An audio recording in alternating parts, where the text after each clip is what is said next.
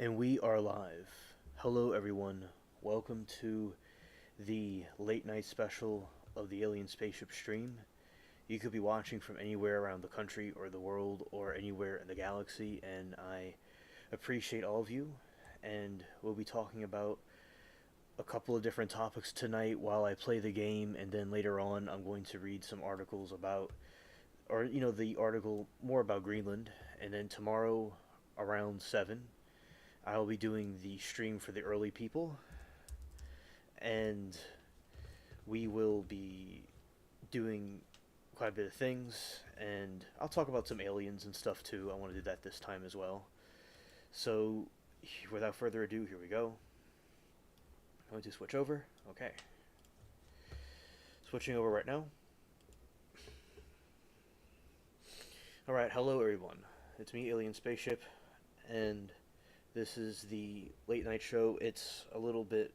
It's not scheduled exactly. This one wasn't scheduled specifically at a time. Usually I do these around 11:50, but now I'm doing it a little bit. This night it was a little bit later. All right, so I'll be talking about some things I've been doing during the week and different things. Play the game, and people will come as I play the game, and we'll get into this. And if people don't come, that's okay. People can see the rerun. Alright, so I'm going to be doing the game now. We'll be launching it.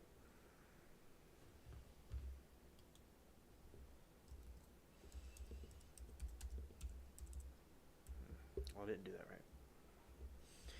Alright, so basically what I'm doing now is I am putting in the thing to start the game. Putting it together to bring it up, and now it is launching. So here we go. The game is now launching. It is quite chilly in my neck of the woods, and with the humidity, it makes it feel even colder.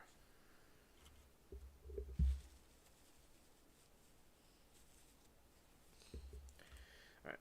Alright, so now as I sit here, the game is beginning, and we'll see how it loads, and here it is. Here it is. Took a moment, but now it's connecting, and alright.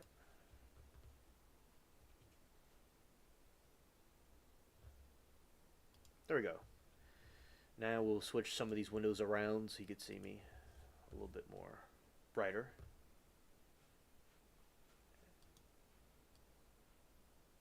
Shut out the bubbles. Looks like he's using his cat box. He's excited for the stream. Okay, so now I'm going to be playing this game while I do this, and that's not what I meant to do. I have to do something else. I have to bring this down here. So we'll see how the stream activity, how it's going. And all right, here we go. All right.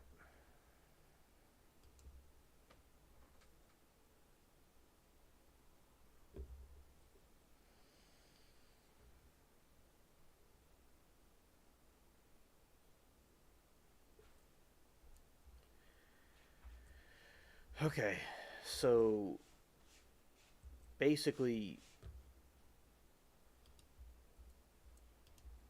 we're on the island. Alright, let's see. I want to tell my friend the game hello. Here, shouts to the cat in this cat box.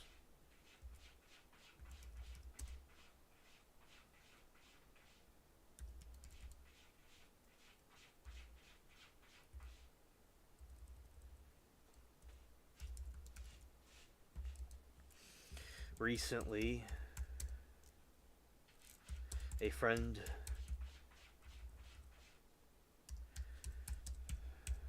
I took down Blackbeard.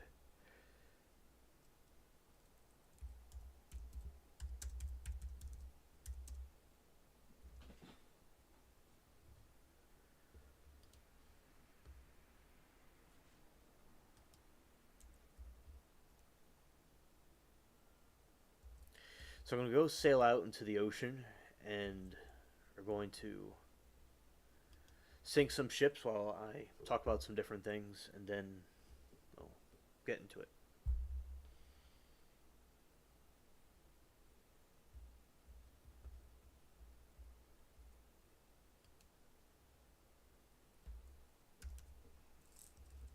Yes, his ship.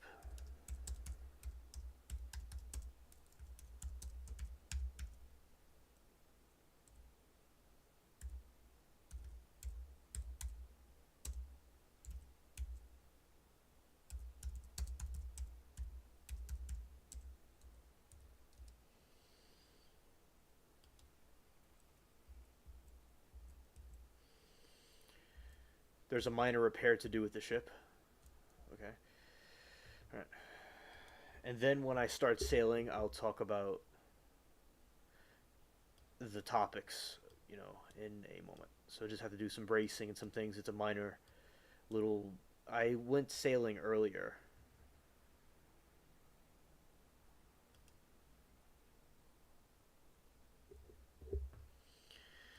Now I'm going to be sawing, and yeah, today it was really funny with the trials with the judge.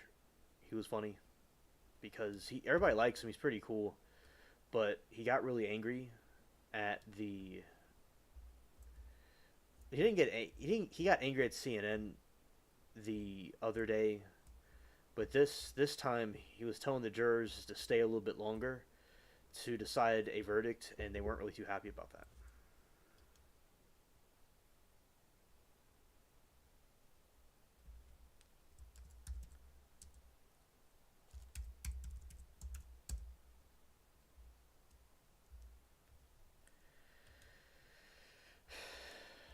All right. So yeah, there's a the trial going on about.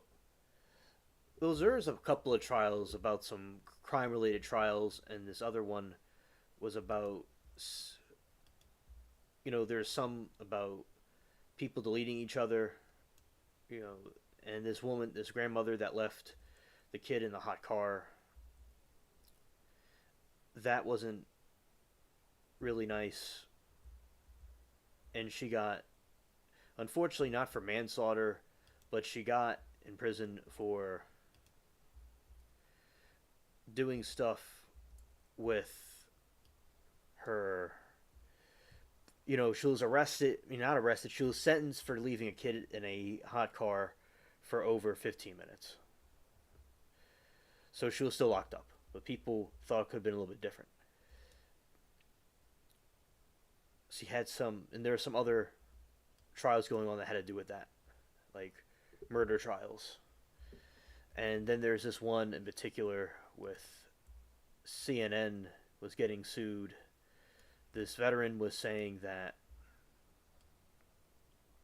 he was being slandered by CNN because he was having people pay him in Afghanistan to what you would call like helping people get out of there, paying a fee. And he was saying that what CNN did caused his life to be so ruined he couldn't get a job or do anything, and he had to sue with no choice. And there's been some dispute in the chat, and a lot of people, especially like I would say quite a few people I would know, including myself, aren't really big fans of CNN or really any mainstream news. Now, with the trials, I do like to view things through an unbiased lens because I think it's important to do that. And yeah, I don't know if the report that we were seeing was enough for him to be so traumatized it would cause him to not be able to do anything. Like, say, the Orange Man, for instance, he constantly gets attacked by the media, and he only got more popular. And he was still able to function and even become reelected. And elected the first time. If anything, the media helped him get elected, if anything. So, and some people in the chat think the person was greedy, he just wanted some money. And I think that, is it really enough for him to be so traumatized that would cause him to have such a problem? Like, I didn't really think so. But at the same time, people were saying that, CNN, people don't like CNN, it'll be a deterrent for them to not have news stories that may not be completely factual, news stories that may cause problems. But I really don't think necessarily they're going to be stopping. They're just going to do what they always do. And it had nothing to do with politics. It had to do with the war because we drew out of the war in Afghanistan. And you know what? It caused a lot of problems and it was an embarrassment. So they're simply covering that event and how some possible foul play happened. So the judge is pretty cool. People like him a lot, but the problem is that people don't really, people had a problem with today because, well, there's mixed feelings because the jury was deliberating for about 3 hours, and they said they want to go home, and it was around 5 Central, and he's like he didn't want to send them home, and he said, can they deliberate for another hour? And this woman that was like taking the charge of the group, she was like, that they had enough, and he said for another hour, and it happened anyway.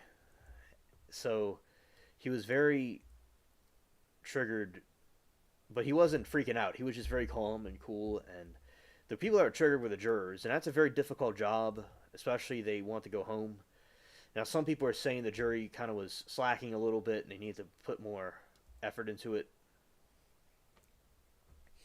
because they need to like a little bit longer, and they did over an hour longer, and then they're going to come back tomorrow, and there'll probably be a verdict to see if he wins his case against CNN or not. And it seems that the jury doesn't like CNN; they have a bias against them.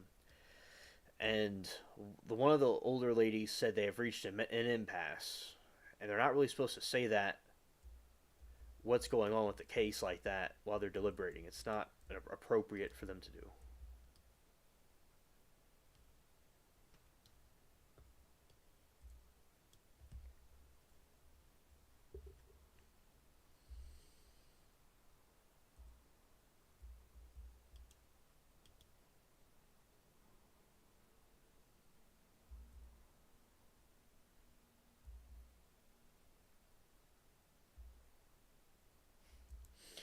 Shout out to my friend Sam in the game. We're exploring. We're getting these ships knocked out.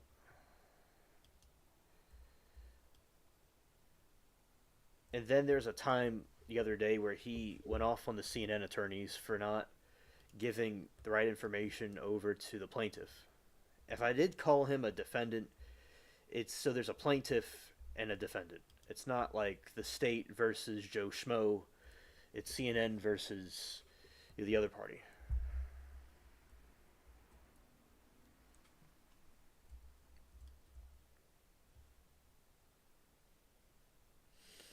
Got a shout out to the bounty hunter that's coming towards us.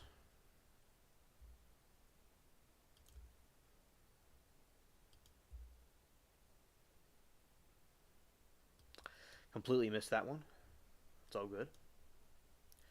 But Sam is going to get him.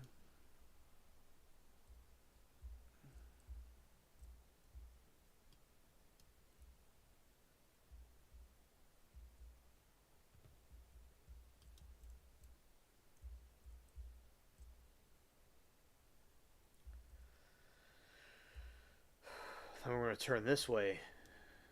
Okay.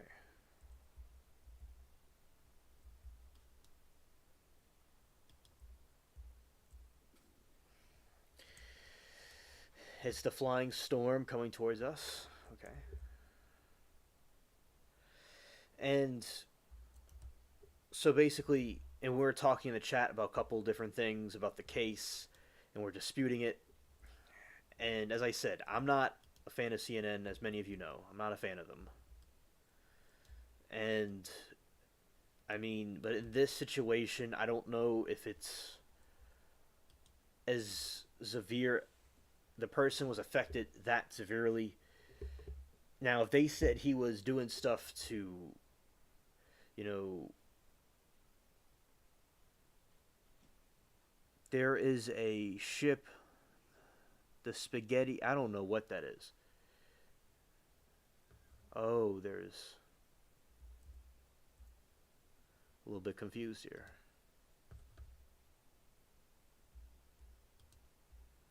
All right, he's part of the crew. Oh, okay. but he's not here with us. I was so confused for a second.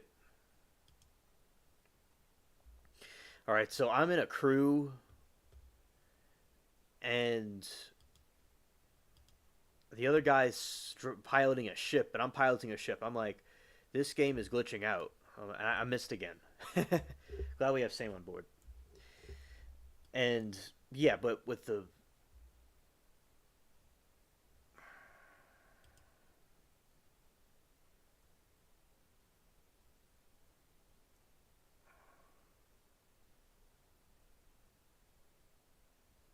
I want to look at this full screen for a moment.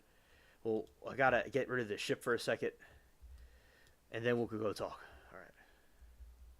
Well, bear with me one moment. It's gonna be a little bit. Okay. Tacos wants a fleet. Oh, okay. Okay. Uh,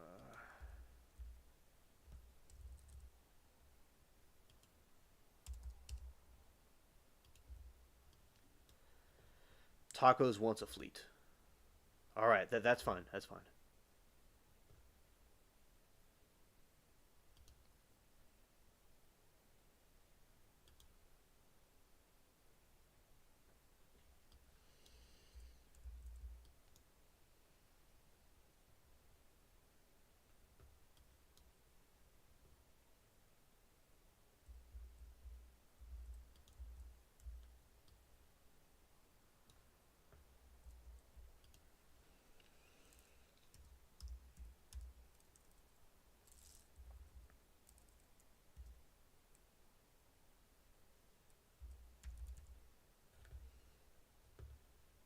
All right.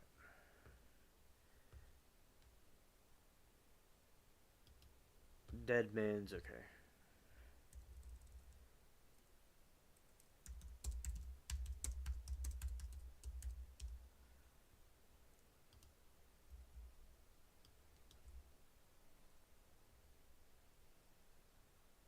I'm trying to see. They one of them wants a fleet. I'm not like, do we go sail to the other one?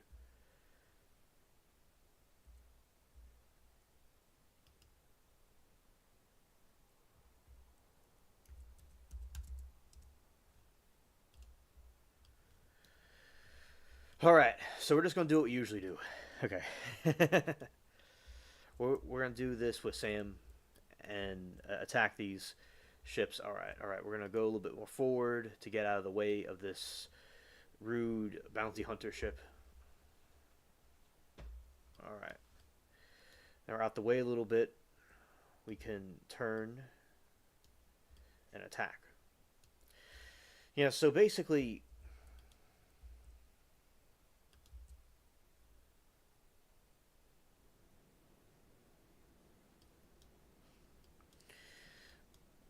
what we are doing is so regarding the trial. So there's different opinions about it, and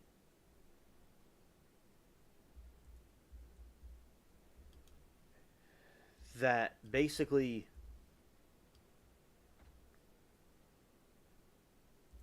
oh okay.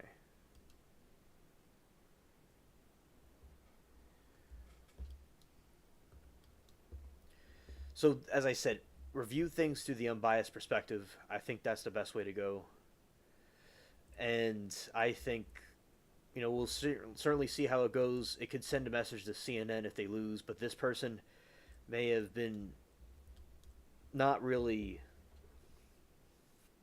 the most reputable type of person, in my opinion, maybe, but I could be wrong. And he, in the CNN trial, and he basically, I don't know if he was affected that badly to, you know, be traumatized for life. Now, I think what I was saying before, if they accused him of deleting people or assaulting people or something with kids, that would be really bad. Yeah, I could see where that could ruin a person's life. But he did some shady thing in Afghanistan. Like, no one even knew who he was.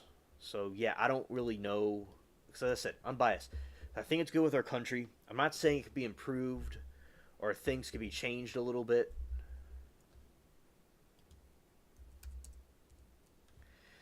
But I think. Hola, Senior DJ. Good to see you.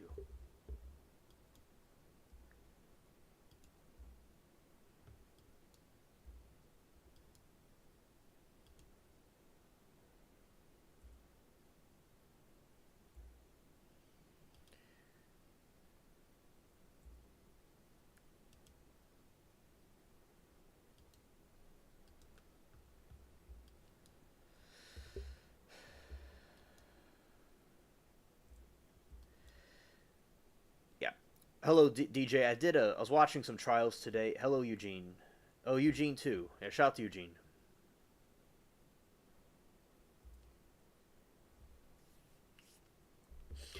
I was talking about the trials. So basically, I'll tell you all again. So I was watching the some trials this week about some murder trials, and there's this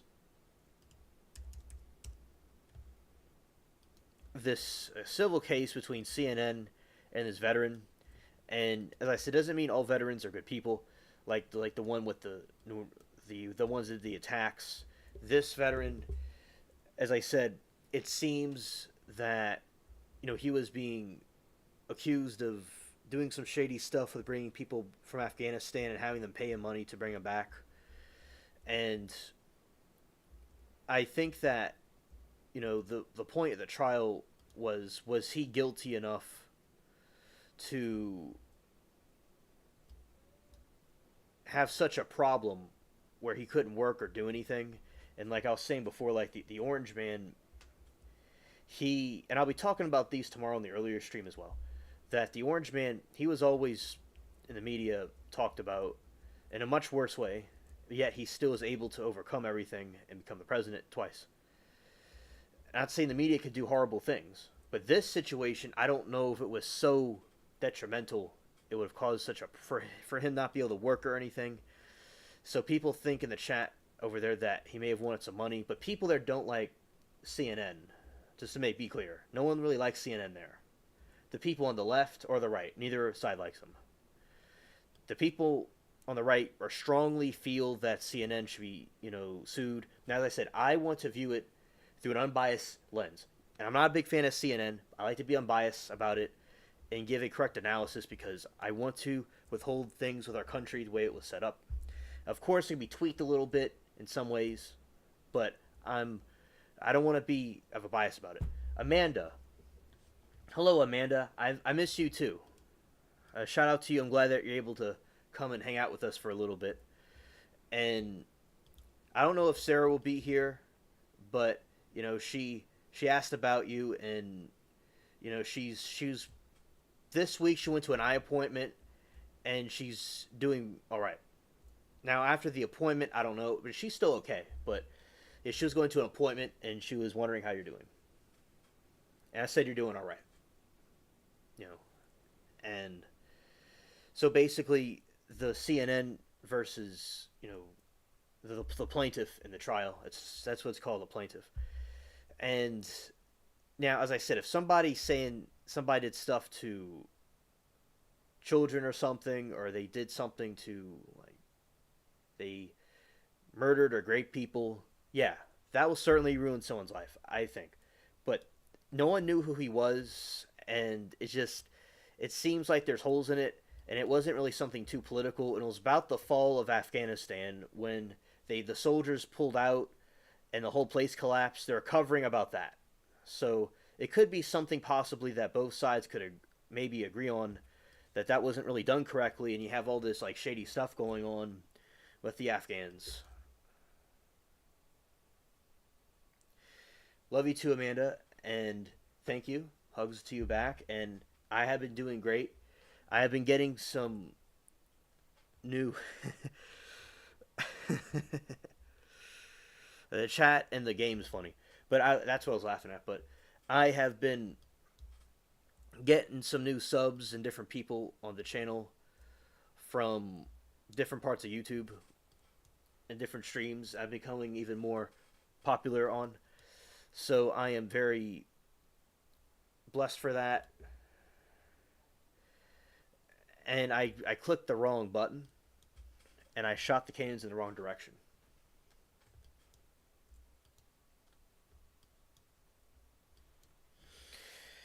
So basically, I think in certain. So I'm doing great, and I'm getting some more people. And oh wow, we reached a very high level in the game. Wow, pirate wise, that we got the full flag. And yeah, so the CNN trial, the judge was making the jury stay longer than they intended to stay because they wanted to get over for the day, but he kept on going.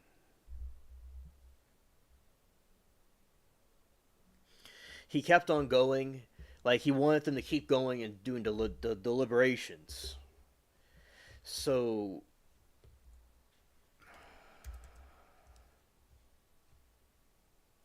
thank you, Amanda. And with the deliberations, the jury was not happy. And this woman, she was speaking out for everybody, and that they felt they could have a stopping point, but he said another hour. And then they came back and they saying they reached an impasse, but they're not really supposed to talk about that stuff while they're on a deliberation. So the people on either side can be at peace with each other. So not I don't know what I'm talking about. So not at peace with each other, but people they could feel like not tense if they hear something about their side is going left or right with the argument. So there's the plaintiff and the defendant. You're going to have these different groups of people. And they could just be neutral and not know what the jury's thinking.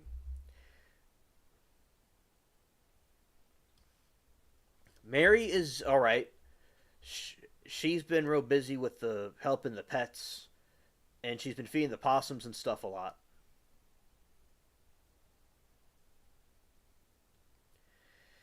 And yeah, but she's doing all right. Now we're gonna catapult a little bit further. And yeah, so that's about the CNN trial, and I'll talk about it also tomorrow for the audience that will come here. The earlier stream I'll do. So what I've been doing is I've been having the late night stream and also an earlier stream, and I put it all together perfectly. It could have been just, and that way other streams and stuff, everything could just be synchronized with each other. And there's a slot where the early people could come on Friday, and there's this late night streams that I still do.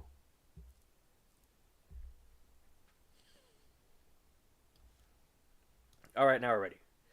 This is gonna be epic. We'll see how this goes. All right, about the distance, about the distance. All right, and yeah, so that's the stuff I've been doing with the trials. And oh, Amanda, my garden has been doing well. I don't know if I told you, but I have a garden growing right now. And I have radishes. The breakfast radish is growing, and I ate one of them. But we still have some more growing in the garden. I'm growing the Japanese daikon radish and some winter spinach, and they're all doing very well.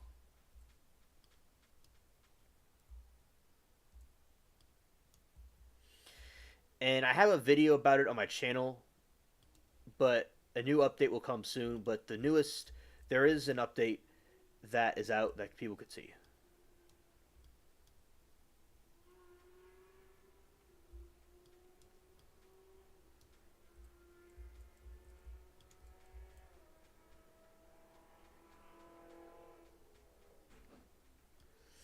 Oh,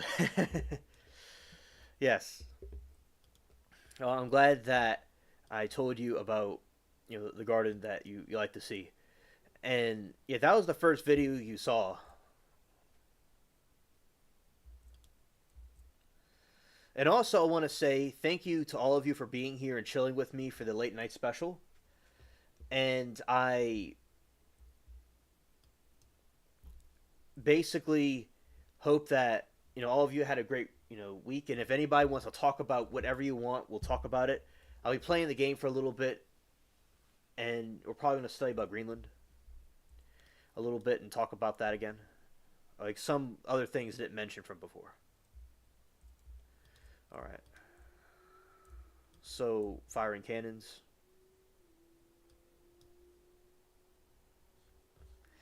Yes. Preach, DJ.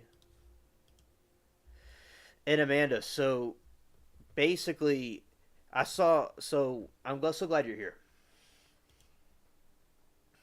So just yeah, the garden. It's been going great, and I am. I grew it in the right spot, and some of the flower plants are still growing because it hasn't completely frozen them yet. Yeah, it's just been very nice. And I was looking at the sky again because Stranded sent me some information about the how Mars can be seen right by the moon, and I've been looking at it, and it's been very fascinating. And I saw Mars by the moon. It's very fun, because Mars looks like a ball of copper in the sky. I really appreciate that, Amanda. Thank you. And you see all the different celestial bodies, and you'll see that one specifically, and it looks like a ball of copper, not too bright, and it's not too dim. It's just right. And also another thing that I saw, Amanda, was back when I was a couple of 2 months ago or so. I was looking at the facts, Eugene. I was looking at the Sirius, that planet we talked about, that a lot of the aliens claim to come from.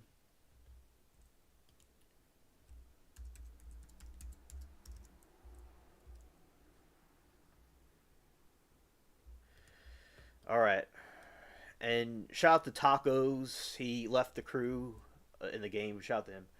Yeah, and Amanda, I looked at it with my phone, and I zoomed in very closely,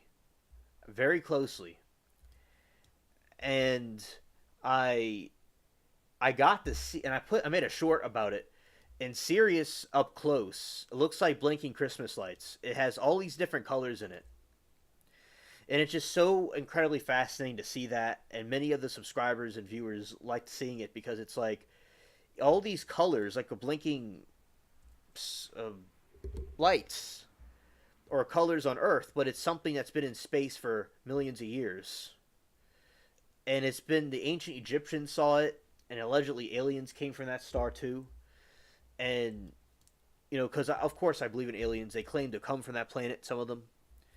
So that was just so cool to me to see that up close. I remember my favorite story. One of my favorite stories with you, Amanda, is about the comet. And I remember when we were trying to go and see the comet, like from where you were, where I am. It was a little bit too bright where you are. And I remember like the entire night through the morning, I was looking for it, and I didn't really see it. And then I was randomly in my yard one night, like a day or two afterwards, and I saw the comet, and there's this green streak that went across the sky.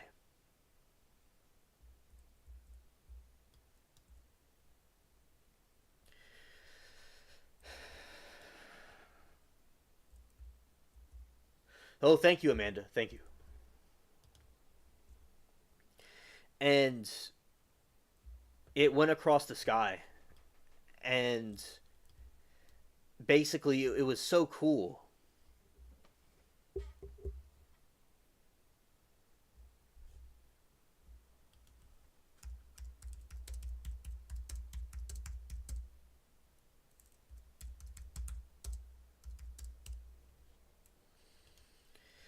All right, so basically there's some stupid ships coming at us again, but anyway. So basically I saw it, and if I had known, I would have done like a little phone live and and like showed it. I would have made a short about it if I had known. It was so quick.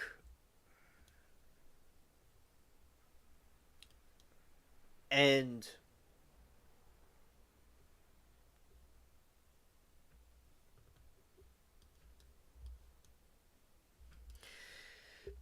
basically I'm glad I got to see it, but it didn't come in my neck of the woods because I'm closer to the southern hemisphere.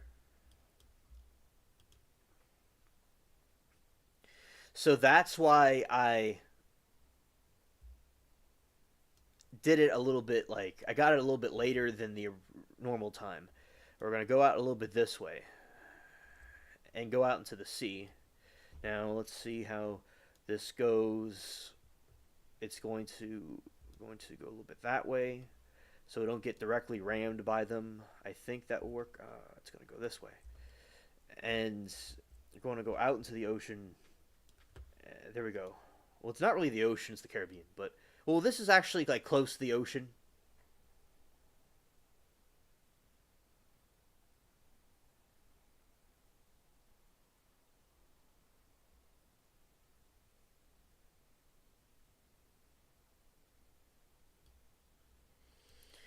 Oh, okay, Amanda. Thank you for the information. I'm glad to know that other people think it happened as well. Yeah, so it was nice seeing because remember she was telling me about the comet, and I got to see it, but then so that was pretty cool. I saw a comet looking thing one time. It could have been a UFO because I didn't really hear about any comets. It may have been some sort of a UFO thing, but I saw the thing,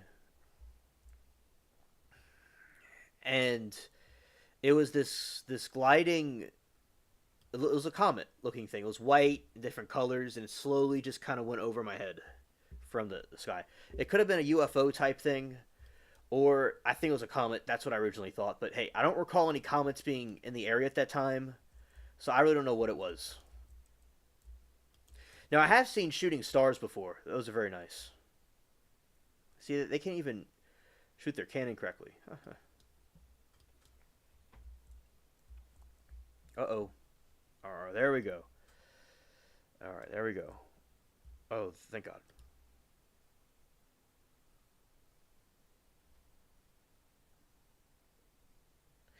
Now, Amanda, can you elaborate what you mean exactly? I don't know if I know the story you're talking about with the kid.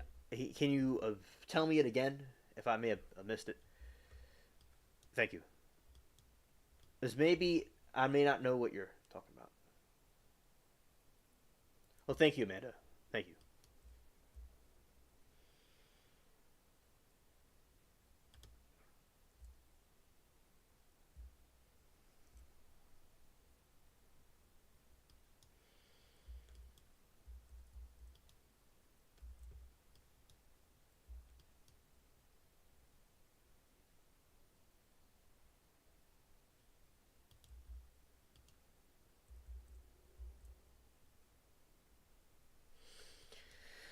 And yeah, so and another thing I saw, and I made a video about it. It's on my channel, where I saw after ABL show, I saw a really right after it ended. I saw this blue. I thought at first it was a drone of some kind, but then I'm thinking it's a UFO.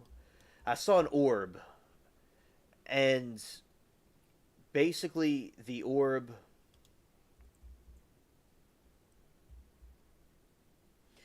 The oh Amanda, thank you for reminding me. Thank you, thank you. Okay, well I'll talk about that in a moment.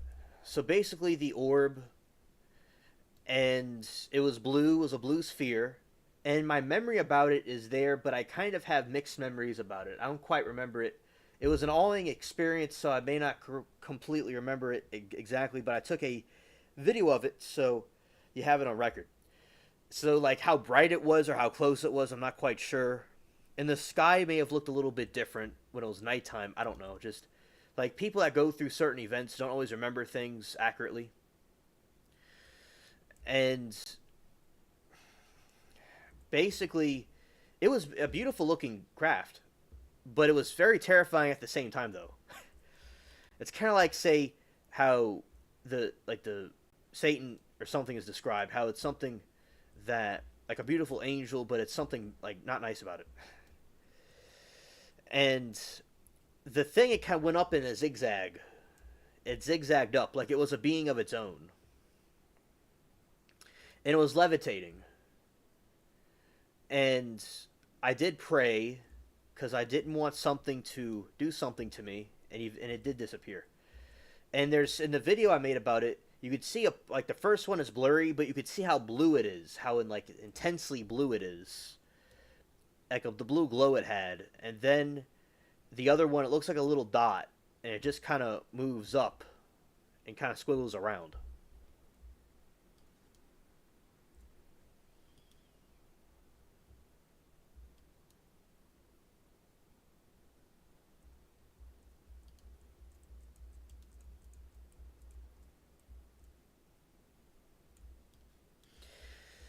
So those are the encounters that I had.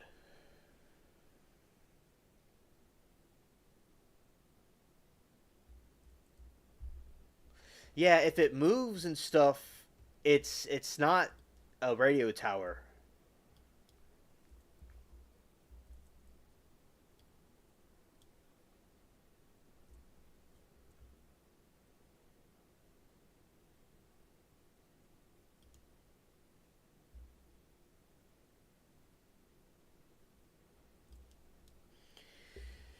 Yeah, it probably was some sort of UFO thing.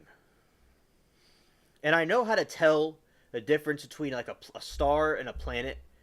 The stars and the planets, they the star twinkles,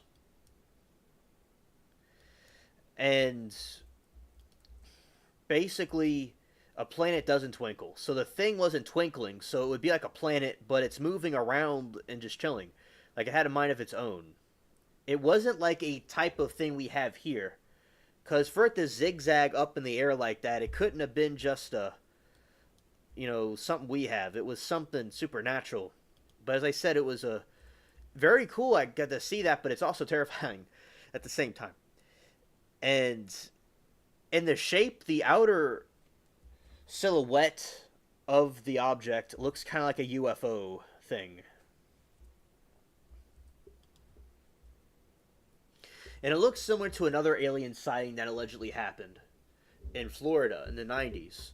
Oh, it was like just the same color and everything. We don't know if that's a real picture or not, but it looked just like it. Yeah.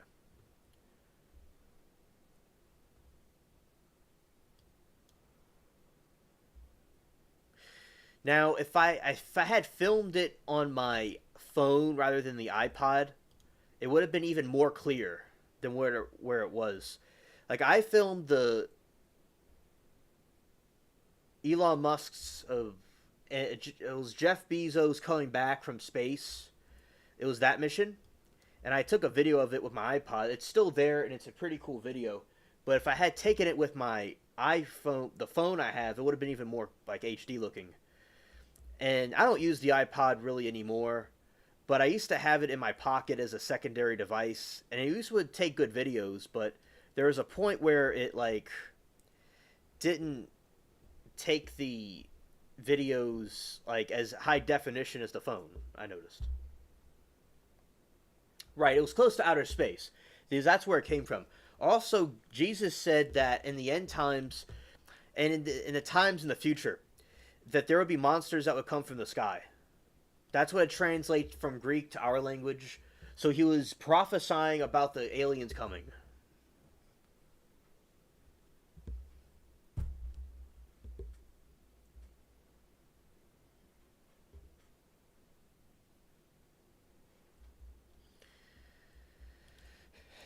And how's everything with you, Amanda? I hope everything's going well with you.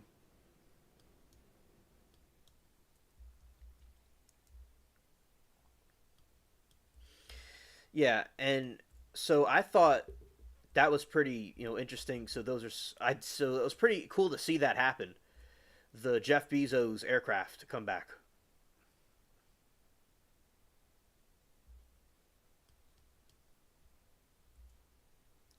SpaceX is the company.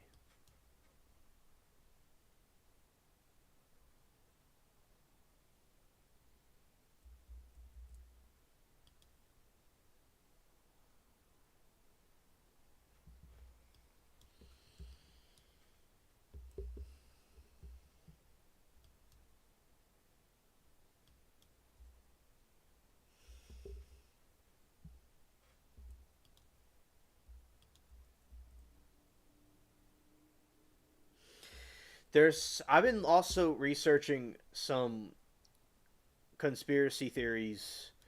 There's Marie. She's a new friend I have from the Creature Feature channel. She and I have been talking about different our thing about aliens and conspiracy theories. Some of y'all have seen her in a chat before, and basically, I have been looking at some new conspiracy theories about the Men in Black and some of these mysterious things that happened. Right, little green men from Roswell. Right. So there is a sighting that happened.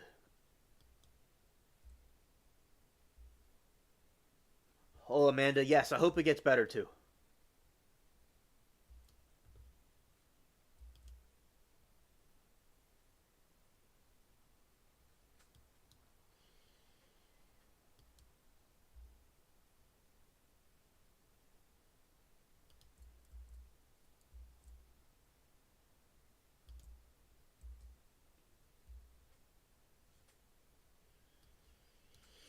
Oh, we're doing pretty good.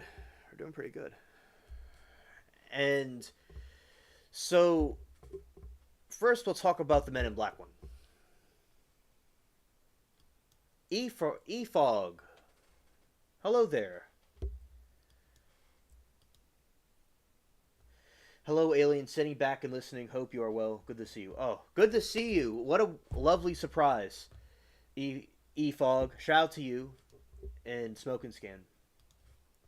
Thank you for coming to the channel. Thank you.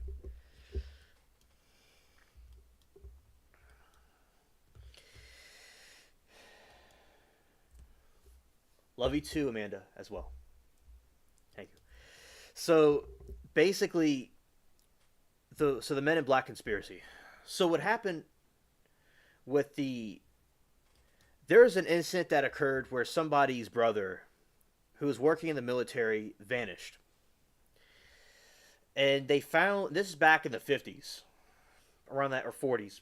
It was around that time period, around the time the Roswell incident happened. So what happened was they went back to see what was going on.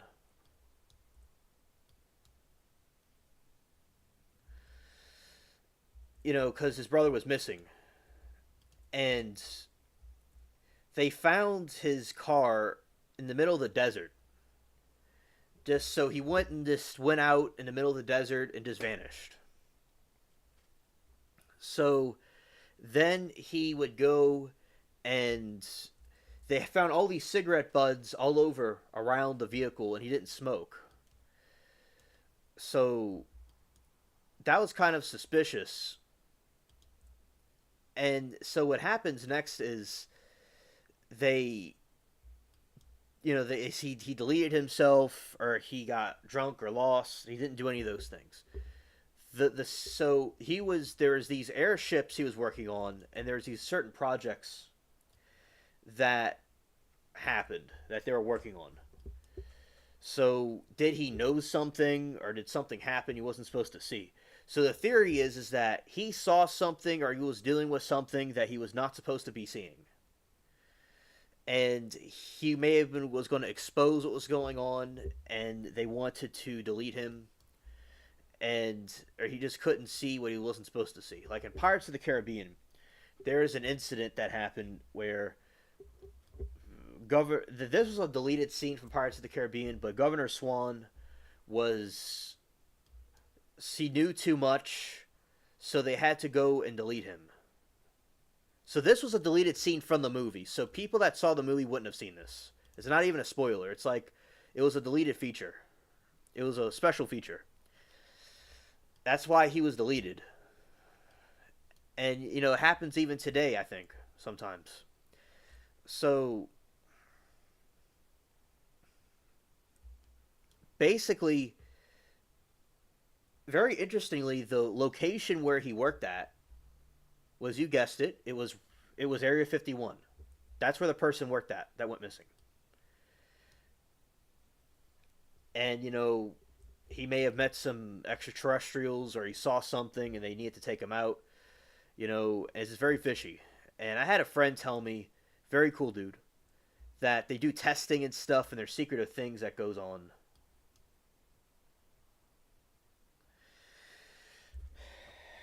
And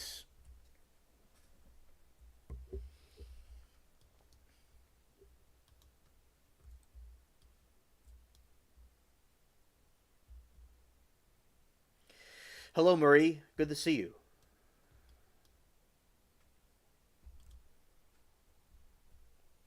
Ooh, ooh, ooh. Okay, okay. Let's go blast off.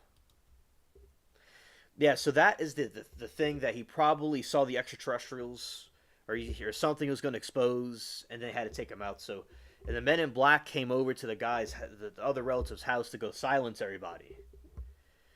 And so basically, back to what Amanda's talking about. And hello, Marie. I'm glad you're able to stay with us for a little bit. I'll read what your message is in a moment. Jackie Gleason said he saw aliens and freaked him out. Well, aliens. Chat. The game is telling me something. A brag has better. LOL. That was funny. So basically, the aliens, in my opinion, are connected with the fallen angels, the Watchers. Okay, so I'll tell you the original theory. So, well, that ship creeped up on me really fast. So basically, what happened was with the aliens. Yeah, we originally thought that they were evil or something bad. But we didn't know exactly. My friend and I, his code name is Douglas. Exactly why were they bad or what did they do exactly?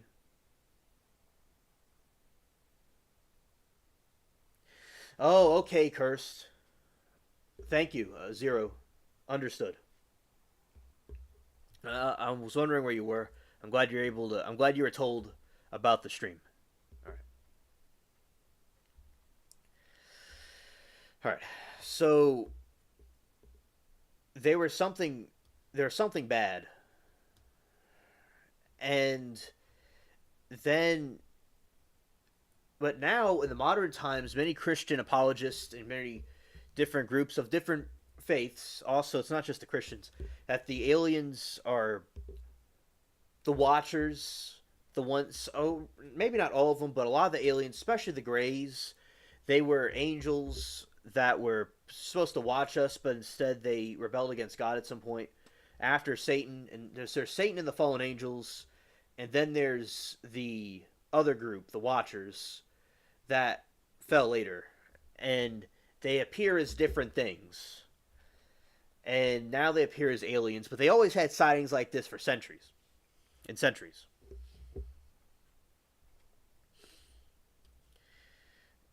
And basically, what happened was with the centuries and eons that they had these things, that finally they came as aliens. So the reason why they're freaky, they give off like a black or a voidish aura, and they also give off like purple. So it's like an AI robot with like a black soul in it. The Greys I'm talking about specifically. Anything alien would be kind of strange, just for the record. But yeah, it doesn't give off something good. If there's something strange about something, there's probably something strange about it.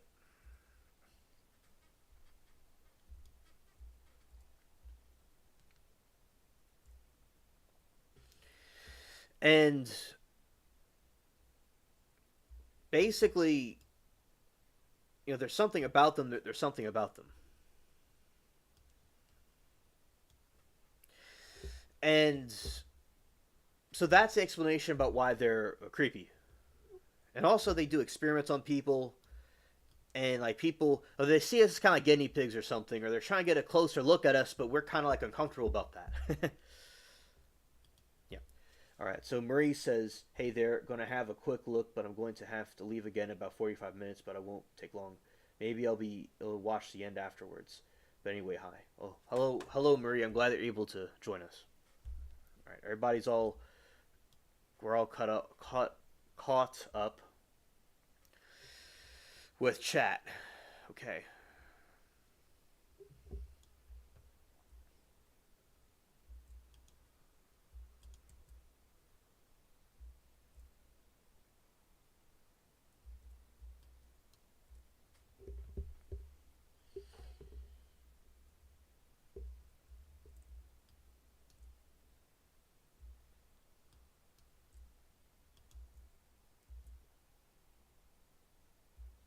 All right. So decimating these ships. So basically, so that was one of the stories I was reviewing about that. The other conspiracy theory that I was seeing was there's this in the 90s. There is the six.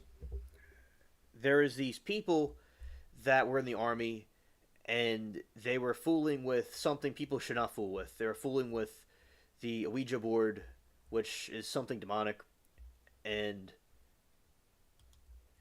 basically they were being they're communicating with these different spirits that are talking about different things, and they communicate with one named Sapphire, and was telling them about the Antichrist was going to be coming, and they had to go and delete the Antichrist, and that these certain prophecies that would happen. And Marie, I'm playing The Legend of the Pirates of the Caribbean online.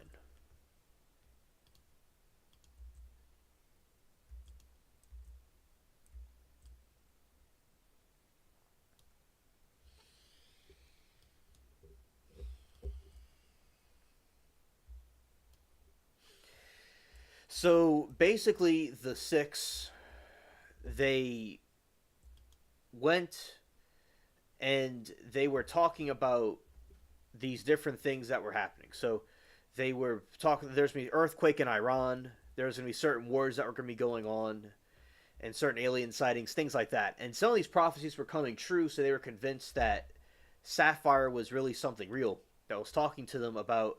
It was a real spirit, but it wasn't necessarily from God. It was saying it was Jesus' mother, and it was Jesus, and all these different things that aren't really, well, not really the case.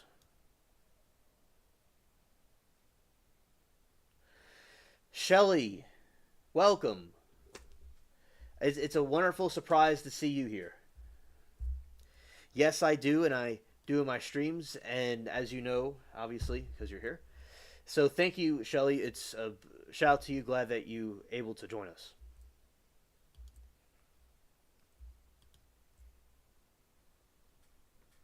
All right. So basically, what happened was I, was reviewing it. So these certain prophecies were coming true. The spirit was claimed to be all these different people, and I thought it was interesting that something righteous and holy would talk through one of those things because it's something that's from the uh, dark satanic type magic. That's what it's from, and interesting story. And basically, what happened was in this situation, they were convinced that they had to leave the army and they had to go back to where they had to go back to the United States to fight the Antichrist. It's quite wild. It's like what a great. They said they wouldn't tell anybody because no one's going to believe them why they're trying to leave the army. And I'm thinking to myself, this is a joke. They really got creative with defecting from the army.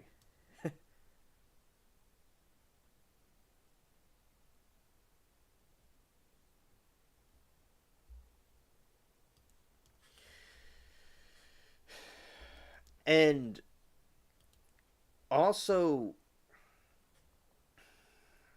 basically, and then what happened was they came through to the America. They were back to America, and I'll get to you in a moment, Marie. They came back to America, and they were in a Volkswagen, and a van. It was from the '60s, and they're going to Florida. And when they went to Florida, there's an alien sighting.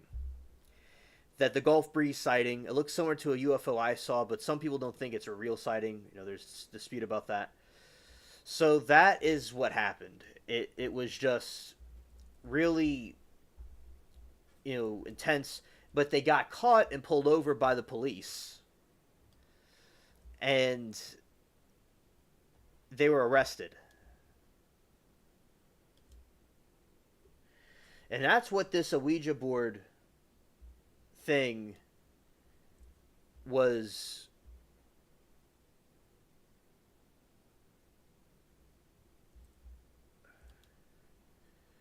Let's see. I'm gonna see what this guy's saying for a second.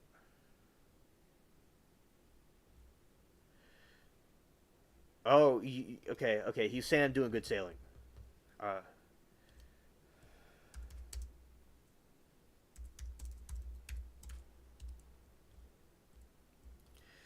all right, all right, all right. We're not gonna blow this up. We're not gonna blow this up. Okay, everybody, hold your horses, your space horses. All right, we have to go through this field. Oh, oh, oh. Wow. Okay, we'll get back to chat in a moment. We're gonna go. Okay, yeah, yeah. I got this. I got this. All right. So I got a little bit off course, and I'm in a field of of ships. Okay. I have to go back this way and go back into the ocean blue. Oh, there's more of them. There's more of them. Okay, okay. They're gonna. Okay, okay. This is me. Okay, now I'm gonna catapult. Okay, good. All right. So now we're about to catapult away from these things. So, all right, Zero. Good to see you. So I'm going to. So they were given an honorable discharge from the military, and they were just let go. And it's very mysterious because it's like, what exactly is going on?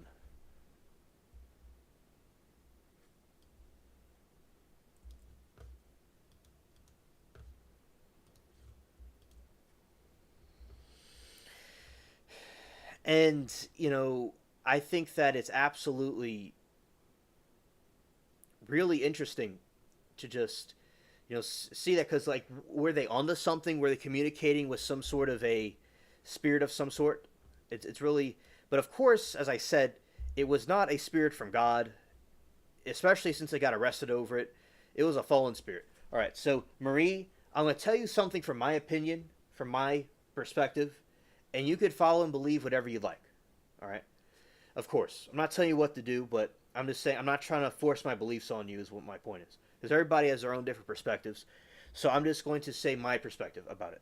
So now, as a Christian, I I think spirituality is very important, and I think it's important to have a relationship with God without that people don't have to practice a religion specifically, but I think that having a relationship with God is important, the one who created all things.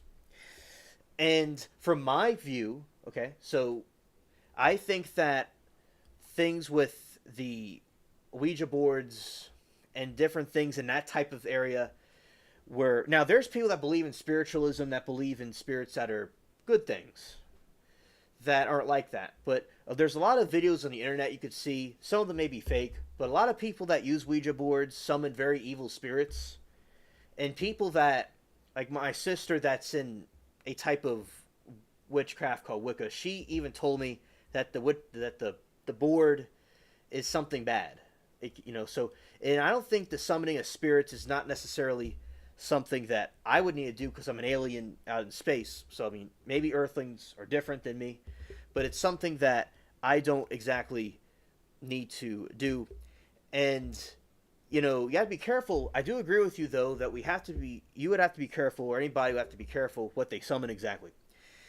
And I think that other spirits were fallen angels or some sort of creation by them, and to take people away from the true God of the God that created everything. And there's different religions that believe in this God from the different religions. There are different religions that believe in him. And something interesting is that there is interesting parallels between the different religions and like what the Bible talks about, because it talks about a great flood. There's all over the world. There's evidence that the ancient civilizations talk about a great flood, and basically with this flood that happened, the I've talked about before these people in South America. They talked about there was these giants because the Abrahamic religions. All right, shout out to Sam. He's leaving the game for the night.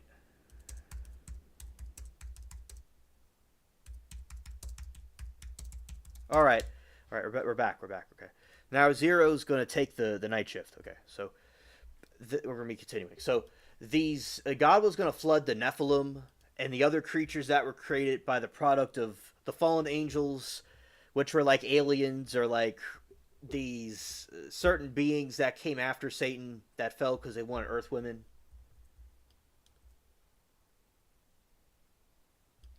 Shelley, thank you. And yes, it is real. It is real. Absolutely. And I know about Satanism too. I never worshipped Satan, but I know a lot about it. Scared. And so basically, he was trying to eradicate these beings that were doing evil things. So Pennywise the Dancing Clown. All right, there's the Bill Skarsgård version and the one for the original version. So there's a lot of people on the earth that were a lot like that. So it was worse than today, but we're getting close to how it was back in that time as society's going downhill. So basically, God had this flood to wipe out the giants and these other creatures that were created. And some of them survived in the mountains. And interestingly though, other civilizations talk about this flooding. Now, the Christians would take it by faith. Even if it didn't, like, there's no evidence for it. But it's good to see other civilizations talk about a flood that happened. And, in India it's talked about. In South America, these giants were angry at one of their gods that was trying to flood the earth to get rid of them. So they're trying to build all these pyramids on top of each other to reach him.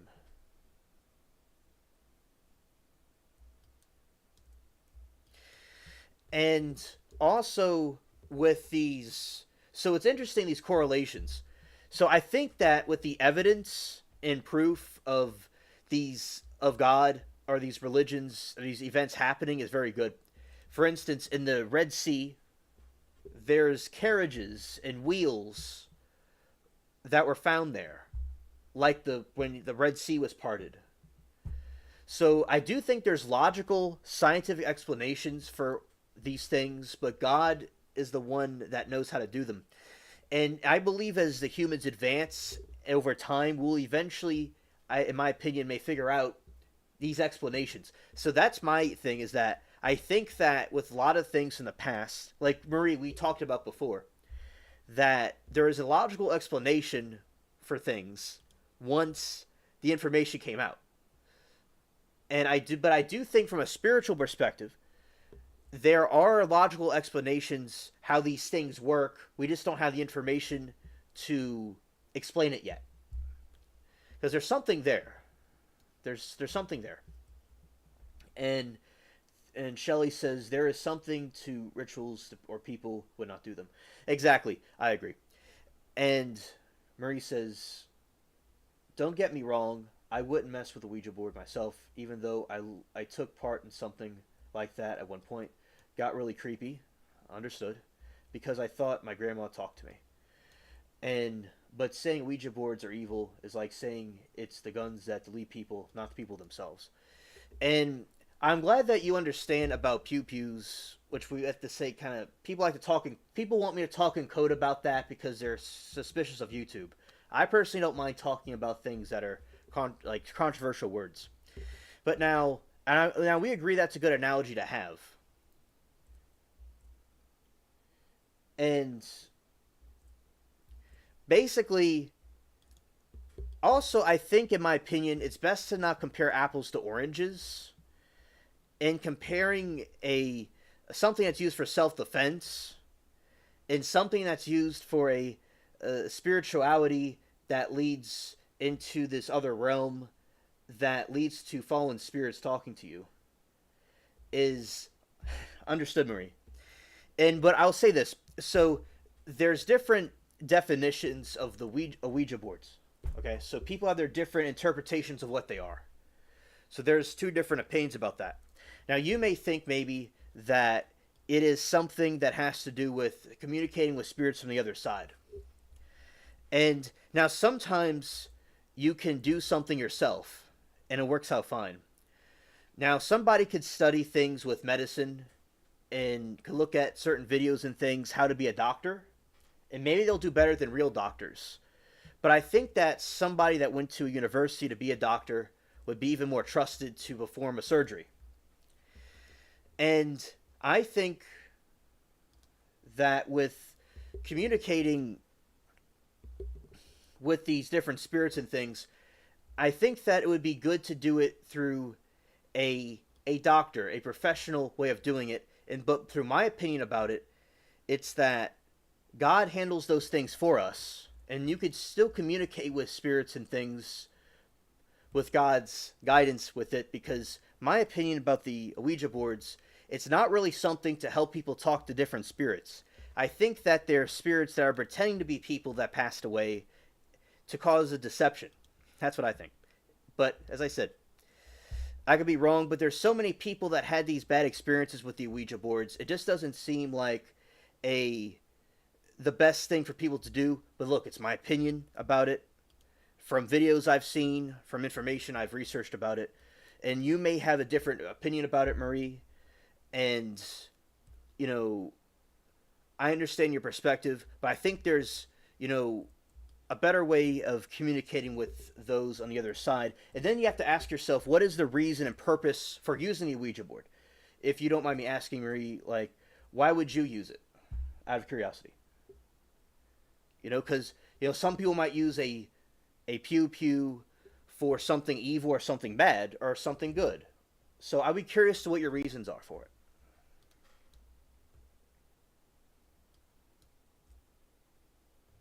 Exactly, you're left being unprotected.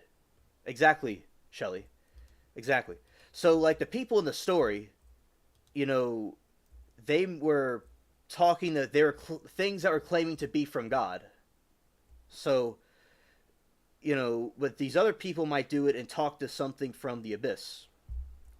So, if somebody's going to do, and Shelley, and not Shelley, but Marie, if you are going to or might do something like that, at least very research thoroughly what you're doing. And yeah, so if you're going to do those things, about if it's tarot cards or if it was anything, learn as much as you can about how it properly works so you're not left in the dark. And if something goes wrong really bad, you don't have to do this or think of this, but praying to God to help you, I believe the Lord would help you with anything. And He would provide you with whatever you need. Delight, I am delighted to see you. Welcome to the chat. And also AI, some weird response from AI, like talking normal and then saying something off the wall. Yeah, because it's influenced by something. Yeah, if I came to Australia, I would be the alien. Yeah.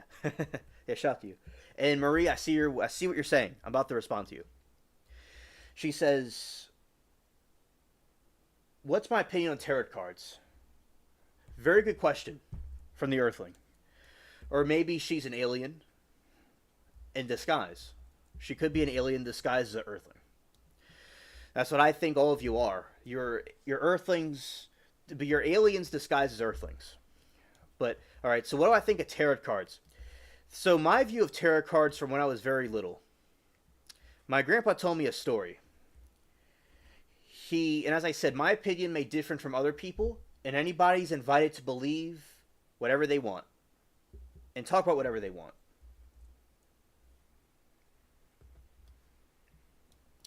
So basically, with the tarot cards, my grandpa told me to never touch one and stay away from them completely.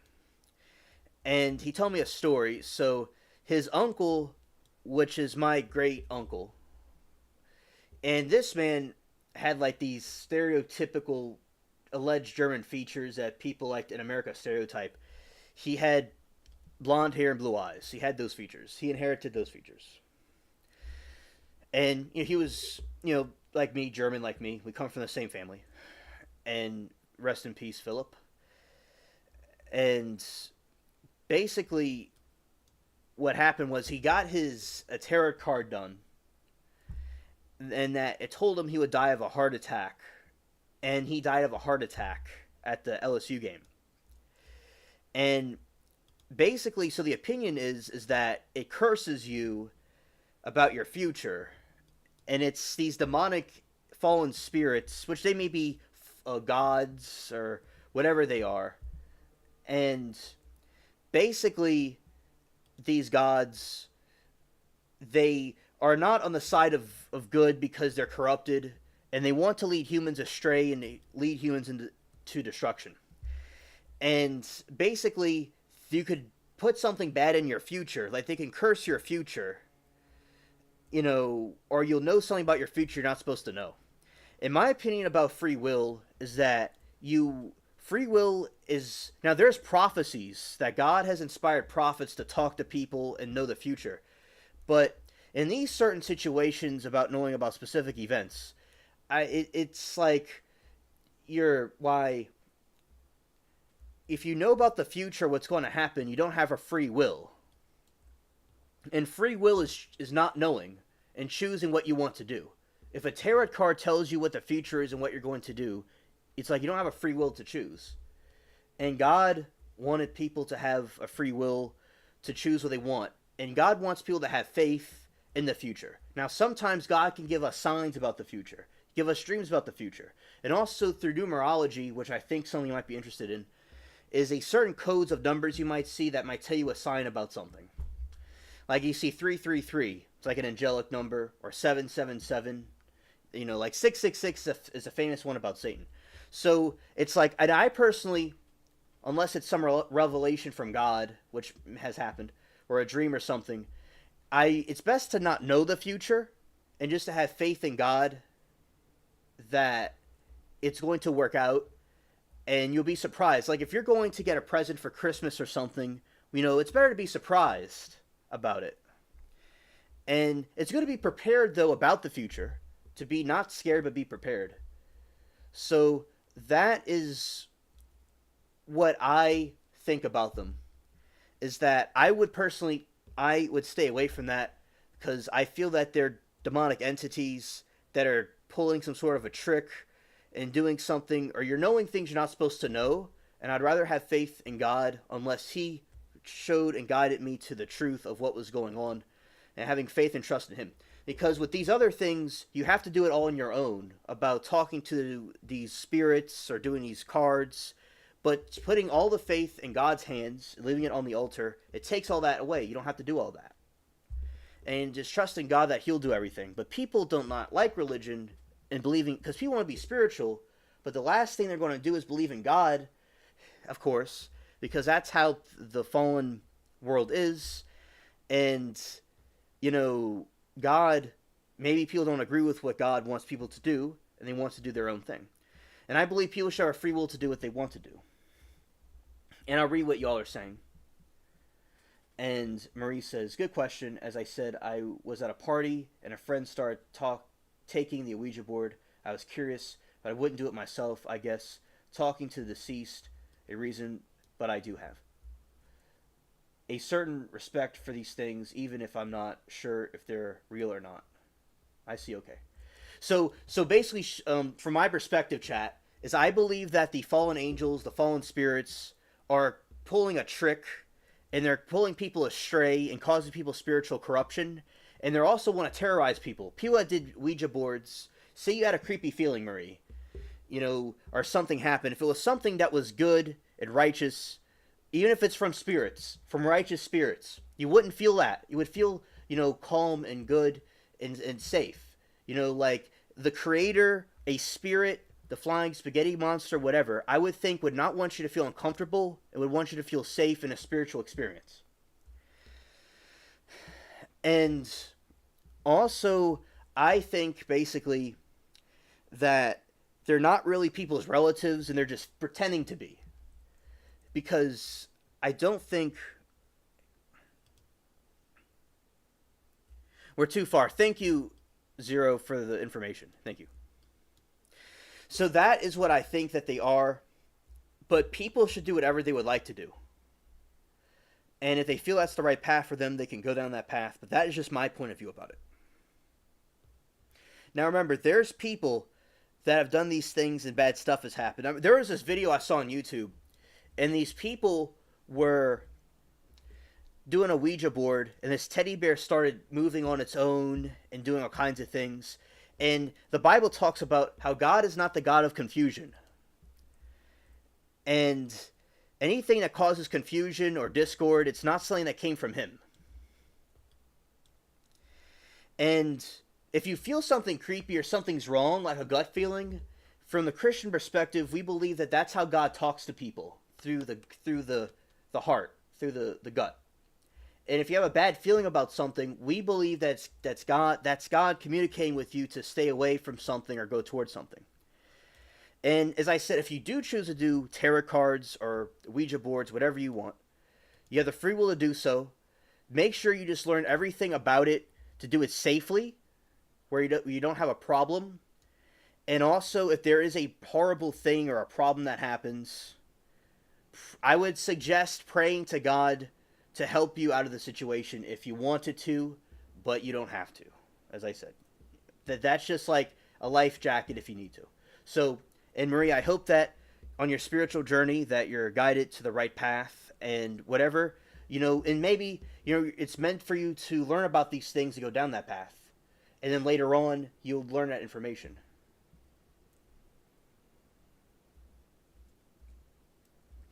Yeah, and also I see what you are saying, and I'm going to get to everybody. And I thank everybody for being here and all the patience. All the patience, thank you. So, basically, we have Delight. If anyone can really tell the future, then tell us who wins the Super Bowl this year. Amen. Amen. And also, Alien, have you done a video on the wildfires? Amanda, I did news coverage on the wildfires. Yes. You can look on my channel. I did a coverage about it. And YouTube maybe not sending all the notifications they should be sending. And Marie says, I see, even though I think it's creepy and creepy. Exactly. It's something creepy because it's from the fallen realm. It's something from the fallen angels. It's something like bad. And so, like when I'm in a being with the believers on YouTube, or whenever I was in a church. Now remember, there's some priests that are really Satanists and they're pedos that do things. So remember, with a church, or an organization, you could have people that are corrupted in there.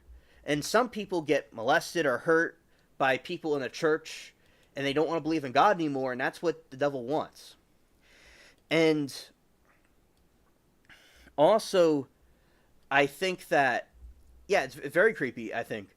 And, there's people in the chat, that I know that were dealing with things like that, and it was evil. And there's people all over YouTube. There's people that had these experiences. And I saw the footage of it, and it was very creepy. Some people got possessed by these things. And it's like, God's not going to do that. Like, God can have relatives, like, for instance, I'll tell you a story. So, basically, and a lot of times the Lord can communicate through dreams.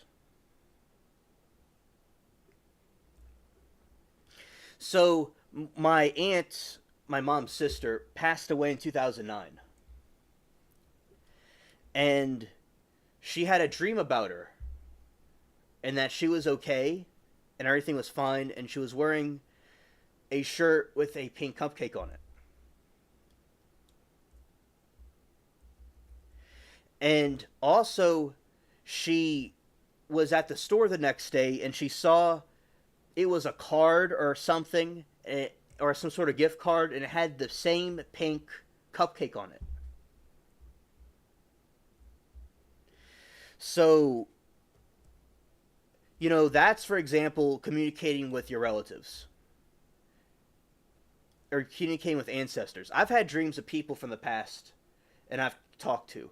So I think that, although beware of signs and wonders in dreams, I think that the relatives could communicate with people in dreams, and they could send signs. Like, for instance, today, Alexa Rose was talking about her. She's much, much older.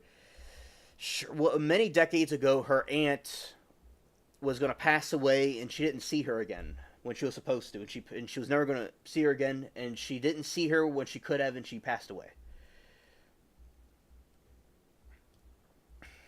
And also, basically, I we were talking. She was talking about her, and it happened to be 333 when that trial was ending. So I believe that was a sign that she was, okay and everything. The relative she was talking about, and also Shelley, I see what you're saying, and in my opinion about that, because she's saying the Bible says that the dead have nothing, and they're like asleep.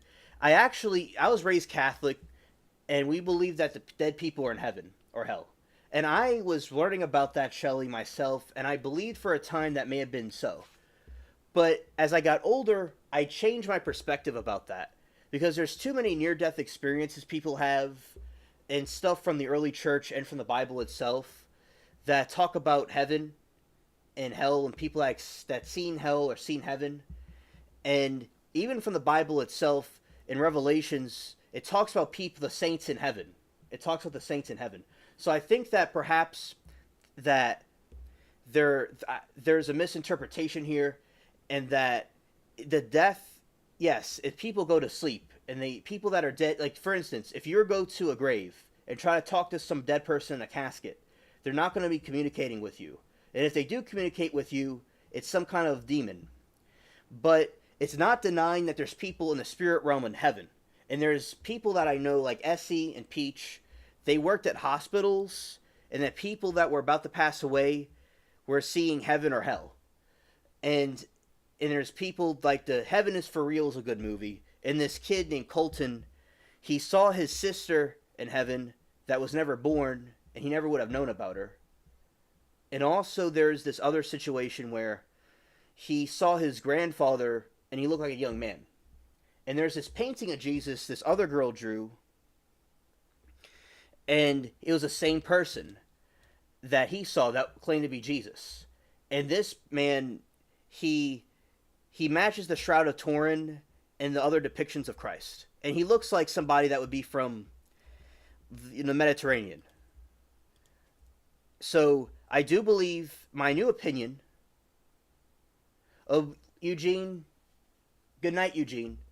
So I do believe that there are people in heaven, in my opinion, from this, my opinion about that. But as I said, any, opinions or interpretations can be, or interesting to discuss about. But I thought that before. But I changed though, and I believe there are people in heaven.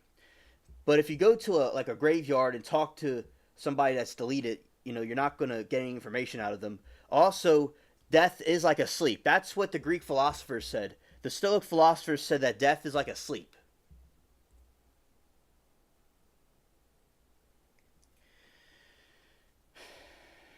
And even if, as Delight says, and even when you tell them, they don't always do it, depending on how many you subbed. Yeah, understood.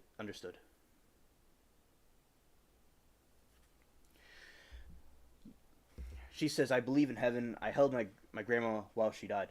Condolences for your loss. She's in a better place.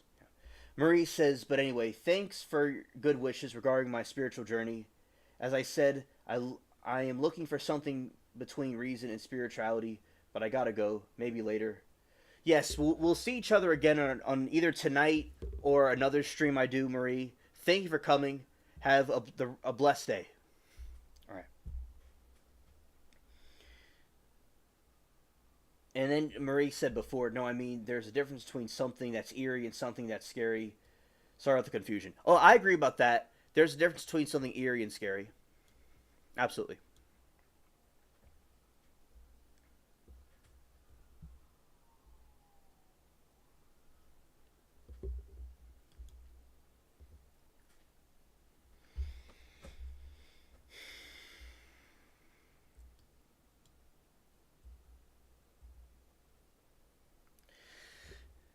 Hello, Liberty.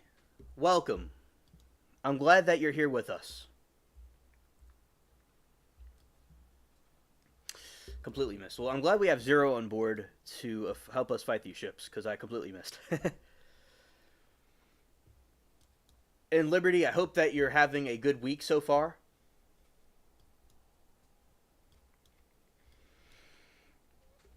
And shout out to you.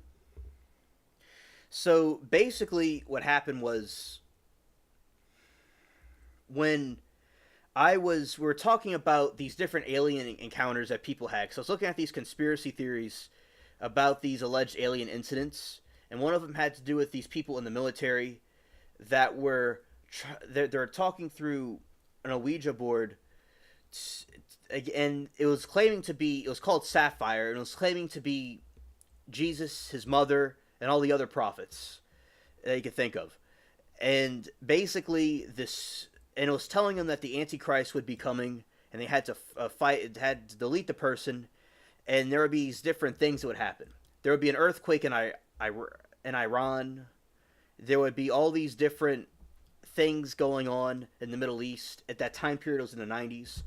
And there would be this thing that would occur where these wars would break out and these aliens would happen. So, as I said, I think the Ouija boards are something nefarious, and it's not something from God.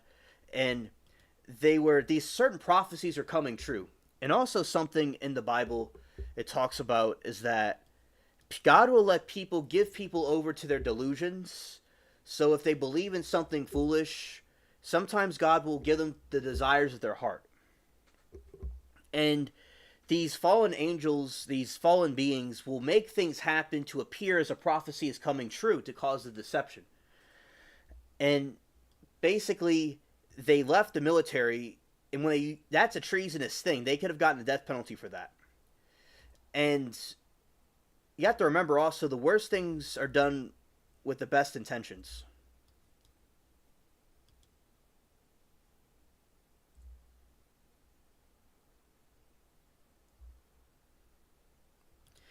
And so this other incident that happened, I didn't mention before in this story. The main character, he was in this meditation state, and he was talking to an alien. It wasn't me, it was one of my colleagues. And she was telling him there's these good aliens and these bad aliens. There's aliens that experiment on people, and these aliens that don't experiment on people. They're trying to help out. And then they go back to the America, and they go into a van, into the Volkswagen van. And while they're in Florida during this time, the alien sighting happens, which I did a video about. In the Gulf Breeze, Florida, there is this alien sighting that occurred. And it was, a synchronicity for them. They thought that was a sign. But guess what? They got pulled over by the police. And the person's name was in the system because he defected from the army. And they were interrogated, and they told about what happened, and it was ludicrous. It was insane to them to talk about these things with the fallen angels and the Antichrist. And a lot of these prophecies didn't come true that they were being told. But they were eventually given an honorable discharge, and they were let go. But they don't talk about their experience anywhere. And it was very mysterious they're given an honorable discharge. And some of them believe that they're under some sort of a brainwashing experiment by the army. That they were brainwashed at some point to think that. And it was an experiment done on them by the military. Oh, this thing blindsided me. Ha ha ha. And it was completely cringe what happened. I mean, because it's like they're being experimented on, and they're tripping out, probably giving them psychotropic drugs. They're tripping hard. It just, you never really know. So, and then we got into a discussion about, the Ouija boards, if they're good or bad, in my opinion about it. So, yeah, it was quite a good discussion, and I'm also telling it to you what we're talking about as well. And a UFO experience that I had was basically, after this other show called ABL, it was a couple years ago. I was in the yard and I was watching it on the phone, and then what happened next was this experience happened. So from the horizon, I saw come up this blue sphere, and I thought it may have been a drone or something, but I thought it was also a UFO. I wasn't really too sure. And it zigzagged up in the sky, and it was hovering, and then it went up a little bit more. And I did pray about it because I wasn't interested in being used as an experiment. And then it vanished eventually. And I have a video about it on my channel, and like it was done with my iPod camera rather than my phone. The phone camera would have been much more clear. But so basically, in the video, it shows you the first part blurry, but you could see how blue the aura was of the thing. And then it went up a little bit in the air. And in the second video, it looks kind of like a planet or a star, and it's just kind of moving on its own. No, and I looked later about drones, and basically they have blinking lights on them. This thing was just a complete blue sphere, like a planet or a star. That's what it looked like.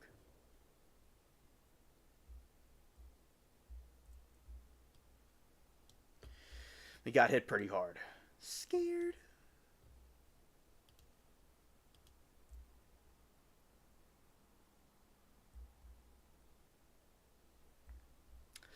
We have the ship repaired. We're just going to kind of glide a little bit.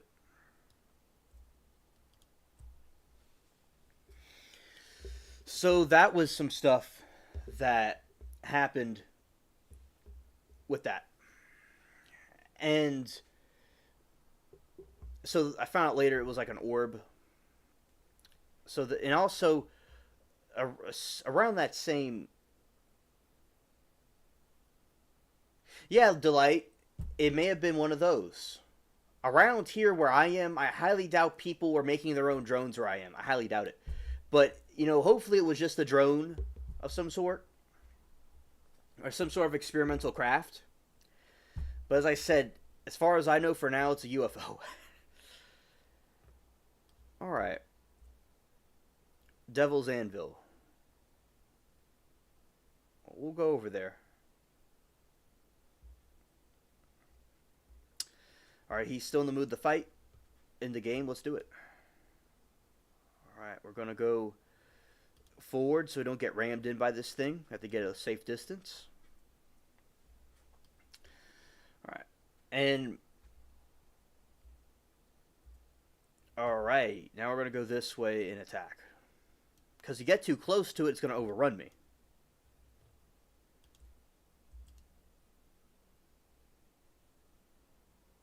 And I failed. Alright, he's going to get it.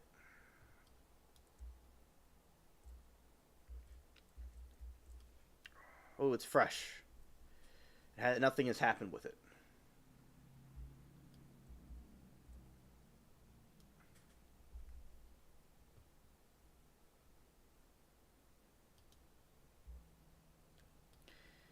And it looked just like those orbs, like people are seeing. And also tomorrow, I'll be also doing similar topics to this on the other one as well.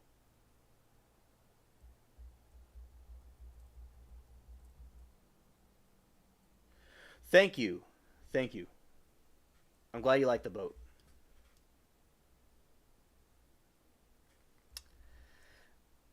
Am I on a I'm not a reservation. I'm not too sure exactly what you mean, but reservation.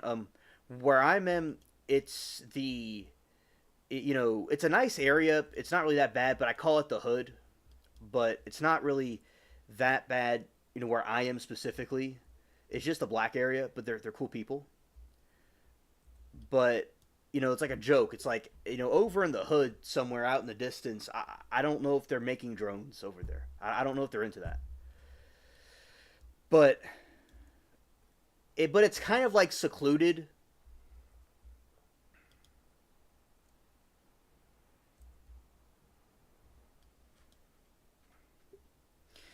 But it's still in the city though. But if you meant something else, like where I am, but that's like where I am. So I'm not where you mentioned. I'm just like, you know, I think I said before, NOLA, the Louisiana, and you know, it's a nice black area where I am. Oh, I'm not black myself, but the area used to be white in the 50s, but my family stayed here, and I think I mentioned that to you before. And so yeah, that's where you know I am. It's a pretty cool area. It's a nice big yard because over where the white people are, it's just the yards are so small over there, and like they're tiny little boxes. It's like there's some bigger yards over there, like the ones that we have over here, but a lot of them are not like where they are here. And it's a nice big yard, and I like it here. It's pretty cool. The governor's been pretty cool. There hasn't been a lot of crime and stuff. Like I don't want to jinx myself, but they have the state troopers and stuff here that help out. That's what I meant to say.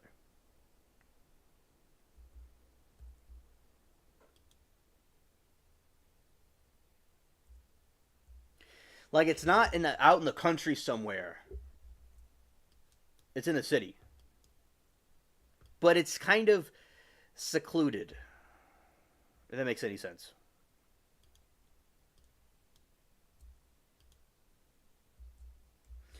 They just have an unlimited fleet of these things.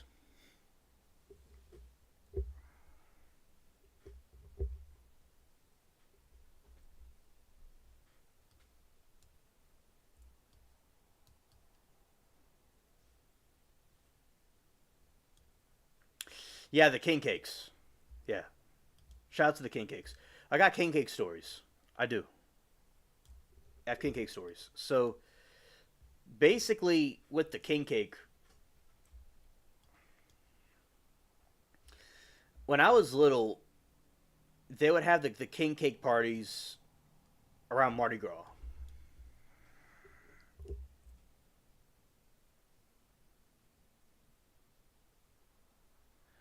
Oh, okay.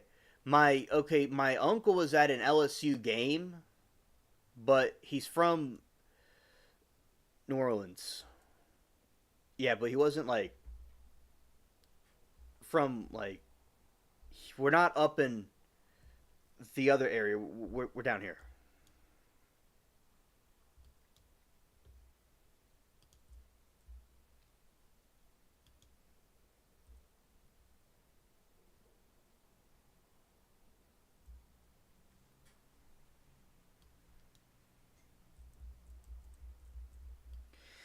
And so with the king cakes, I was I was eating king cake. We're trying to look for this baby inside the king cake. So in a king cake, you have this tiny little plastic baby in it, and I'm glad that none of us ever choked on it or swallowed it or whatever. And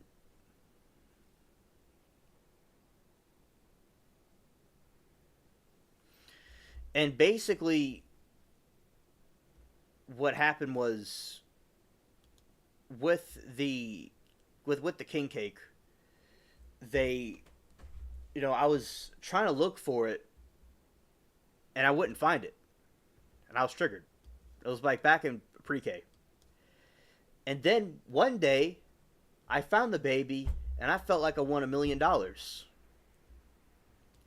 And then it was my duty to bring the next king cake. It's always an exciting thing to try to find the baby. So there's a little, you know, baby inside the king cake. So it's and they're very, very beautiful cakes. They have all kinds of different types, but the favorite one that I have, which is the favorite one I like the most classic, it's the Mardi Gras colors with the nice, stuff on it. Very cool.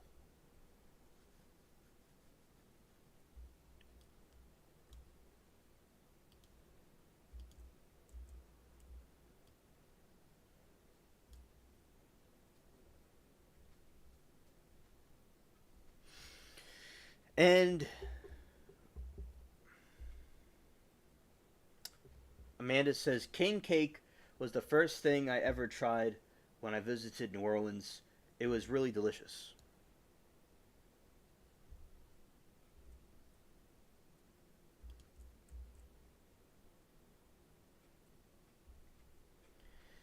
That is awesome, Amanda.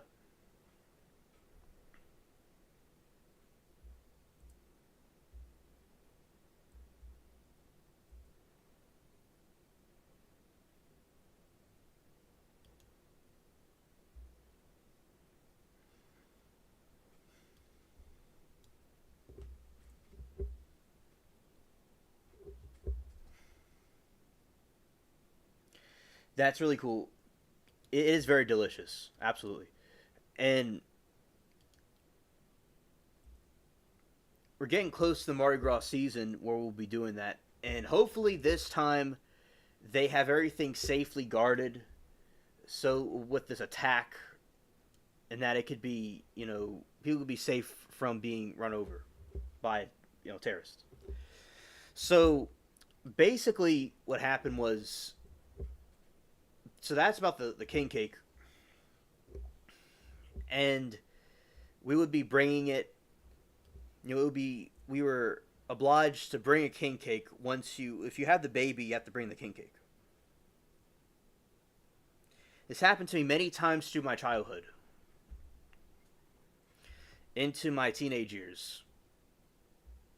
And I always like to have a napkin with me eating king cake because you get kind of things to get sticky.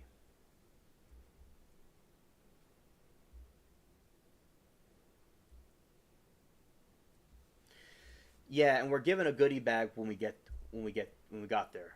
Awesome. Yeah, that's really cool. That's awesome.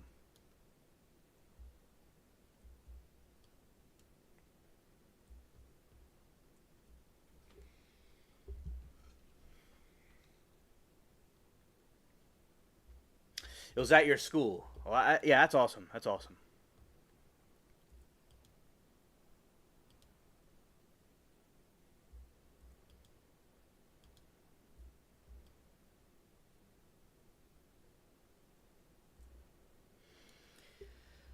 And then we brought the king cake, and everybody got to enjoy it. And I always wondered, like, if you get the king cake and then you get the baby, like what if you get it multiple times in a row? That's happened before. Like the person gets the baby twice. I think it happened to me before, and you have to bring the king cake again. It's crazy. Now they had different colored babies. That was kind of funny, but so Duke Raul, welcome.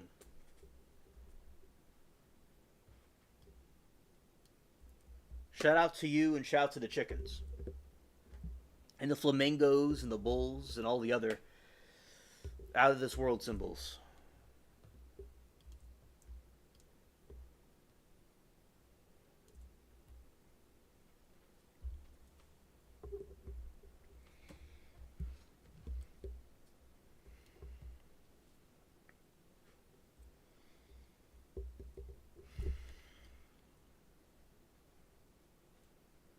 That's a nice moon coming up. Look at those clouds. Very, very beautiful. I've seen the clouds that color where I am, like in the summer.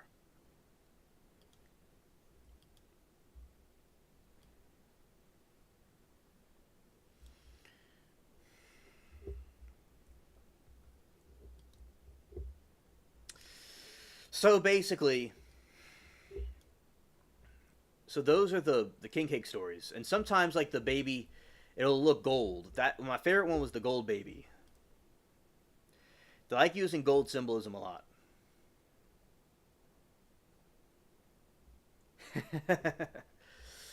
Well, Duke, you probably would guess how long that Christmas tree has been up.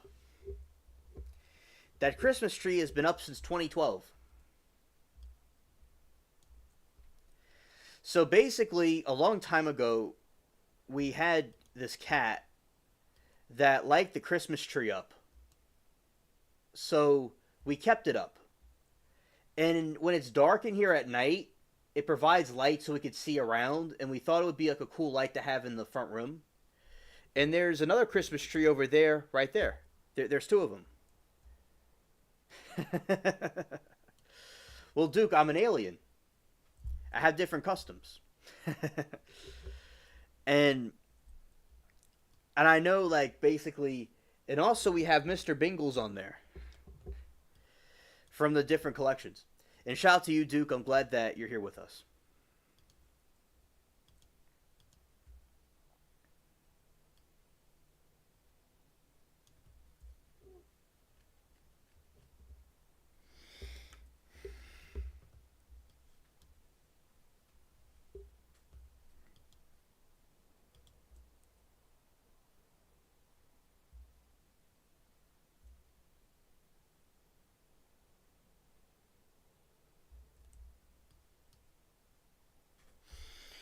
So basically, so those are the king cake stories.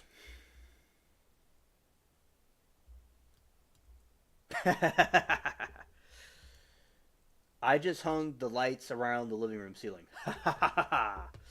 Awesome, dude. Awesome. My fellow alien with alien customs. I got some Christmas lights over there where the bar is.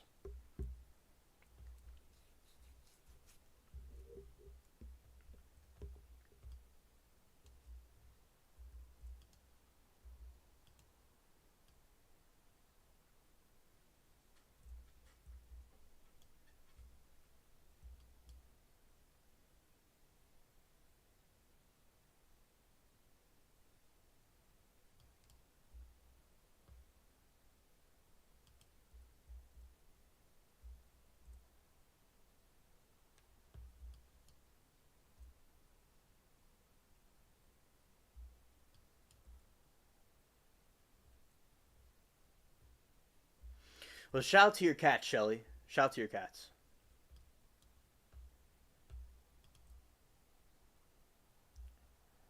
Red, white, and blue lights. Yeah. Zero's excellent with the cannons. Getting rid of those sails. Their ships look so stupid.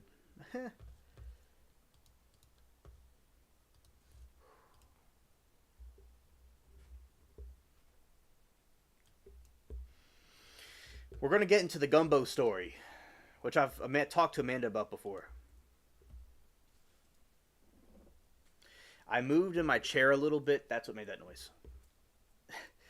So basically,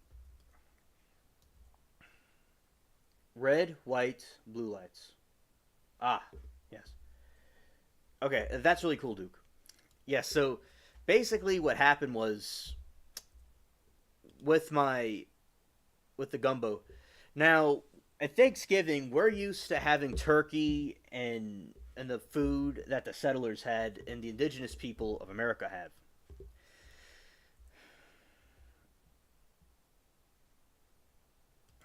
Now,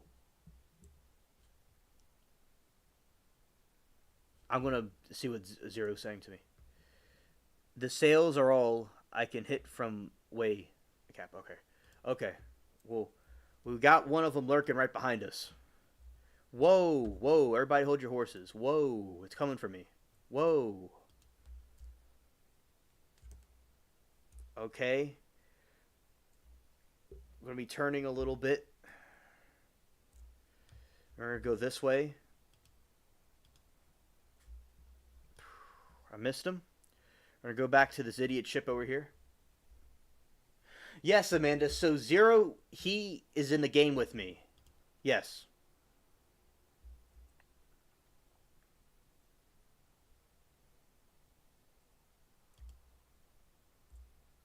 The problem is Zero. If you get too close to it, it might release that fire.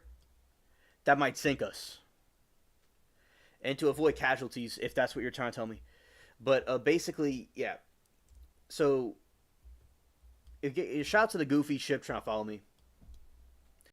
Yeah, so basically what happened was with the gumbo. So with the gumbo, with Thanksgiving, we're interested in these different types of food.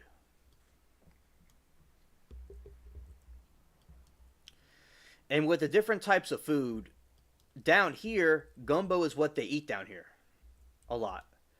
So, my good neighbors,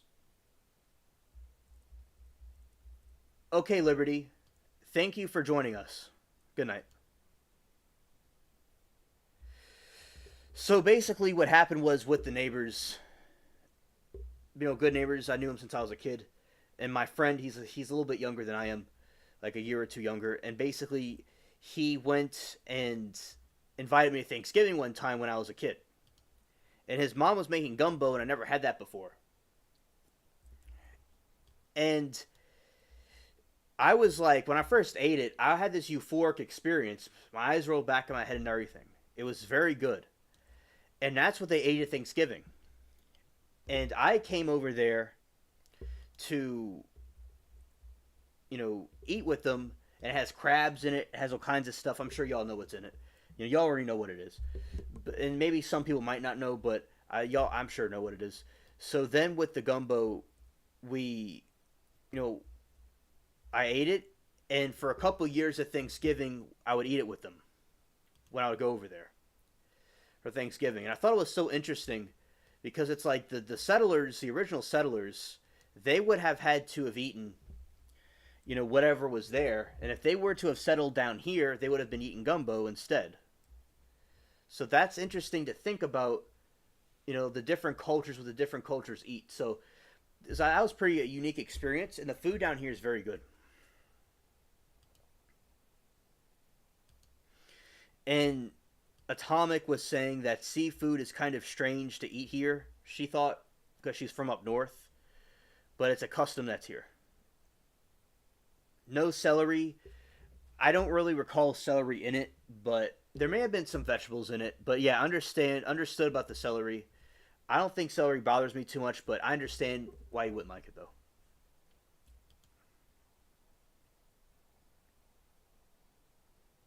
You never tried gumbo. What? What?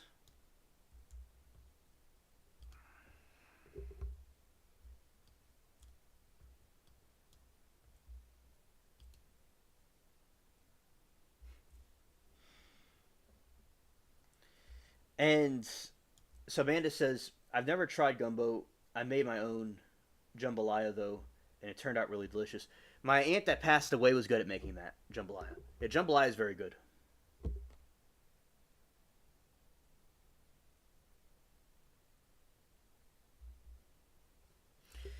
Yeah, shout out to celery.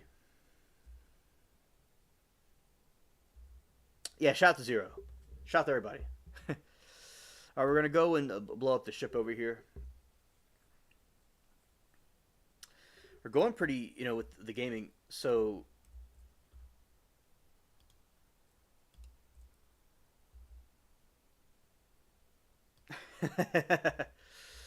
now some people don't like the game or aren't that big of a fan of the games, but I do it for the people that I do it, because it's part of the stream where I talk to you all about different things.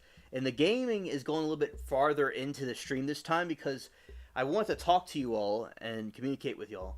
Now, y'all seem to like the game, and Amanda one time even suggested I do a gaming stream, so I am glad to do the gaming for those that like it, and those that don't like it, I have other types of streams too.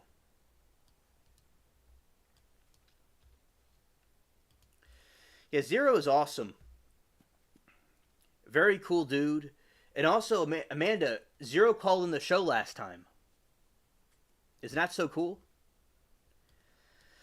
And he gave really great insight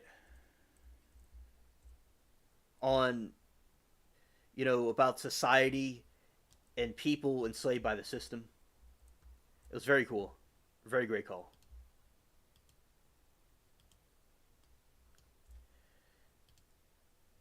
And anybody that wouldn't like Zero, I wouldn't understand it. Because he's always, cool in the chat, and I'm glad that you think he's cool too, Amanda. We're taking in some damage here. It's all good. All right, now we're going to repair it.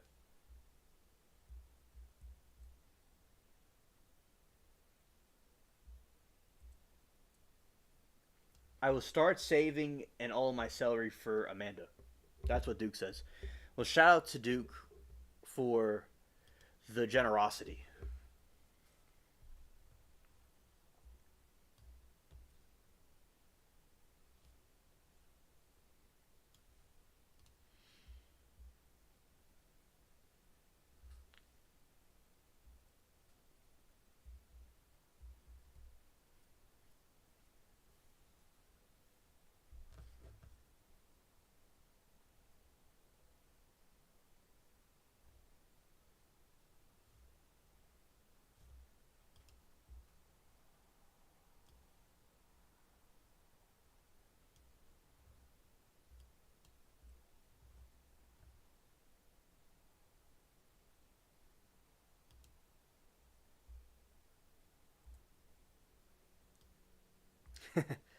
I hit it.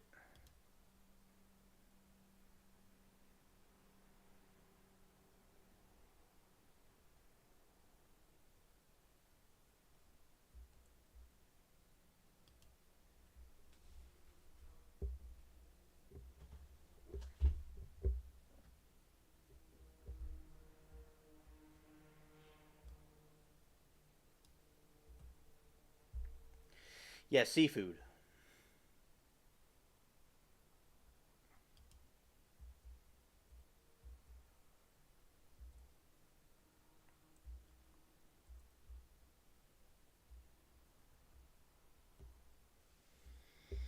And shout out to Zero repairing the ship.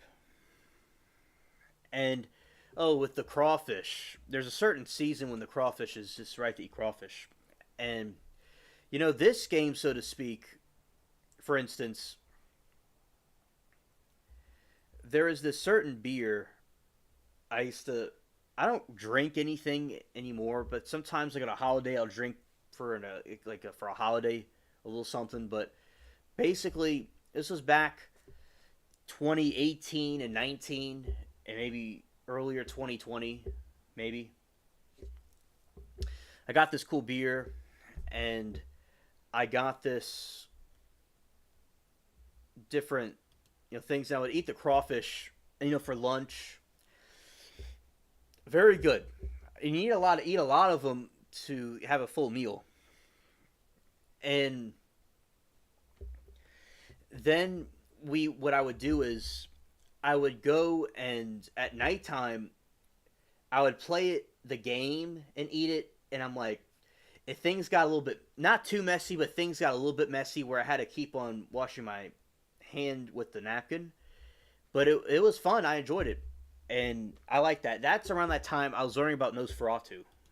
I was like, and I already knew about Nosferatu since I was a kid because of SpongeBob, but I was really learning about it. Like I was watching the movie and stuff, and that was pretty cool. That's why it was cool for me to see the movie.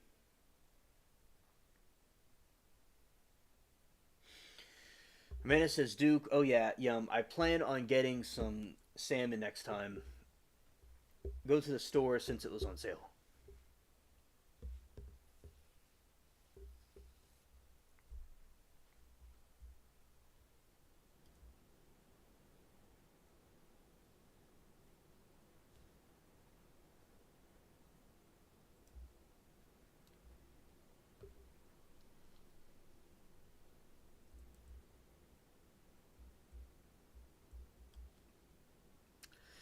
Yeah, I was about to dock over there.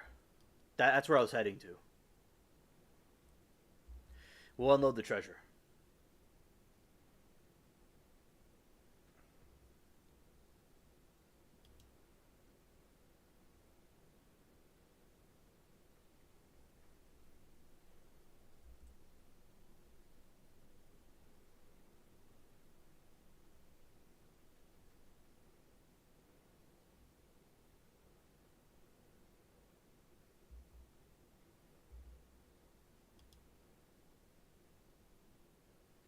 Yeah. Oh yeah, you gotta suck the head. Yes, you have to suck it. Yeah.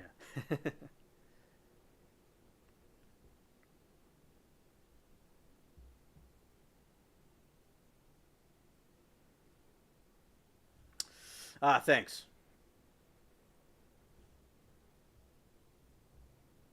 Okay.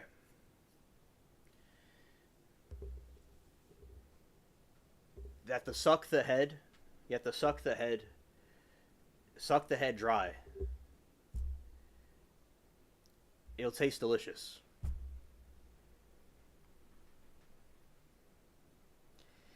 And yeah, and Shell also basically yeah, and I'm talking about the crawfish. It's nice and juicy, and it's really an amazing thing to consume. And basically, I enjoyed it. And to me, the head is a very interesting part. That's very interesting. And all the brains and stuff, and the whatever else is in there. Very nice seafood flavor in it. All right. All right, something's going on. Zero, what's up? Are we ready to dock? As I don't mind docking. The bounty hunters are coming.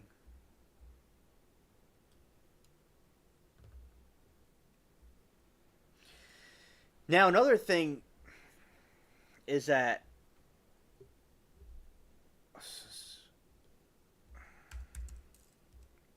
yeah, brains and eyeballs.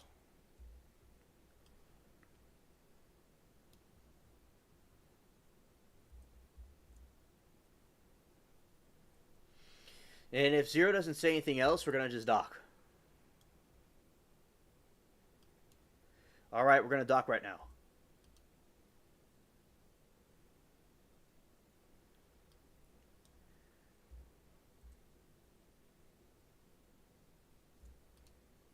All right, we docked. Brains and eyeballs. Oy.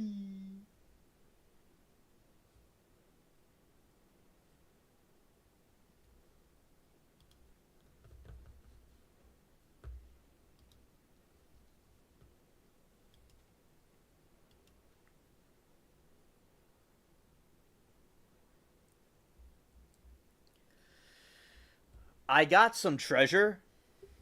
That's what I got.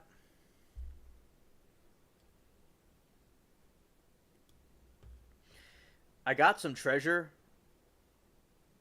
and my treasure chest is full, Zero.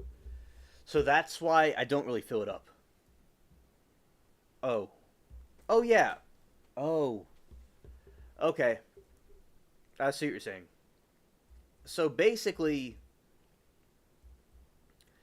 with the regarding the steel, I got steel, and I got 3 bars of silver, and I got some spices. That's what I got.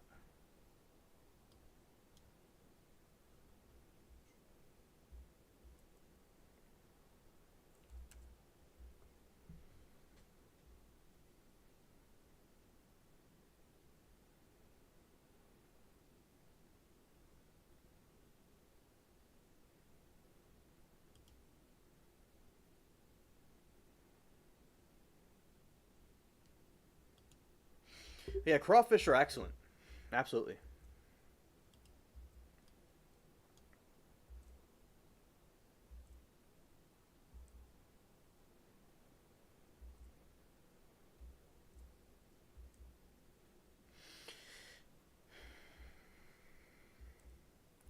Yeah. No, oh, I got another story, which some of you may have heard before, and y'all might see me talk about these stories again because for the earlier groups, like I'll talk to tomorrow,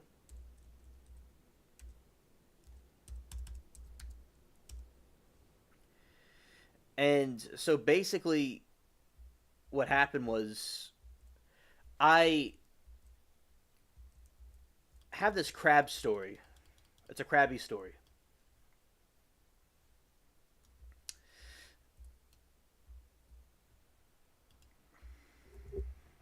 So basically, what happened was it was around my birthday, which my birthday's next month, by the way. I'll be 27. So basically, when I was, hanging out with my friends on my birthday, and we went and played some basketball at a park, and my friend's mom was telling me, I come back home, it'll be in time for the crabs, because she was boiling some crabs randomly on my birthday, and then I talked to, my friends, and I said I got to go back, you know, in a little bit, and we were playing basketball, having fun, just driving around, and the dude was like, I kept telling him I got to go back home, and he dropped me back home, and they all went off, and I had this big, nice newspapers of crabs, and then I was learning how to eat them. Like, you just take it off, and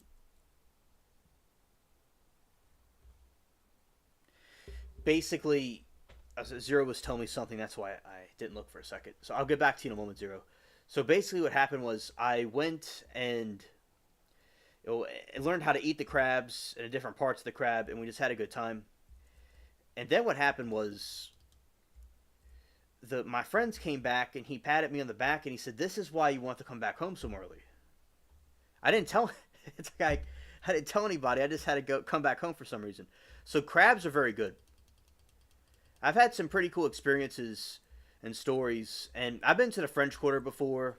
Obviously, like everybody else has over here. I would think where I am, and yeah, it just at nighttime it's very crazy, and there's some people that are doing some things that are pretty wild, and there's a lot of people, doing partying and stuff. And I didn't do stuff like that. We're just kind of walking around and looking at stuff, and I saw it during the daytime with my family.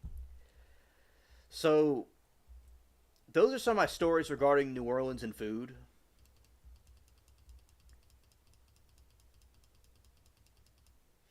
George had to go outside. She wanted her coat on. All right. So let's see what Zero has to say in this chat over here. Is there is this the part where I launch my ship?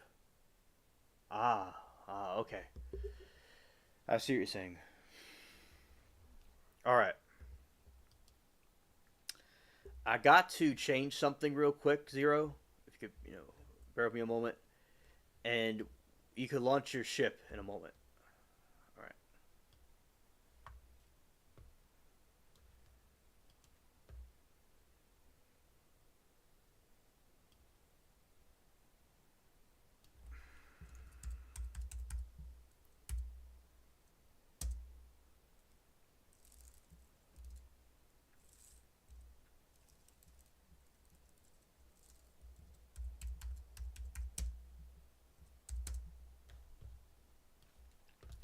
Changing the title a little bit.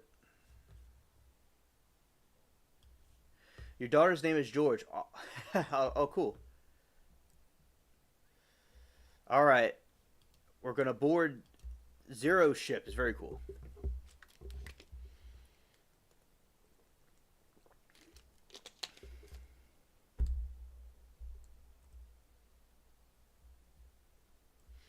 All right. Yeah, shout out to Zero's ship. This is very cool. Look at those sails. It's awesome.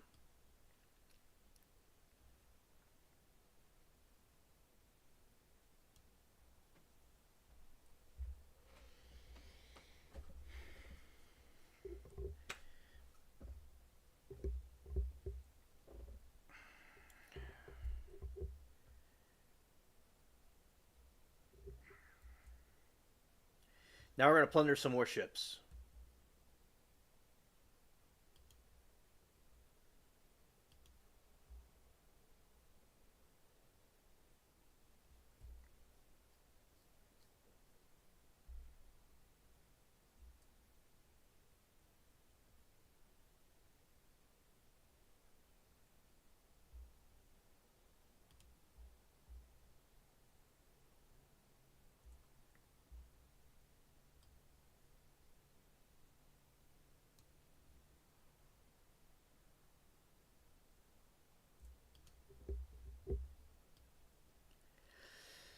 Okay, going forward. Yeah, shout out to your daughter, Duke. That's cool.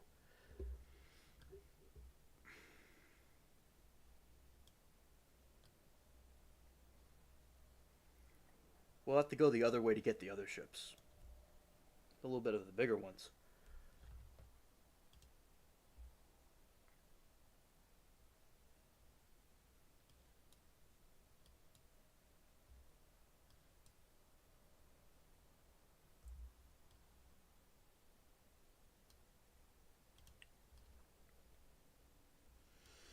Okay, now we're gonna go out to sea to go and get these. We'll get these ships over here, sure. Why not? It'll be an easy plunder.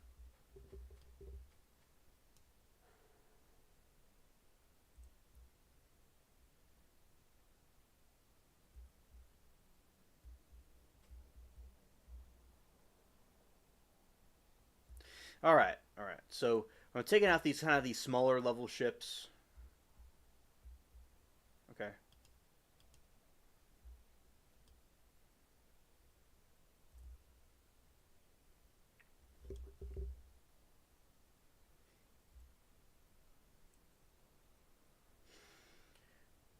Okay. So I see he's going over there, Raven's Cove. I see it. I see a ship. We're gonna. Oh, oh. Well, let's get the big one. All right, chat. A little while back, Zero and I defeated a legendary ship, and it looks like we're gonna do it again. Blackbeard. Scared.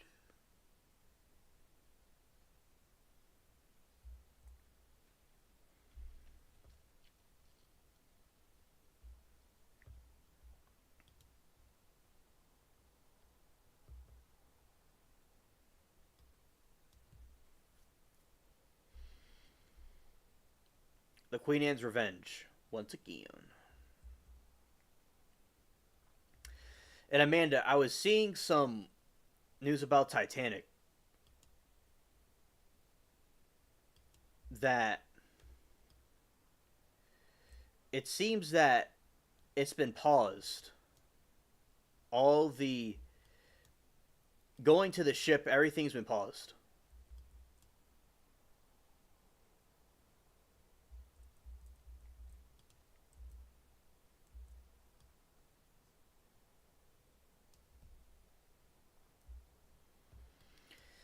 And nothing really new on the Titan. It just, as far as I know, just the stuff I told you before. But yeah, I think it was interesting because the Titanic is still down there, and they're saying that it's gonna sink at some point. I mean, they're not gonna sink, but it's going to rather collapse. But they keep saying it. I don't know if it's when it's gonna happen, when that's gonna happen, but we'll see. But it'll happen at some point, allegedly. All right, we got all these other ships that are being aggravating. We have to take care of. Also,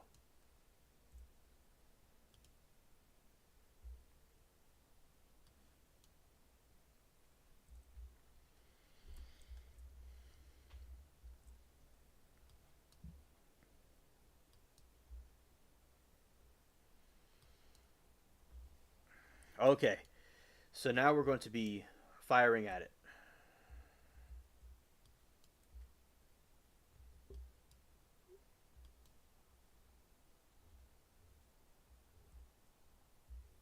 And another ship appears out of thin air. That was so cool to see. It just appeared out of thin air.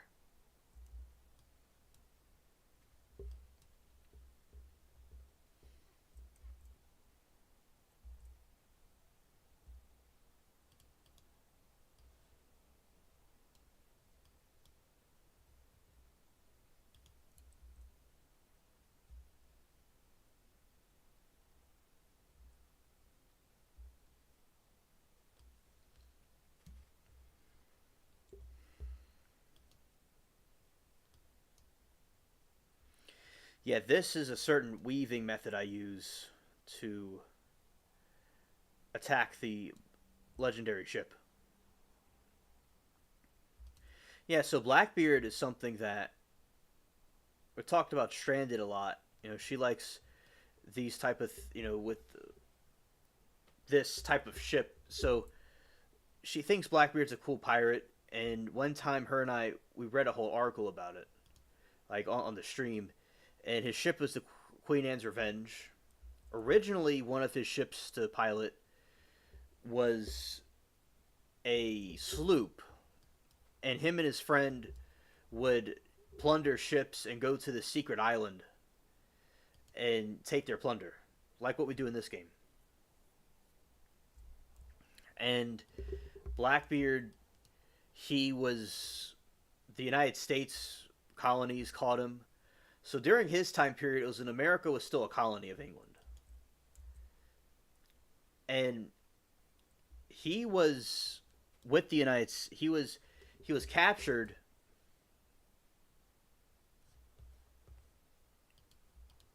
That is so cool. Uh-oh. We're involving the Greenhound in the conflict. I did not mean to do that. I went off course for a second because I was in another window. Okay. Don't want to bring too many ships into this because it doesn't really matter and we're going to do it anyway.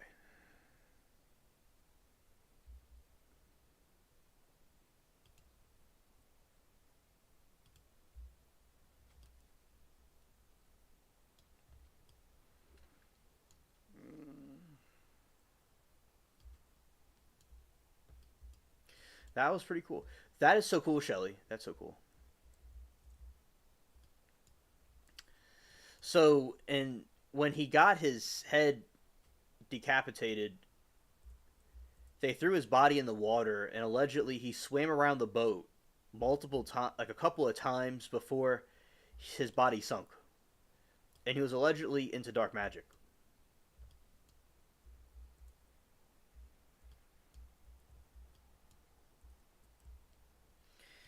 Now, this time, we got a bunch of pesky ships that think they can join the party, but they can't.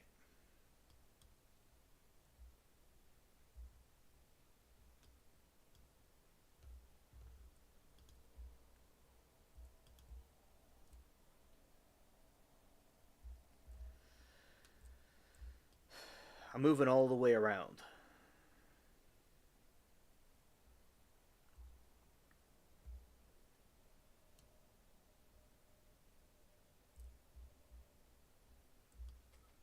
Okay. Now we're weaving ourselves back in here through this method.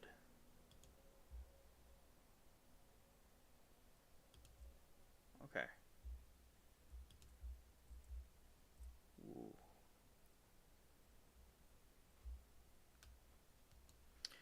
Doing pretty good. Doing pretty good.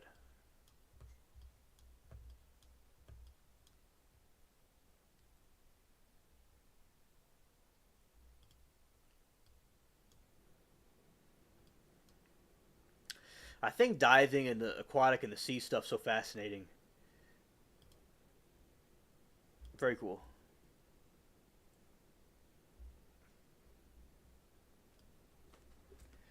Looks like the left, although it has a name, that side went out.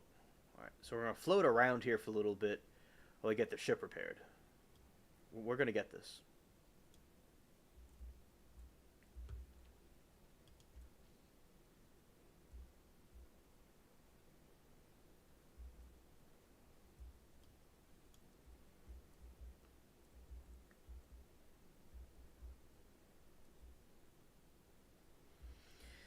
Now we could have the ship repaired if we need to at some point, and I'll just kind of be sailing around it at a distance.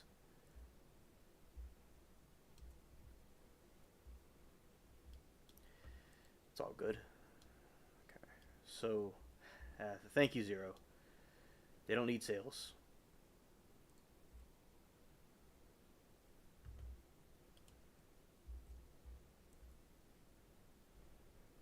Ooh.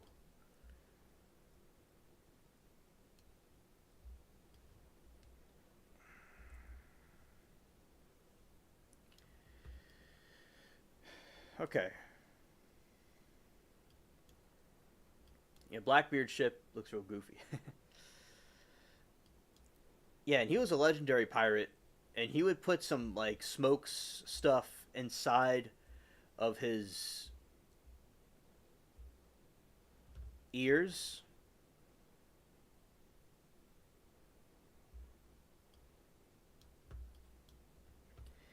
and he would intimidate different pirates and stuff on the seas.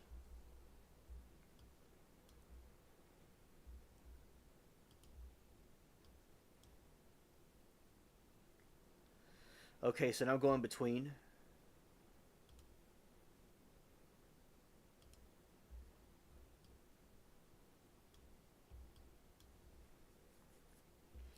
All right.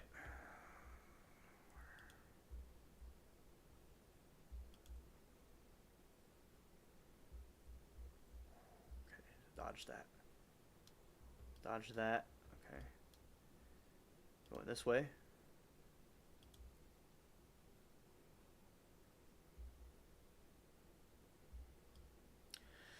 The drones over New Jersey. Drones over New Jersey. So basically, the drones over New Jersey are that. Okay, so at first I wasn't too sure exactly what was going on, but they look like something from Earth. Some people thought they could have been disguised as something from Earth. But we got a new fleet over here.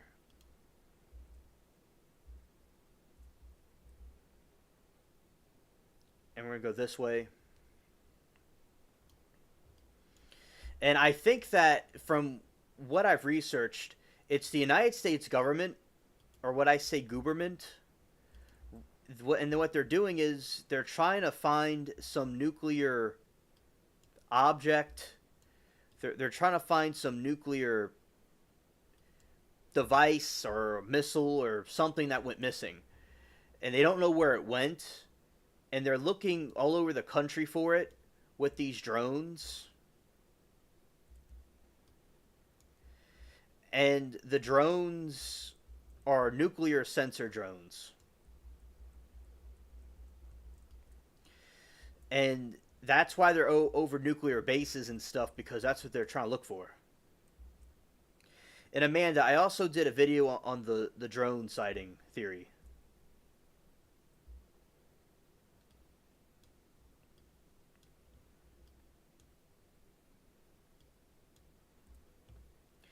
So another thing that was seen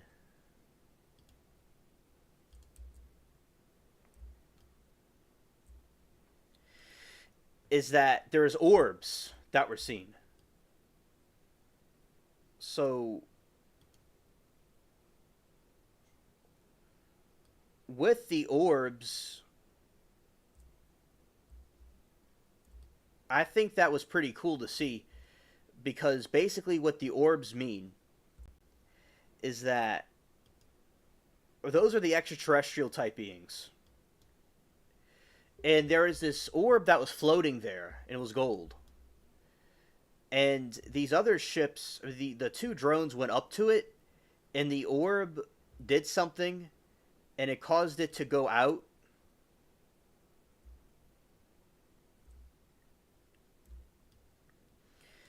And when it went out, it basically, the drones fell out. One of the drones fell out the sky, and one of them was shot down. So the orbs, these it looked like a portal, and it looked like these orbs were in this portal, coming out this portal, and the drones were monitoring it. This is brutal warfare right here. This is brutal.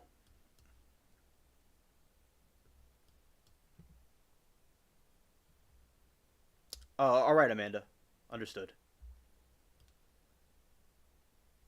Now, let's see.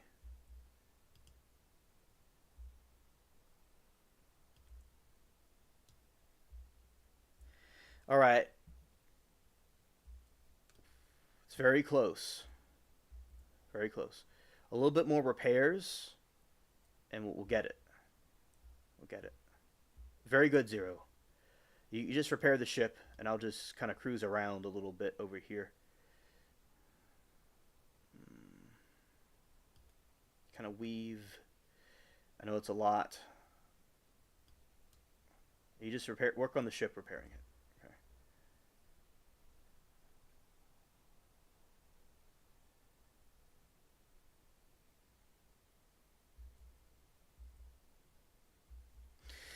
Yeah, thank you, Zero, thank you, Duke, for that information. And what he suggested, that's good. And also, yeah, the orbs are some sort of, fallen angel type being. And yeah, so the orbs are being seen along with the drones, and these orbs, stranded life form have seen the orbs before. Many different people have seen these orbs, and they have to do with the fallen angels, and in my opinion, also some people may think they're completely extraterrestrial. And there's these aliens, and they, you know, they look like stars and planets. So, one of the users and I, we've kind of studied about them before and looked at these infrared cameras and things like that. So, it's pretty cool to observe and learn about them, and it's good for other channels. Are also, I'm glad that he suggested that because it's good other people on YouTube that are exposing it as well.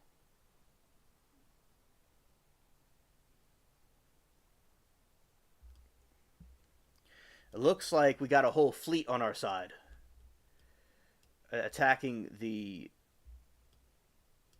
what's his name, Blackbeard. This is epic. Before there was nobody. This time there's somebody. Oh, okay. Queen Anne's Revenge is in there. Ooh, this is gonna be something.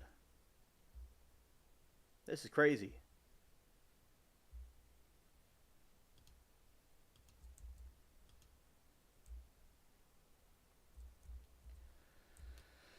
It's about to sink. The Queen Anne's Revenge. We're about to get it.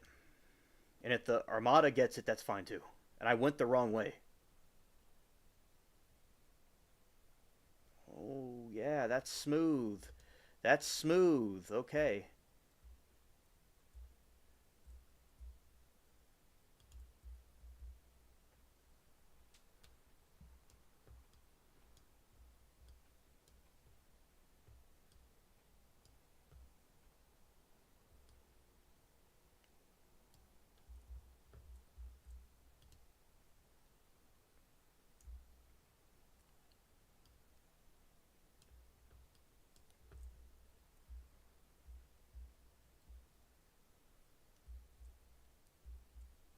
Okay.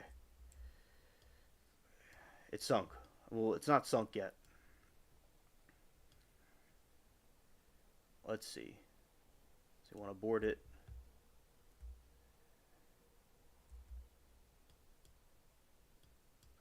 Well, we defeated Blackbeard.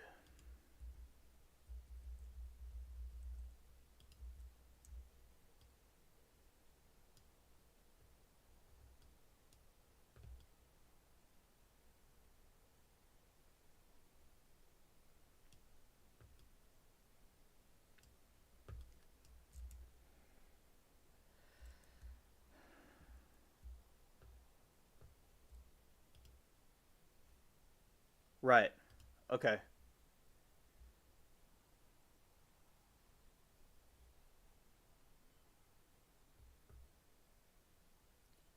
Oh well, it looks like they sunk. They sunk. So I don't know exactly what happened there. But okay, we defeated Blackbeard. The Queen Anne's Revenge has gone down. Be warned, she'll sail again, with her vicious crew on board. We're sitting ducks. All right, let's get the ship repaired. Yeah, well, shout out to Zero. I'm very glad that we we defeated the enemy. All right.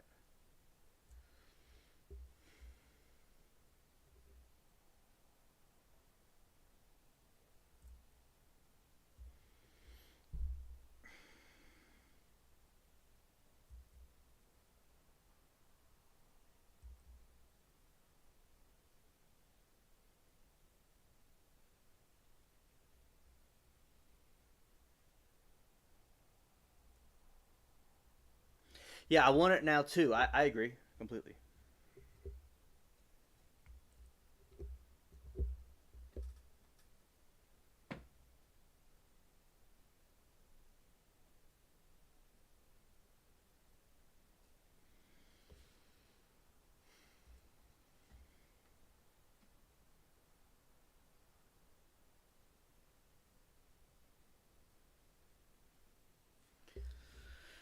All right, and we are cruising along.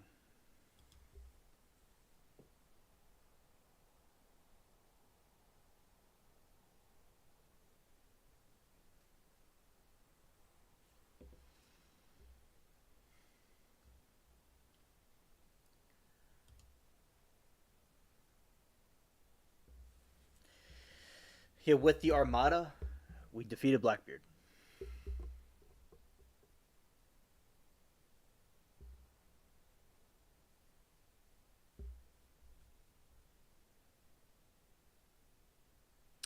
All right, we'll dock. We'll dock.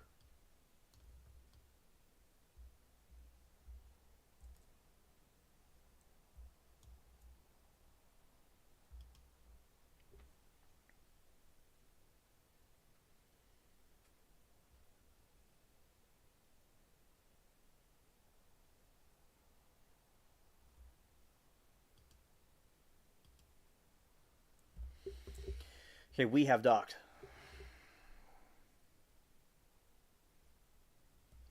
I got 2 wheat. I got 7 copper bars, 2 emeralds, cotton, 3 boxes, 2 silks, and 1 spice.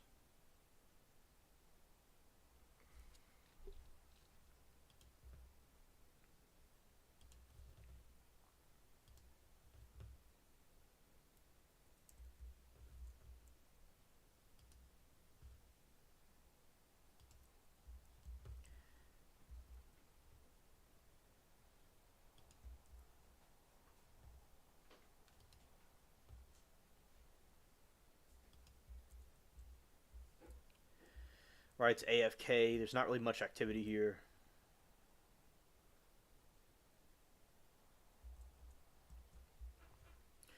And let's see over here, we have the repairs. So basically, you have different things. And let's see with the ship, we have that. And we have these different things going on. Like you could say you could upgrade the different ships. You could sell them. You know, it's quite interesting. Like you have the hull, and you have the speed. So that is the speed. It could go really fast. That it increases the speed and the treasure and all that different stuff like that. Let's see the armor. It increases by 10%, speed 100, and the turning is 100%. Yeah, pillage it. Yeah.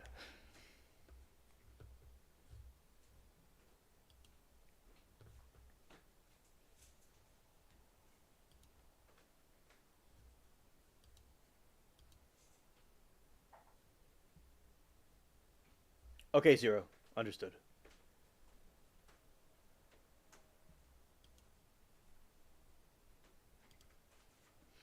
These are different things you could put on the sails.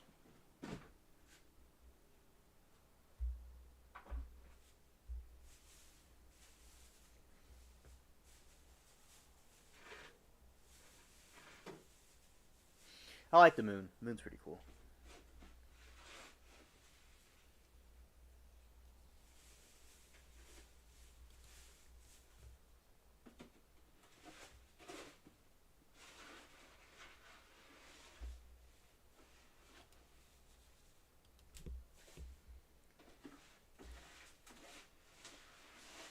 Oh, okay. Okay, Zero. Understood.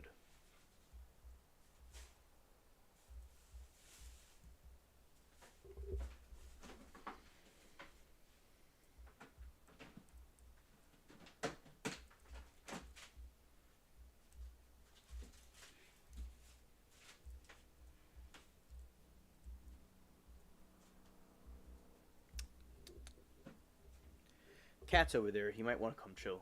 We'll see what happens. I'll go to the Port Royal. I think that's where to go. Let's see.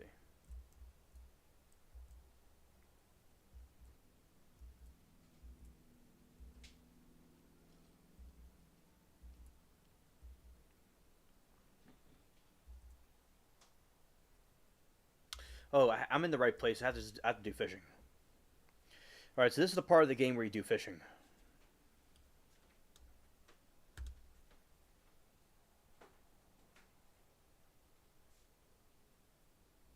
The music in this part is really cool. I'm not playing it right now, but the music's really cool. Yeah, you just kind of let the lure hang there. Oh. Fishing's always fun. The line goes down kind of deep. It's kind of weight there.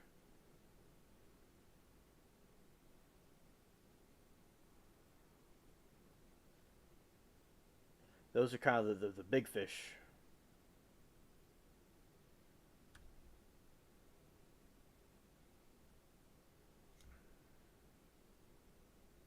Okay, I'm now remember the instructions with this. Okay, so we're gonna do go up.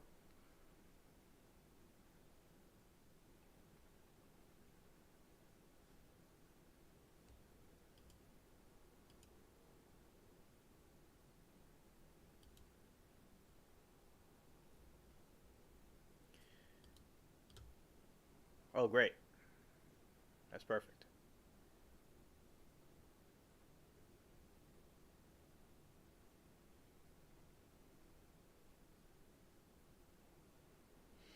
Let the line drift down.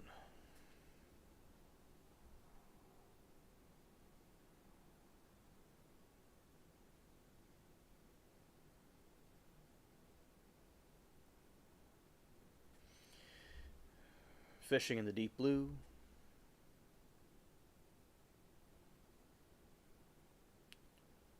All right, let's see. I think it's just so cool with the technology we're able to do stuff like this.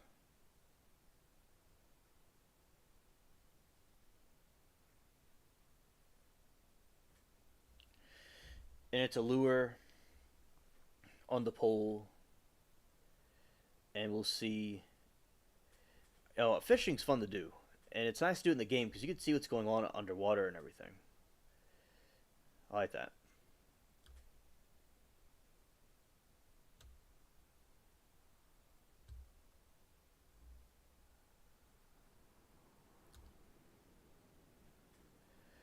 Okay, let's do this. All right.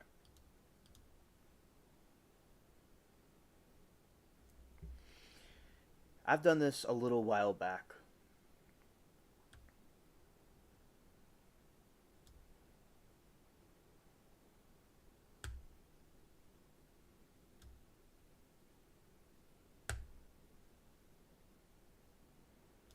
All right, I got a fish. There you go. Awesome.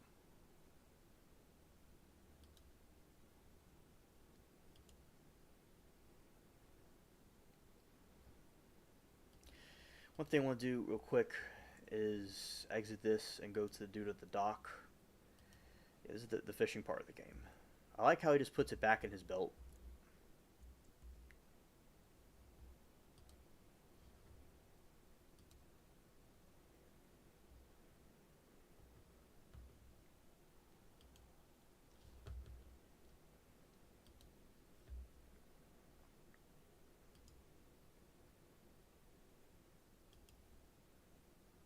They have fishing boats in this game. That's really cool. I wasn't this part reminds me of Toontown.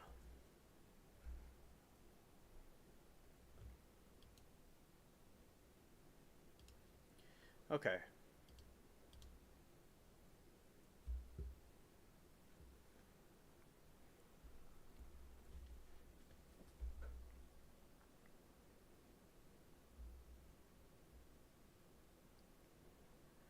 All right, it's gonna drip down. Let's do this.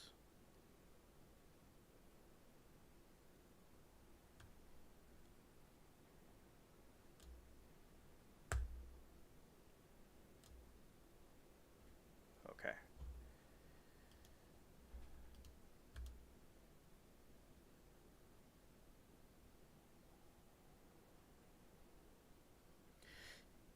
I think it's a pretty cool concept. And one time I was fishing in my grandpa in Mississippi.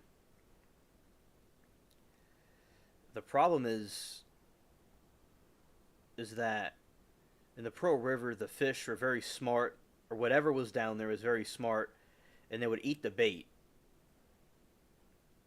and then they would take it off the line, and you would get no fish. It was pretty crazy. I like fishing for real in the tackle boxes and stuff. It's been many years since I've done it, but it's something I did enjoy.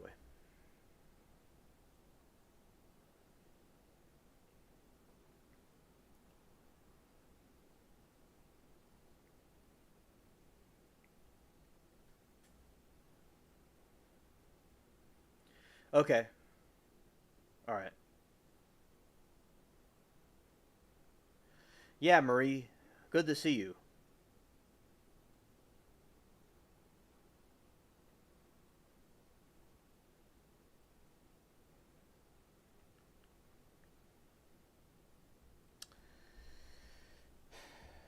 Marie, I hope that you're doing great with everything you're doing. All right. So, I'm fishing right now in the game. Yeah, Zero. You could launch the fishing boat. I'll be interested to see that. I got another fish. That's like an abyssal looking fish. Yes, I'm still playing the same game as before. Yes. Now I don't always do the gaming streams. In a little bit, I might go to another topic, but yes, it's the same game, and I am doing a fishing part of it, and and I might get into some other part, but I'm not quite sure yet. But yeah, and also I've been also talking about a couple different things. I was talking about the food where I am and stuff like that.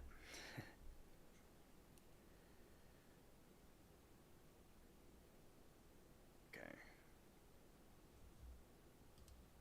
Okay.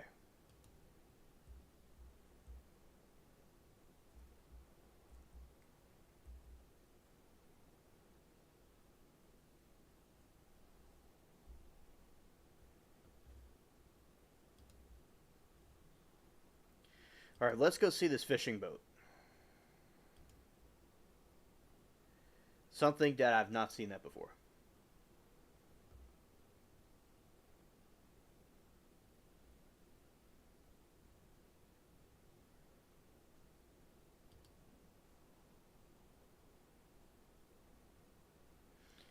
I'm basically going to the same spot.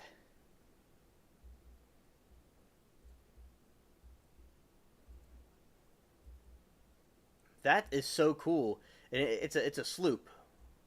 That's so cool. Well, Zero, I'm glad that it was an amazing, that you've been working so hard in the game and making your advancements in it. That's awesome, man. Going far south. All right, understood. Oh, Marie, I'm having a great time. I am, really enjoying the talking about the different topics with the people in the chat. It's been very good.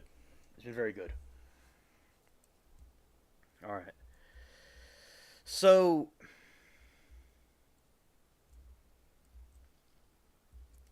I want to try this. Let's see. That's so cool.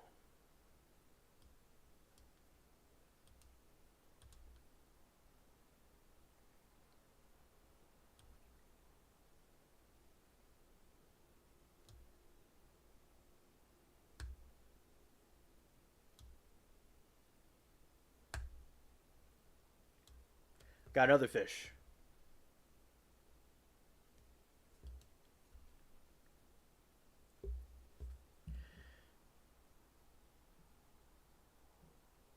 Ah, okay. Understood. Understood.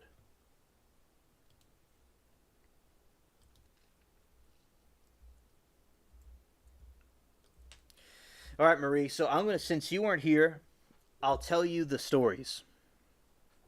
All right. So those that are watching, I'm gonna repeat some stories I said for her. Okay. So basically, what happened was I was talking about where I am, the king cake. So with the king cake, that's a custom here, and they'll put a plastic tiny baby in the king cake, and like when you're kids, that is what we used to get. We used to get the king cake and the baby and the king cake, And then the person that gets the king cake, the baby, would have to bring the next king cake. So it was a pretty fun thing to do with each other. And Marie says, "Have you ever tried this Hero Wars thing that they keep advertising here on YouTube?" I don't know what that is.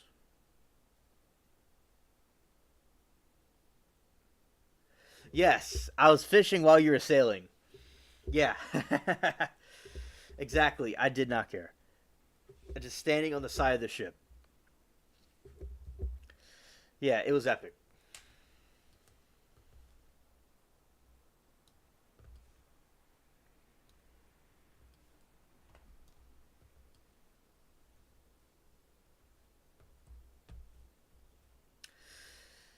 I've never heard of it. So basically, so I've not heard of that, but we'll certainly, look into what that is. Now, another thing that happened was there's something here called gumbo, and there's a Thanksgiving celebration that happens here. And usually they eat food from like turkey and mashed potatoes and things like that. As you know what that is, of course. I'm just going through the show the different types of food. And the gumbo is like this a soup with a lot of seafood in it. My friends next door, they made gumbo for Thanksgiving when I was a kid, and I went over there and it just tastes so good. And for a couple of Thanksgivings, we would have that from my friend's house. And see, back in the past, like if people were to have gone somewhere else, anywhere else, they would have been eating fish, that type of fishy stuff that we have down here. They would have been eating gumbo. So the people up there that were eating what they were eating, the British type food, they ate it because that was the region that they were in. A shot to Zero. This is him fishing.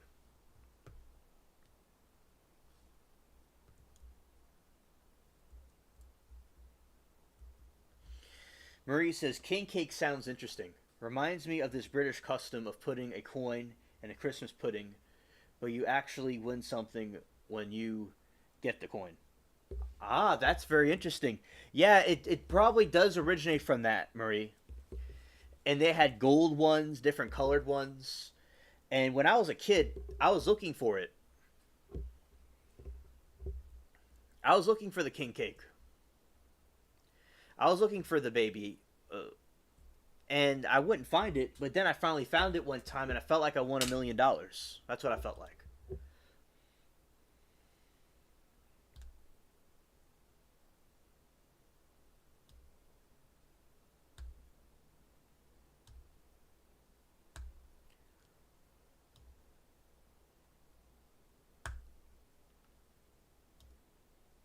Ah, okay.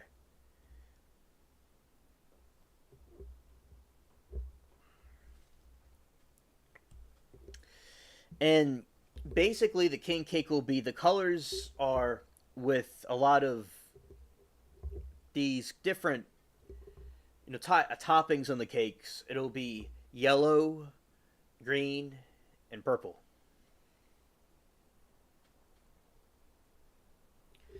So that was pretty cool to to have, and that's the colors of Mardi Gras. What they celebrate here, they'll have these, which you probably know, they have these floats, and they'll throw beads and stuff off of it, and people catch it. It's pretty cool.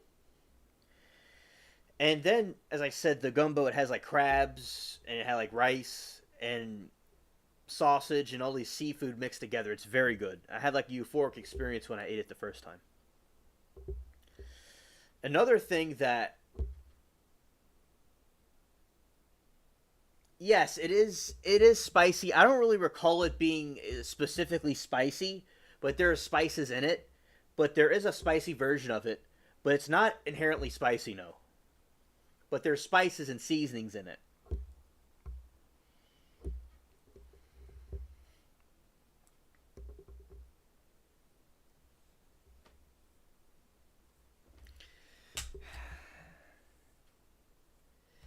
Yeah, and this is another story that happened. So it was my birthday, which my birthday's me next month. I'll be 27, and basically, this birthday that happened in the past, I was going to. I was with some friends and we were playing basketball. It was my birthday, and my friend's mom, she was making this gumbo, and not gumbo, but she was making crabs, and like so they would go and catch the crabs. You know, they would go crab fishing, and they put crabs in this deep freezer. Oh, okay, yeah, they have okra in it. Yeah, okra is very good too to put in stuff. Yeah, thank you. So basically, with the crabs, you know, they would this is what they would do around November, Marie. They go crab fishing, and at night sometimes, and they'll catch or throughout the evening, and they'll catch them in these big nets, and basically these crabs are blue and red and are very interesting looking. Zero, that is understood. I am standing on the side of your ship, looking 10 feet off the ground, and talking on a stream. It's pretty epic. All right. So shout out to you, Zero. Understood. So basically, with gumbo's very cool to try. So they'll catch the crabs and they put them in a deep freezer. And it was November, and what I remember, Marie, was I was with my friend the back porch over there, and she was putting the crabs in the deep freezer, and this one crab got out this bucket and started running around the back porch, and my friend ran out the room, out the back porch into the front street, through the house. It was freaky. This thing was doing this, and it was running around. It was hopping too, and so it was my birthday. It was like a couple of months. So that was like they caught them for the gumbo. And then, like, you know, a few months later is my birthday in February.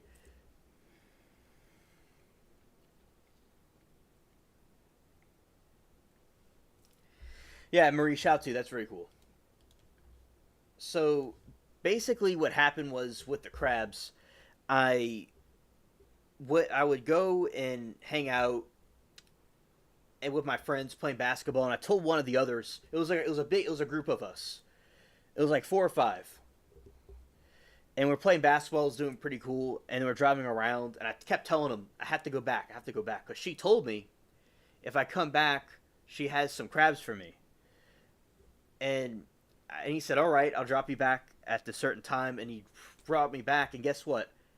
There is this nice big newspaper with all these crabs on it, and you eat the crab by taking off its claw like this, and you kind of like suck on it, and you suck it all out,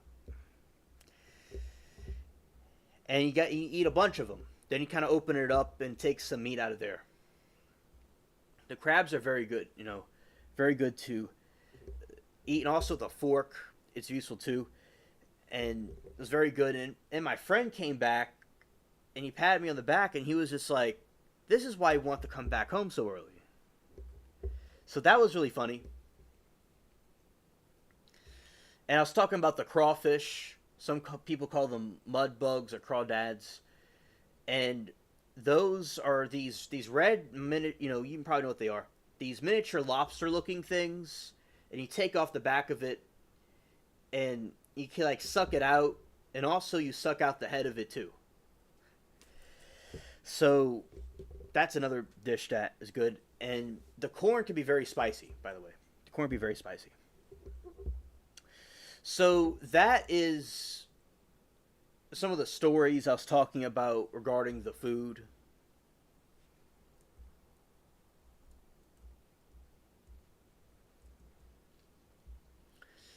And I've had some pretty fun, interesting experiences with it. And Marie says there's a program on here in Germany. They show dishes from all around the world. I'd eat my way around the globe if I could. Oh yeah, absolutely. They have great food everywhere. Where I am, the culture is so like you have all these different cultures mixed together from Africa, from Europe, all mixed together, and the indigenous people in America, all mixed together. So there's all food from all over the place.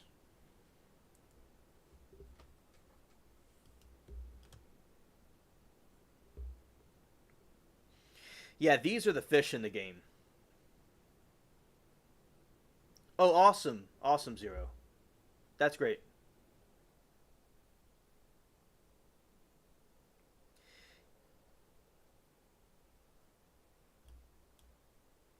These fish are pretty cool. Okay, I'll go on your side.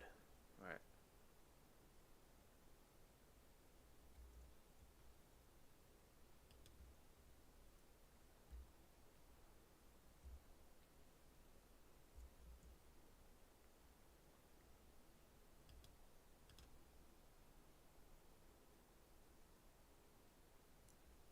Yeah, that's where they are. So these are the this is the fish in the game. And also, Marie, another story from when I was a kid.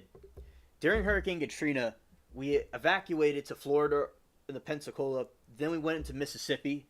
And Mississippi is kind of like where it's like in the country part. And I went to this trailer park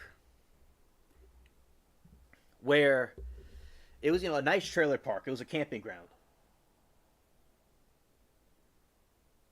Oh, okay. Yeah, that makes more sense. Yeah, okay. Get another view of them from this perspective.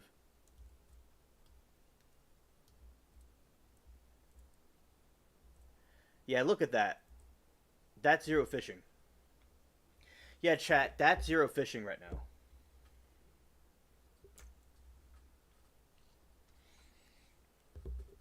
It's 333, the special number. Right. Oh, DJ, that's so cool. That's so cool. I'm glad that you would try it. So basically, what happened was, Marie, is that it was really interesting, what happened with those, different situations. And like for I can remember now. Okay. So the Pearl River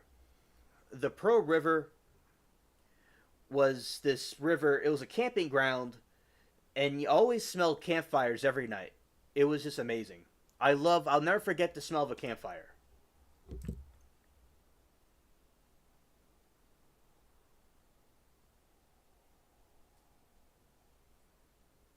It didn't show. Scared.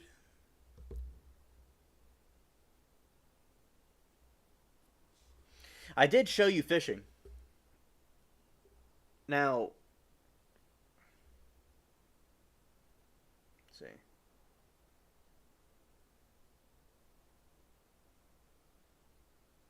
Anyway, so basically, the campfires are very good. They smelled very good, Marie. And it was in the woods, and it was over this cliff. In this cliff, there is this river called the Pearl River. It was pumping water constantly. And my grandpa and I, we were good at fishing. We used to fish all the time. Oh, the legendary fish didn't show. That's a shame. That's a shame. Well, we try to show it. Well, the game needs to edit that where he could be able to show the fish. That sucks. All right. So basically, what happened was with the camp, we went and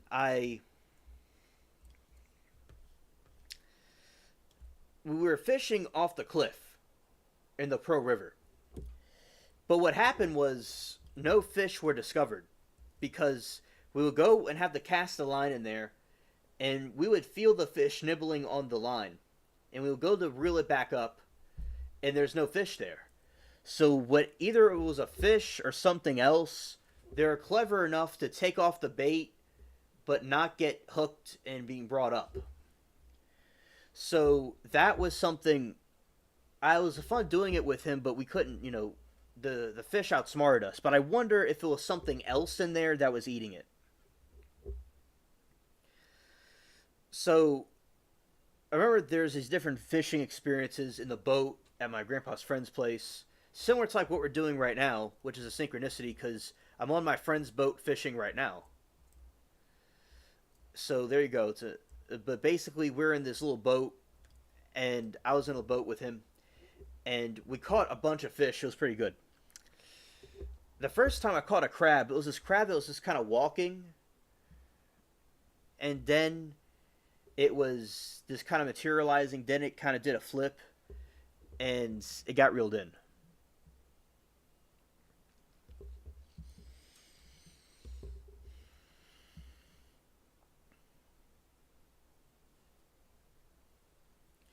The kind of now, I don't know if I'm going to do it right now, Zero, but 12 tuna, legendary fish. The legendary fish is a bonus, but the 12 tuna is the main part. And as I said, I don't know if I'm doing that right now.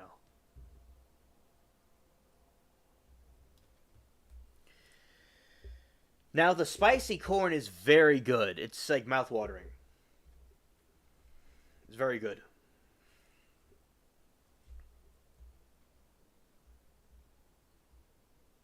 Oh, it's showing it. Look at that. Right there. I caught it. On camera. Zero. That's a big fish. Whoa. That was huge.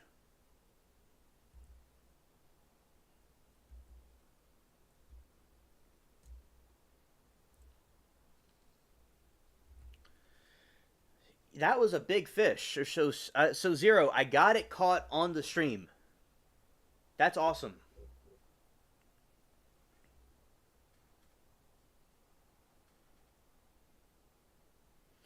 Yes, I saw the mega head. Wow.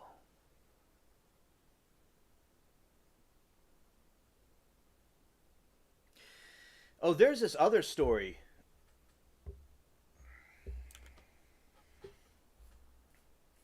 So, Marie, this other time,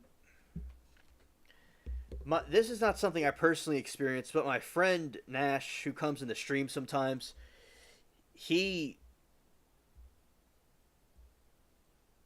he basically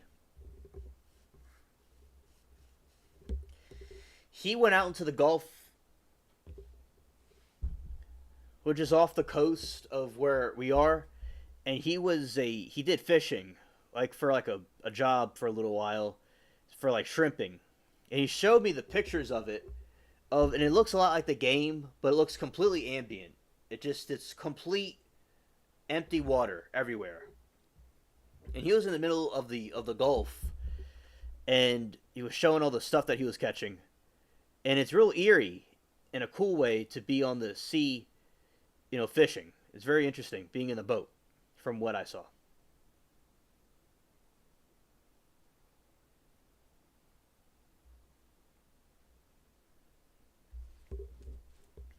Yeah, Murray, very smart fish.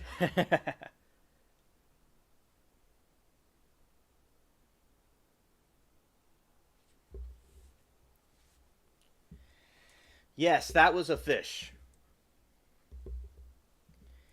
Hola, Latina. Good to see you.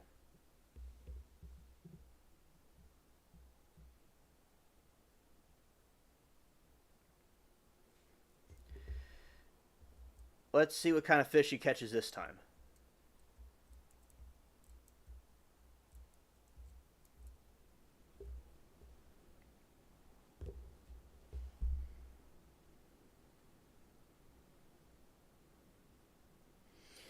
And now I don't know if I'm going to be fishing this time, but if I'm doing the quest this time, so I want to show Marie some of these dishes that I was telling her about, so we might go over and look at the pictures. But for a moment, we're gonna watch what he catches. Now, in Latina, we're just kind of like not doing anything specific. We're just talking about different things with the chat, about the aliens and different stuff. And I've been playing the game most of the time, this whole time.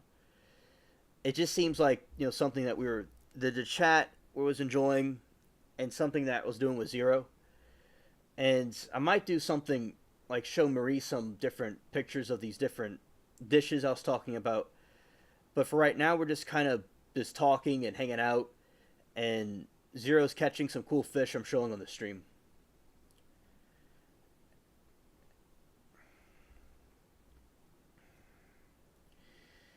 And yeah, so the fish are very good, very good. Now, I know it looked like a monster. That's what it looked like he caught. One thing I would like to see in this game at some point is the Kraken.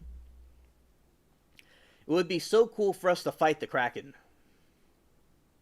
Look at that. Look how cool that is. Look at that monster. That's so awesome.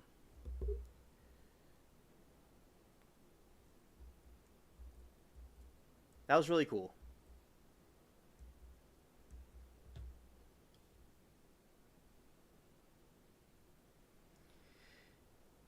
Now, yeah, I caught it. Yes.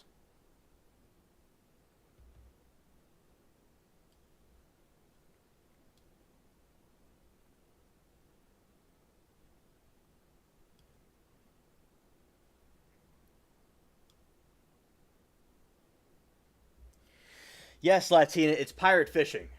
Yes.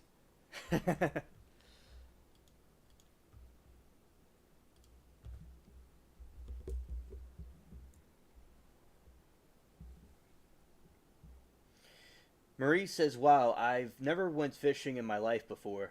Here in Germany, it's a real license." Wow. Look at that monster. Scared. Scared.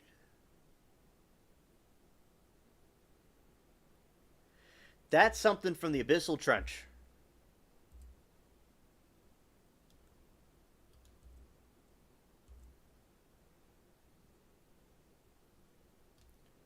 Yeah, really nice. Really nice.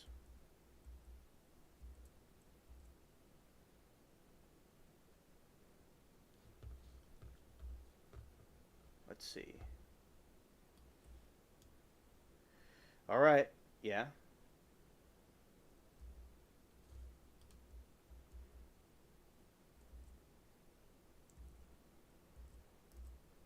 Okay. There you go, right there. That's his cool fish. Got the right angle for everybody to see it. Okay.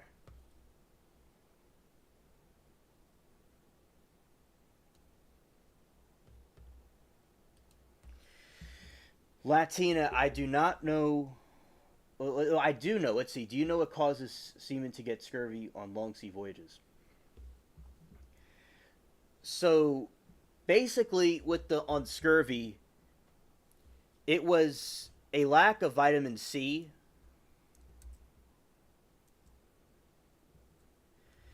and that's why they put lime in their drinks in the rum. That's why they put rum. That's why they put it in their drinks and rum, so they could get lime. Oh, look at that! Wow, right from the Abyssal Trench.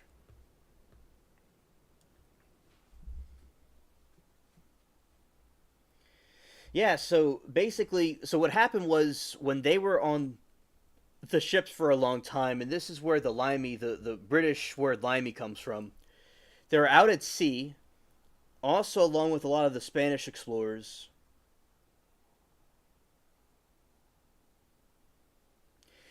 And then what happened was they lacked vitamin C. So they started putting, or, in rum, they had this, which I don't know how authentic that is, but they allegedly, oh, this man caught a great white shark. Oh my goodness, this man's on a roll. So what they did was they would put the lime in rum, so they would have their vitamin C. So that's where that comes from with putting lime in rum, and they made a drink out of it. So lime is very good. So I knew about it. I just had to read Latina's thing one more time. So I thought she was trying to say a joke, but yeah, I know what that is. It was because of vitamin C. It was orange. Oh, thank you, Shelly. Thank you. Scary to imagine all the giant squid and wild sea animals back in the day when they first started across the Atlantic.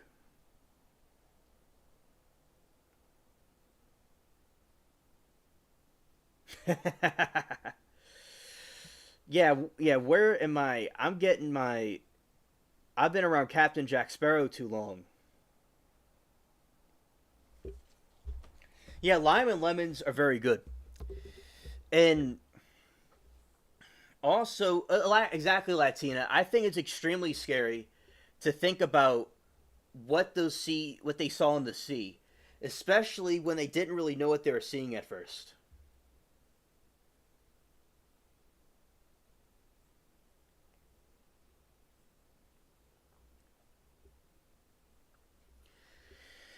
So basically, like you're in the water, and basically this movie that I was seeing was basically this time where it was the Wilson thing with Tom Hanks, that movie, Castaway. That was very good. And he was out on the sea at one point going back to civilization, and they showed like a whale in its eye. It's so cool to think about these people and they see these little creatures underwater and they're coming up.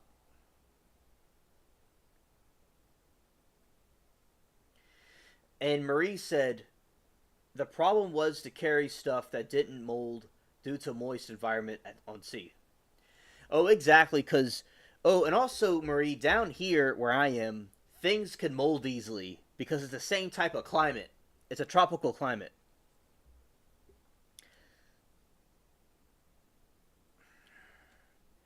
And good night, Latina. Thank you for coming. Whoa, that's the goblin shark. That's so cool. Wow, they have everything in this game.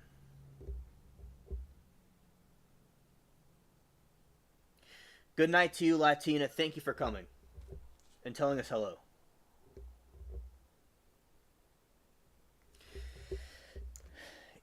Yeah, and also what happened was when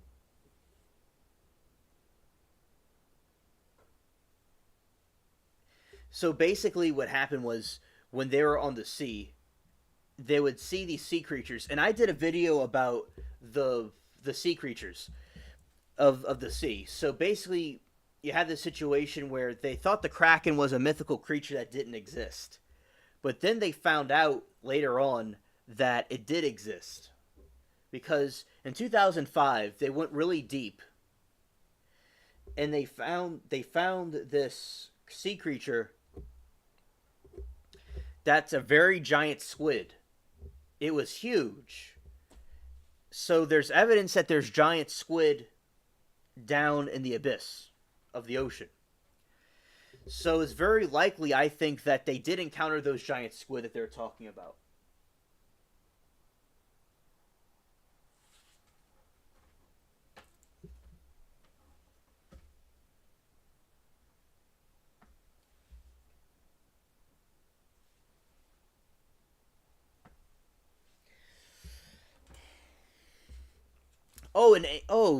Anglerfish. Oh my goodness, I'm tripping.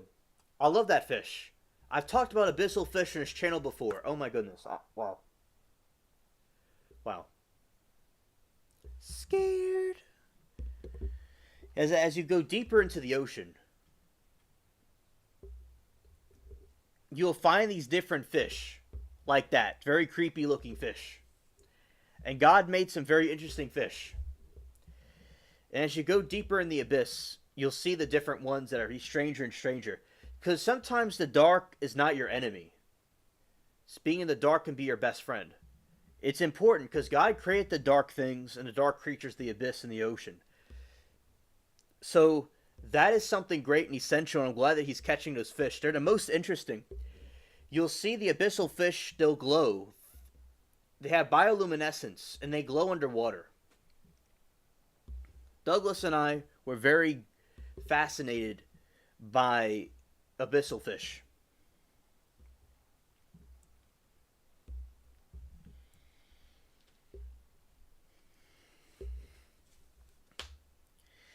And basically, what they did was,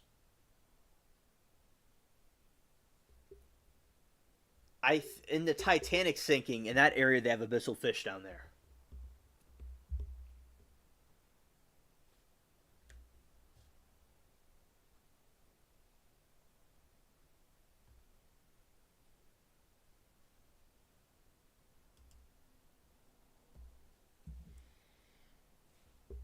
He caught another great white shark.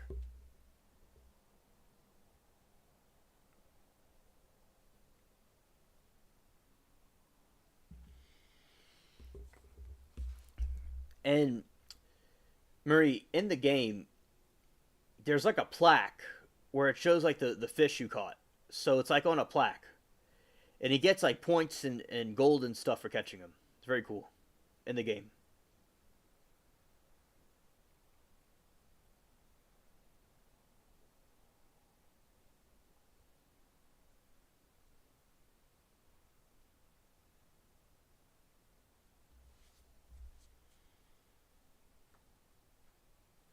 He's about to get a legendary fish.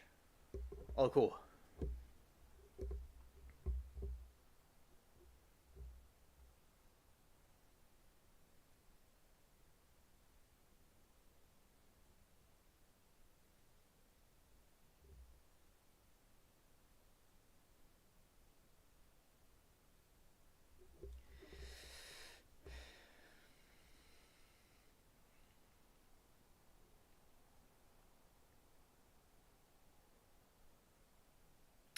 All right, Zero, understood. One of my friends over in Alabama, he caught himself a turtle. Like it was a big turtle he got on the boat. It was pretty cool.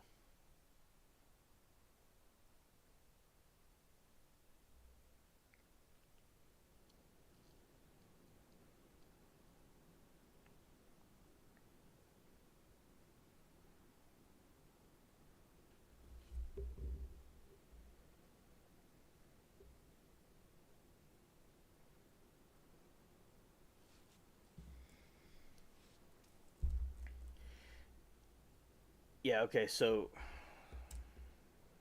let's see.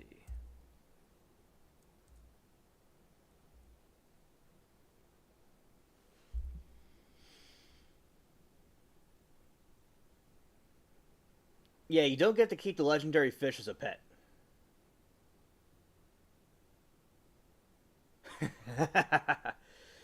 Yeah, you fill up a wall with all the trophies. Yeah.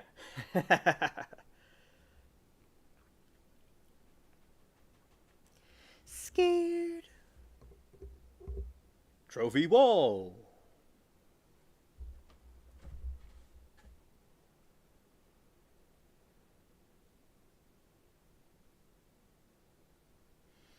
It's a whole thing. I'll try to let you know right now. All right. All right. Let's see.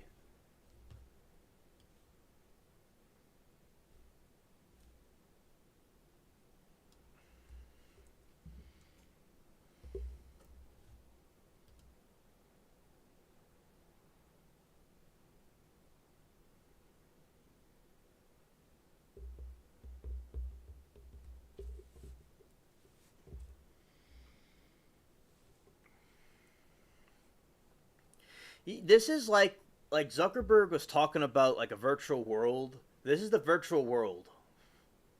Like that's pretty cool. It's like we're just fishing on the Caribbean catching a fish. It's pretty cool.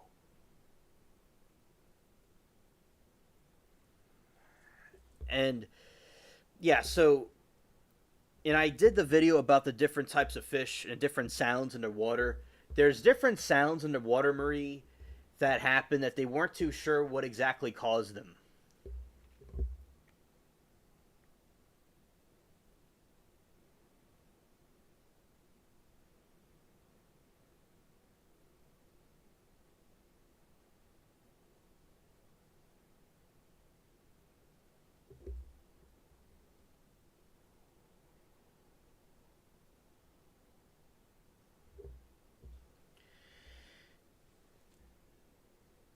Right, exactly, Marie. Yes.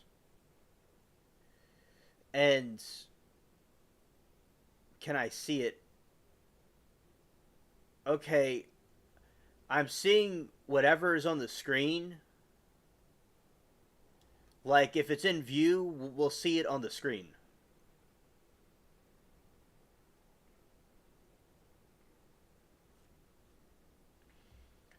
And also, Marie, regarding the character, when you don't use a character for a little while, he goes into sleep.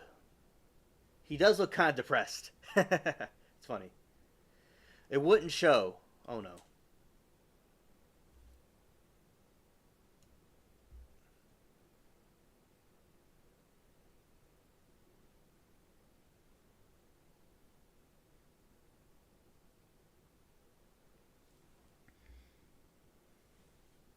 Yes, correct, Marie. Yes. About the turtles, yes.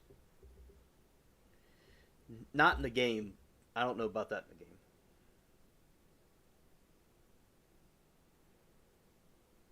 Fog Bell, 782 pounds. That was one. Wow.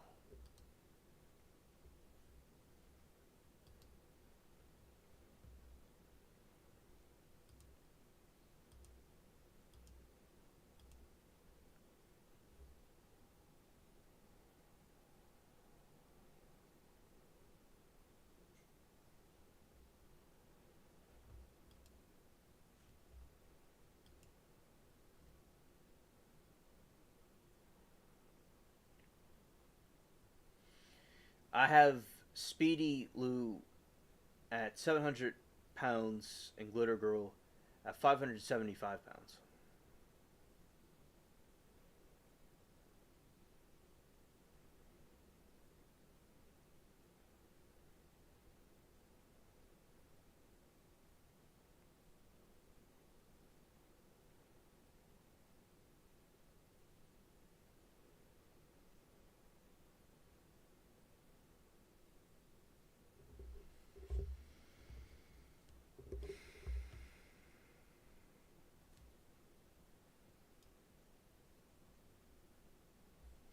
Sounds from the water, I'd like to hear that. I watched a video once where they recorded sounds from a giant hole in the earth. Thank you. Thank you, Zero.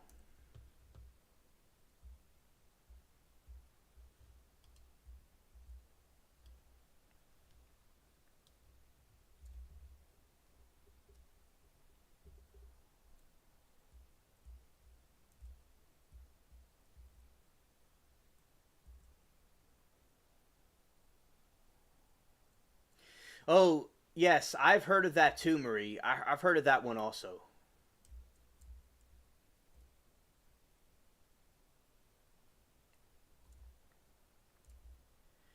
Yeah, there's one recording of an alleged the Russians had dug this deep hole and they put a microphone down there to hear what was going on. And it was these people in like torment. Now, there's some claims to say that it was faked. I don't have confirmation either way, but it seems like it may have been fake, but I don't know. But there are other videos of these long tunnels underground, and they're making strange noises are coming from them, and it sounds like torment. So other videos seem to have similar things in it like that. So I thought that was interesting. Yeah, yes, the in the videos from the ocean, it's very out of this world. It's and they don't even know what they were or what exactly caused them, and they have to do with whales and other kind of creatures we have down there. Marie, I'm going to show you some dishes I was talking about. And Zero, I'm about to exit the game. Thank you.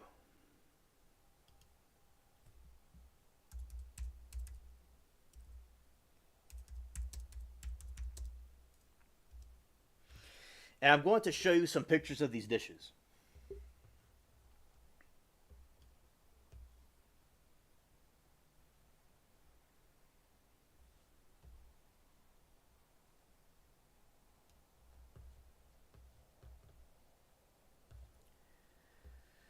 All right?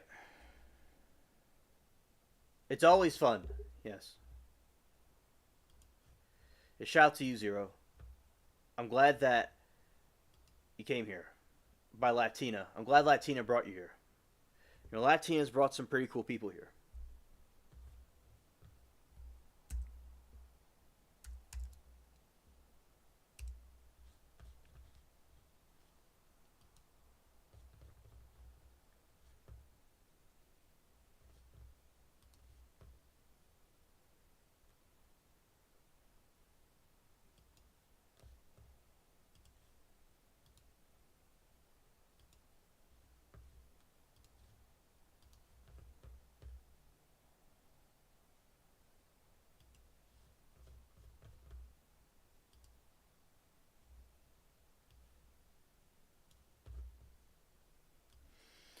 All right, so shout out to the spaceship cats.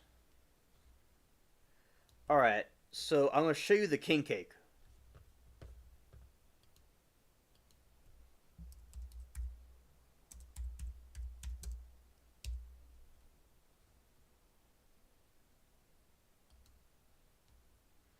All right, here's the king cake.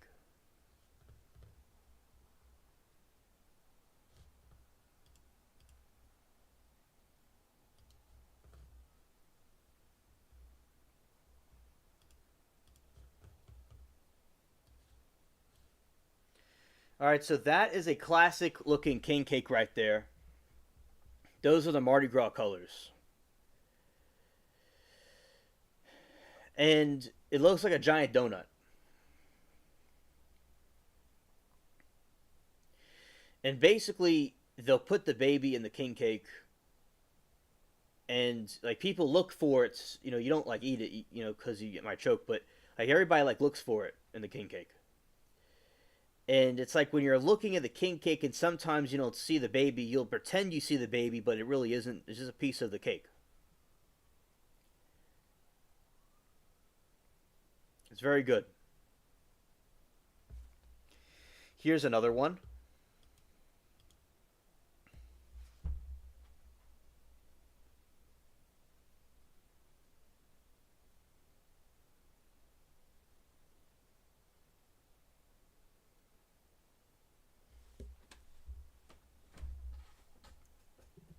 Thank you, thank you. And also, basically, those are beads. So those beads they throw off of floats, and people catch them.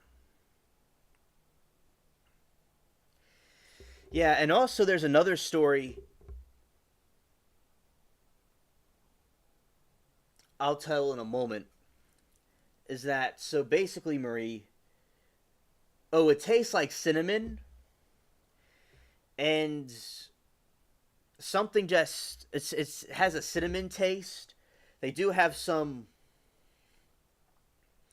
you know, you could have fillings in it like vanilla, and it just the taste, as I said, it's very like cinnamon. It's very good, and it just has a very unique taste to it that's just out of this world. And you'd really get to understand the concept of it by trying it. But yes, it has icing. It has like a cinnamon taste to it. It's like a breakfast type, like a French. It's a type of French pastry. That's what it is. This is like originates from France. And you see, look, that's one with a filling in it.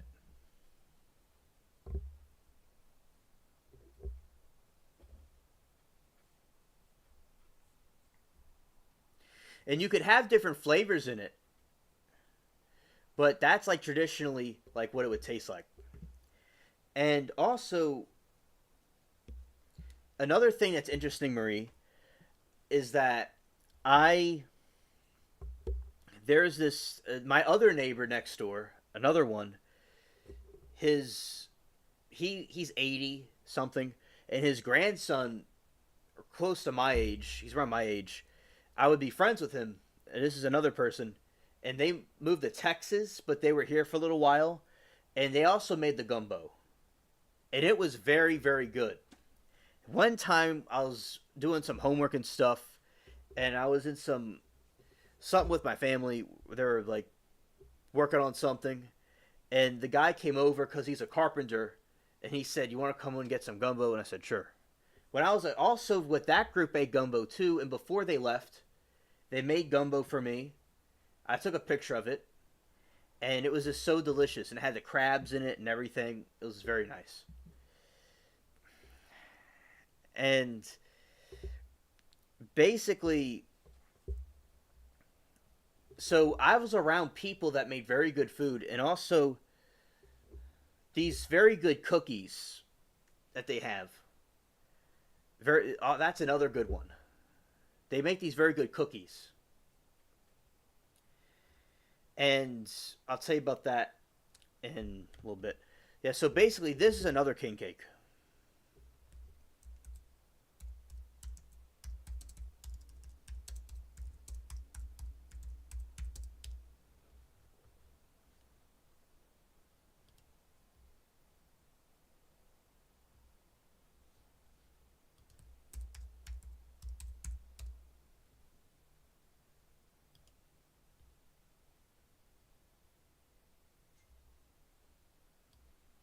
Yes, that's very cool. Very cool. Very cool picture.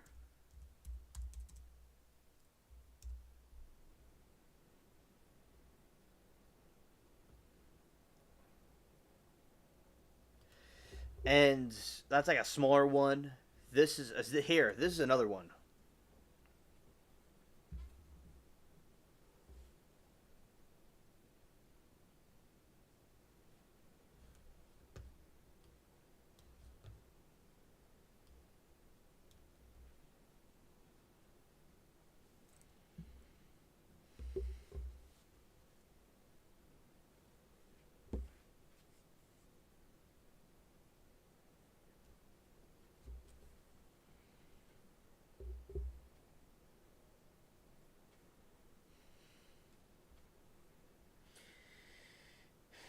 Oh, Marie says that trying to think of something typically German. Have I mentioned that I like bach, bach or bake? I think Biennetz Stitch is a typical German yeast cake filled with vanilla pudding and caramel almond.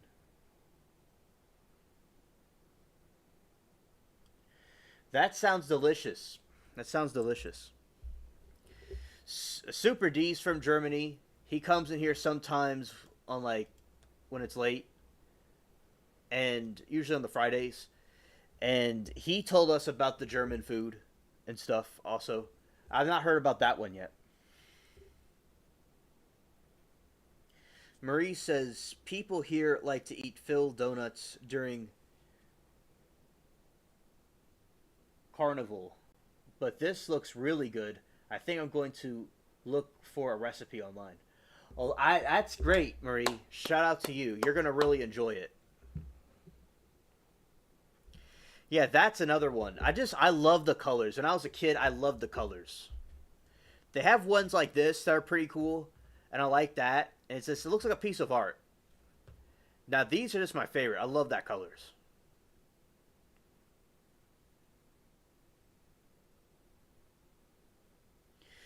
Bee sting. Okay. Bienen stitch. Bee sting. Okay, thank you. Yeah. So, oh my great great grandfather that came from Germany. He liked bees, and my grandpa likes honey. I like honey too. Yeah. So shout out to the bees. And you see in the middle, there's something peculiar there. You see, that's a mask. And those are beads. That is just so cool. And they're in Mardi Gras, they wear masks and they have beads and stuff.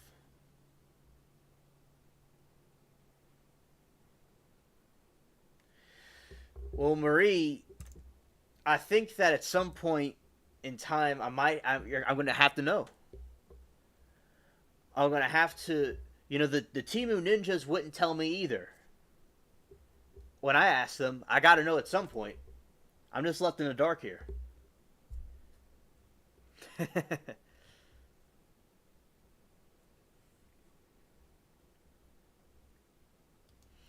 That's another style of king cake.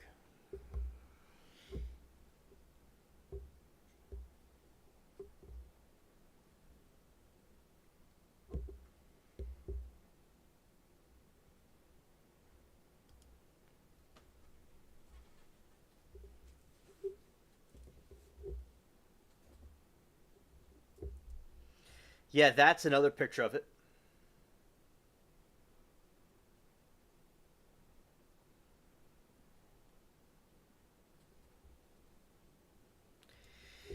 And this is the baby inside the king cake.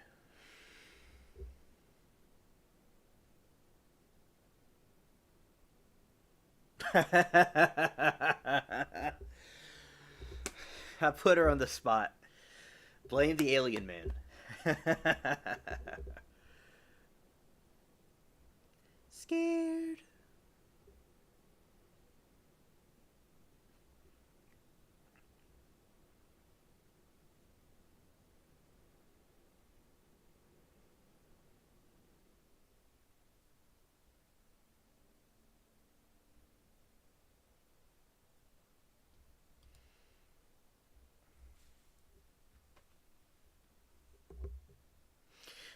That looks very good right there. That's full with texture and manifolds. The king cake is a manifold. That's something I just realized about it. That's something I've never seen before. That looks pretty creative. Yeah, when the king cake is brought in, it's like a big prize. Like everybody loves those.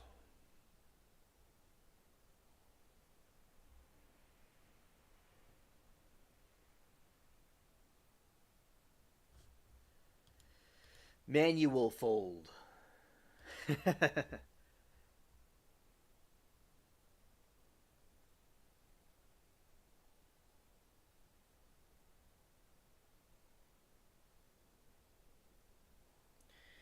I'll explain.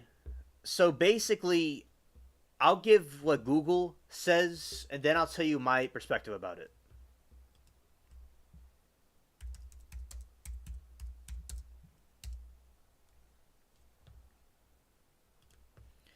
All right.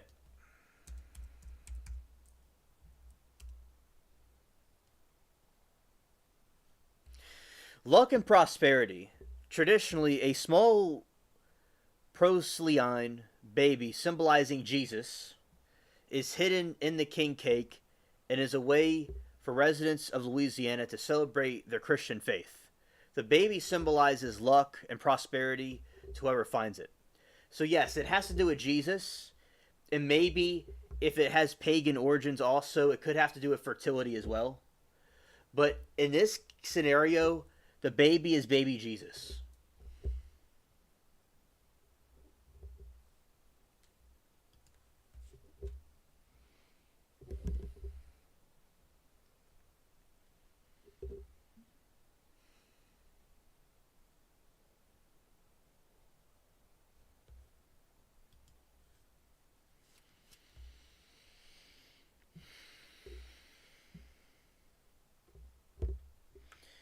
The tradition of putting a baby in a cake is connected to Christian holiday of Epiphany, Epiphany, which is celebrated on January 6th. Epiphany, which I may be saying it wrong, is Epiphany. That's how you say it. Epiphany is the 12th day. I'll read that again. The tradition of putting the baby in a king cake is connected with Christian holiday of Epiphany, which is celebrated January 6th. Epiphany is the 12th day after Christmas, when the three wise men are said to have visited Jesus. All right, Marie, you're welcome. And basically, so I will explain to you about the three wise men. So you'll see like the manger and the nativity set of Jesus, and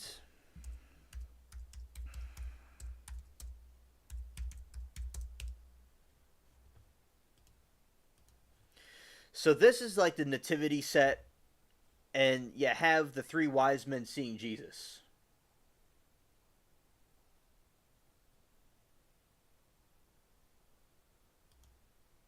Yes, correct. Correct.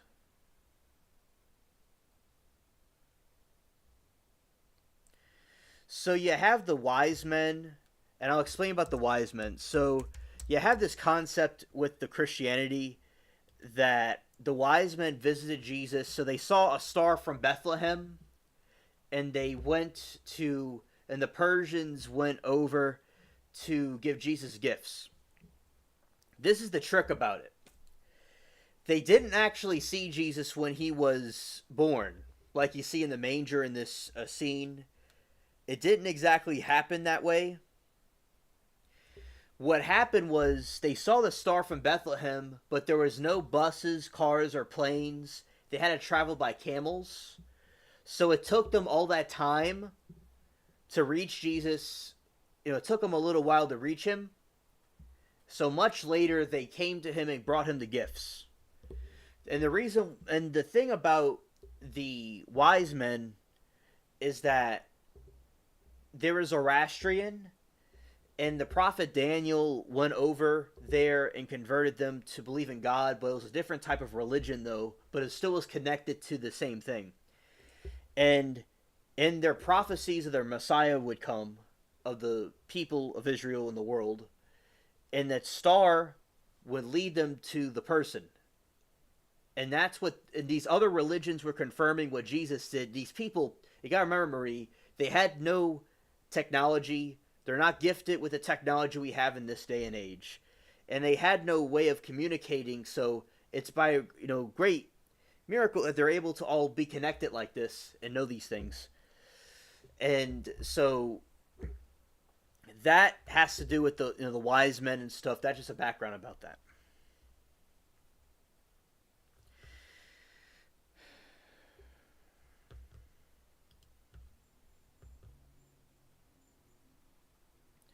There's a Mexican tradition that dedicates the person finding the baby Jesus figure in a cake.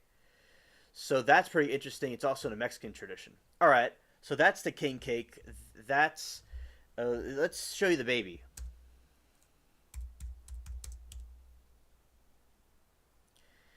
All right, so that's the baby in the king cake.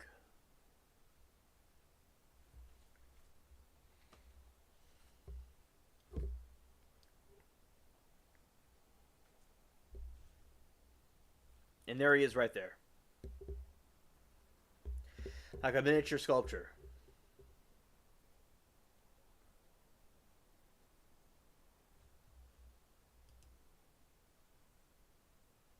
All right. Now let's move on to the other thing. Let's talk about the gumbo.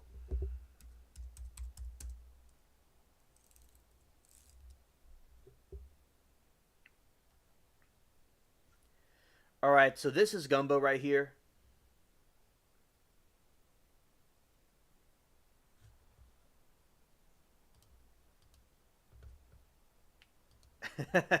Duke's still lurking. Exactly. Amen, Shelley. The Spirit of God moved them. Amen.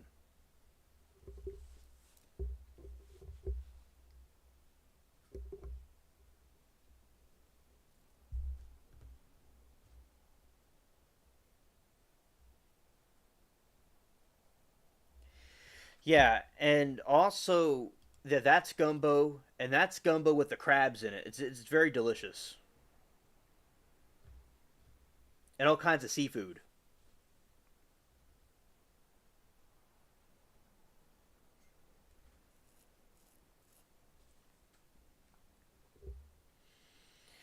Yeah, Duke, you see, shut you. All right, so that's some, you have it's like a soup, and you have seafood and okra and all kinds of things in it.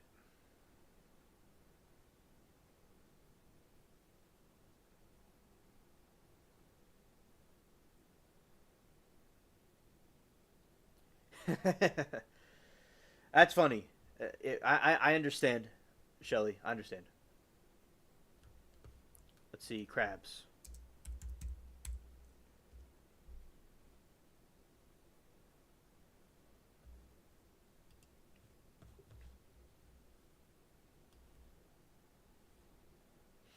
All right, so this is another picture of it. You see, there's crab, there's okra, all kinds of things in it. All the seafood.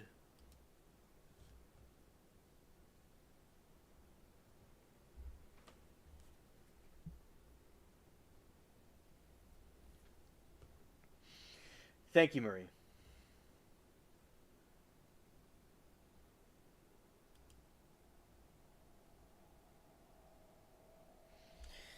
I am glad that my ancestors moved here, and I'm glad that my dad from England visited here.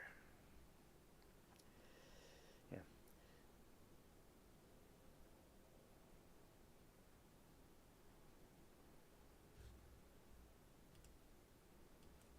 Well, that's another good one.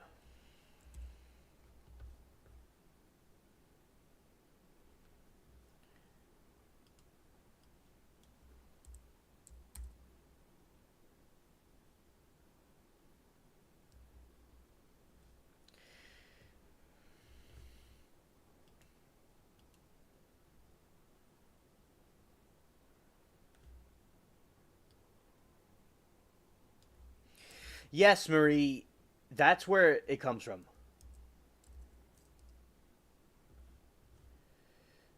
You see, because it originated from France, but the thing is the trick here is that gumbo has stuff in it from different parts of the world, but it does. I would say, in my opinion, it is based on that.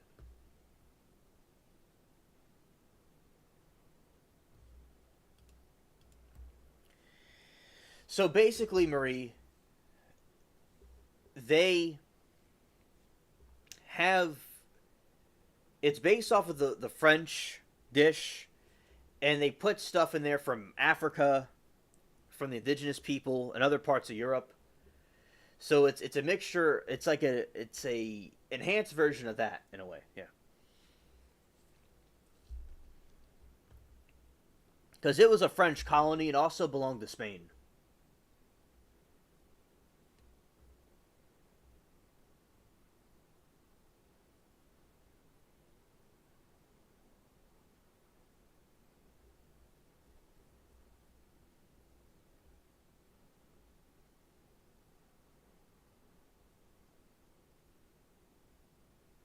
Etouffee, crawfish etouffee, very good. That looks delicious also.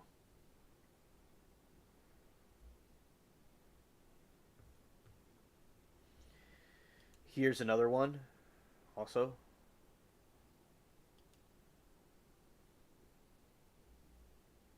Foods is excellent.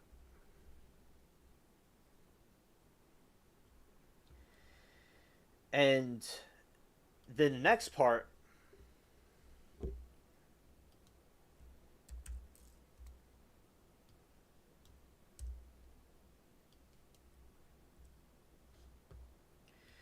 right here, is the classic crawfish.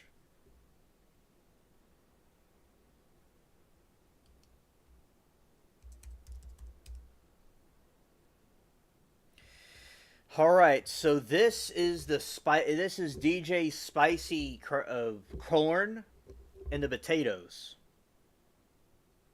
Okay, Mary, understood. See, this is the crawfish. This, and you needed quite a bit of them to, be filled up. Oh yeah, this is absolutely delicious. It's like it's nice, and they put them in a bag, and you just eat them all. And you suck the head also. That's what you also suck. And also, like you kind of rip it into two, and you suck the back part and the head. Yeah, it's very good, and the spicy corn is just it's delicious.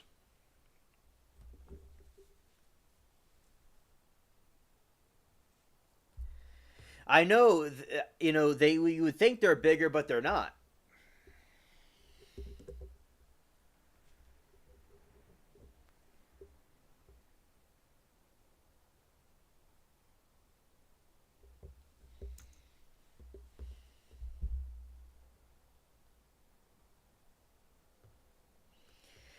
And they're like miniature lobsters. All right, so that's an example of what you would do. They would get a bunch of newspaper, and that's how you would eat them.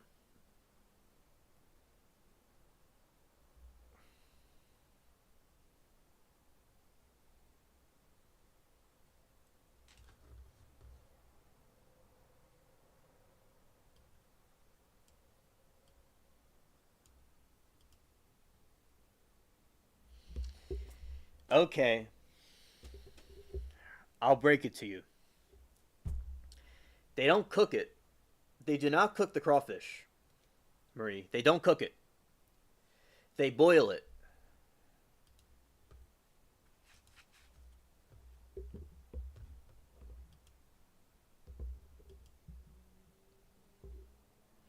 You see, you'll have like a parties like that, and everybody just eats off of it. It's so delicious.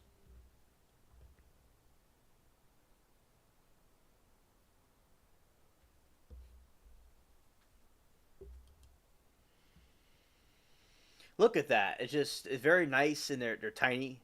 Yeah, that's why you eat quite a bit of them.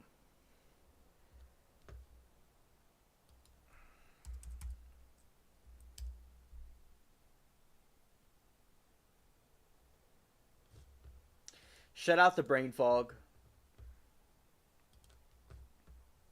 All right, so we got to teach our friend here a little trick. So, look, you got that right there. You see, that's what you cook them in. That's what they cook the crabs in too. Like I remember when they're cooking the crabs, they boil them rather than cooking. They boil them in there. Like when they're boiling the crabs, they boil them in that thing.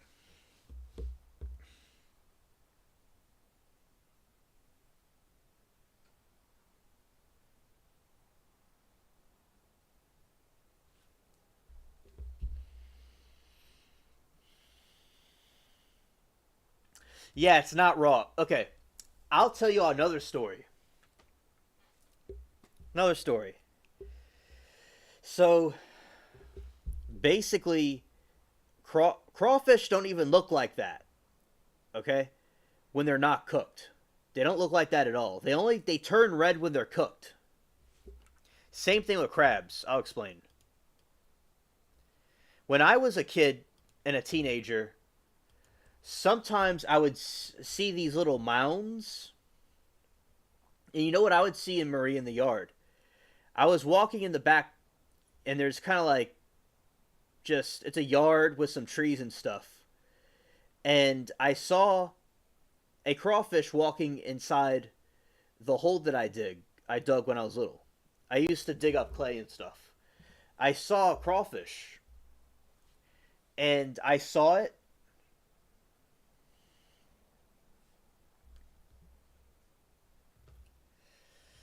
and I clicked on something that was okay, but we're trying to go here, and I saw a crawfish uncooked, and he was walking around, and he was a very dark color with some purple in him. When they're cooked and when they're boiled, they turn red. So, like, say when you go into a shower in a hot shower and your skin turns red, it's the same concept with the crabs and these type of shellfish.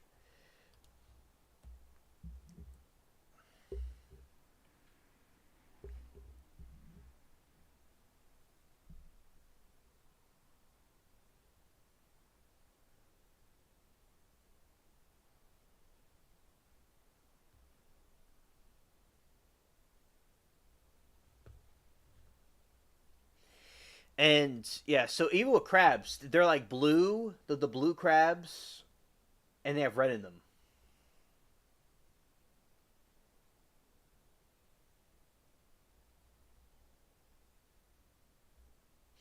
Oh yes, it's very spicy. That's like a bunch of seafood put together.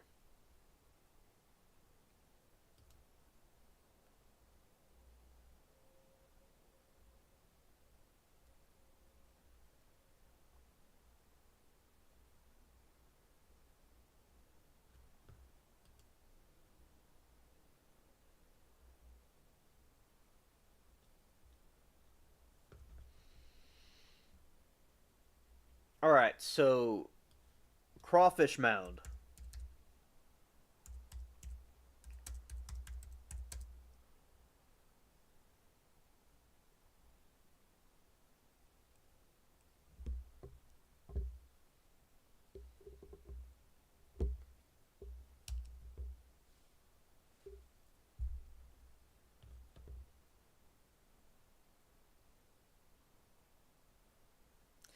All right, so this is where some crawfish they'll come from. Like they'll just pop up right there,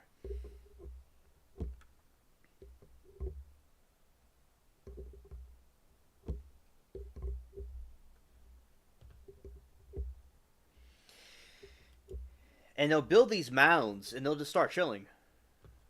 See, that's when like lurking.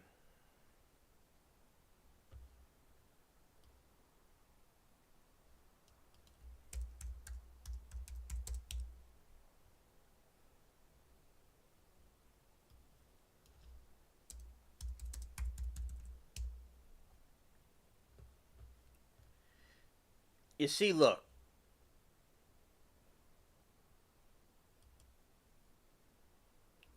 right there.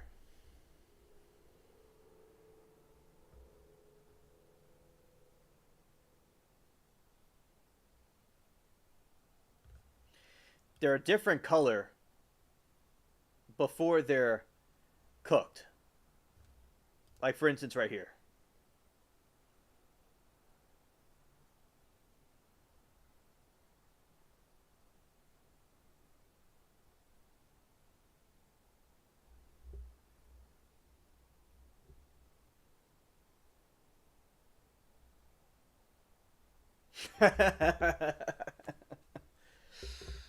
They're like earthworms. Yeah.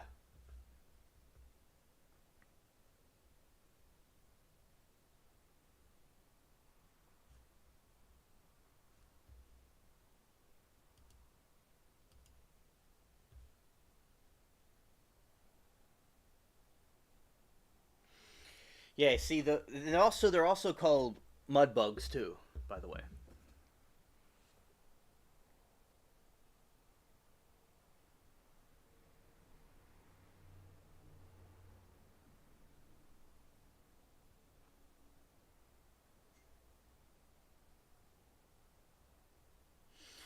Marie, the thing is that it's very rare, at least where I am, to encounter one, and I've never been pinched by one ever. Now they're only in a certain part, like back there, but I've not really been in that region for quite a while. But I go there periodically. So I've never been pinched by one. It hypothetically could happen, but as long as you're just watching where you're walking, you should be okay. But just be careful. I would be more concerned about an ant pile.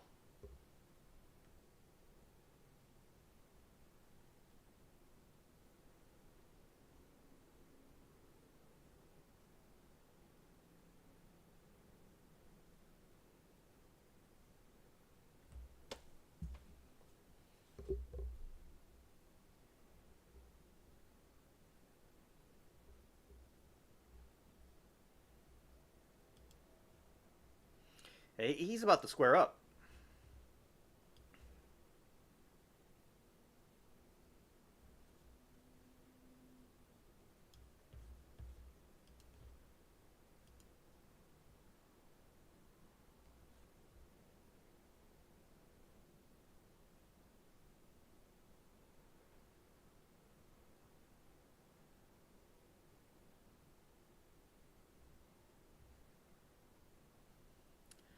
All right.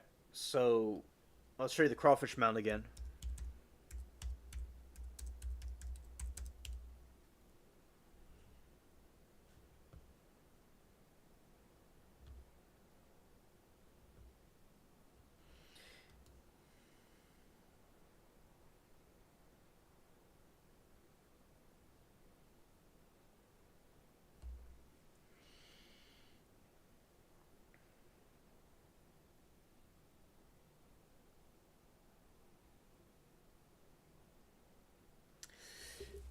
All right, Marie. So basically, technically, the crawfish would be more dangerous if it attacked you because it could cause you to bleed. I would say the crawfish are more dangerous, but the ants are more common to have around. The reason why I'll be more concerned with the ants is it's more likely for you to step in an ant pile.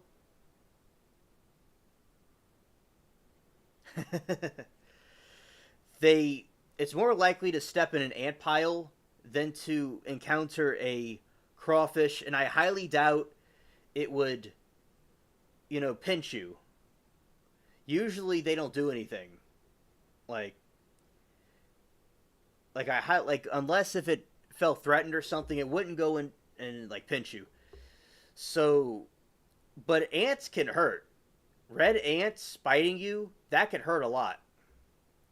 That's happened to me before. I picked up a rock and the ants went all over me and it wasn't nice. So that really hurts. Yeah. I'm just and oh, you know what's even worse? Another thing is the wasps. That's another thing that can happen. I've gotten stung by wasps and caterpillars. There's a caterpillar, a green caterpillar with all kinds of stuff all over it, and it has like a purple line on it. And sometimes it'll be around, and my hand will swipe it, and it feels like someone put a hot needle into my hand. So I was never pinched by a crawfish before ever. So it's not that it's more dangerous. It's more likely to encounter that. But I would say the crawfish could be, if it were to pinch you, it could cause a problem. Yeah, definitely. It's not likely. There's also snakes, but I've never been attacked by a snake. God willing, I'm not ever attacked by a snake. But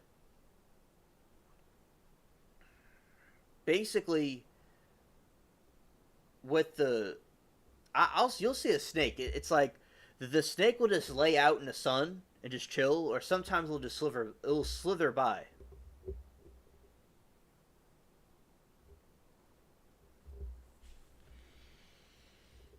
And they live in water, but they sometimes go on land.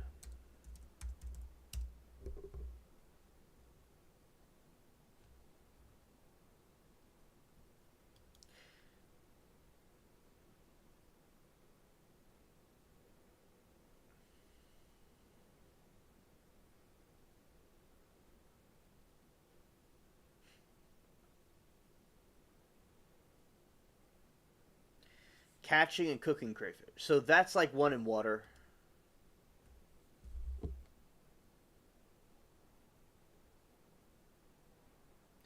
Oh yeah, Shelly, I'm not comparing mountains to molehills or anything like that.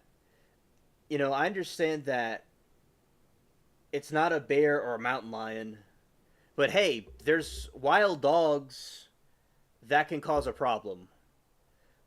Although there's no, God willing, no coyotes, there's been some coyotes in the state, and that's even worse than, yeah, a little critter like that.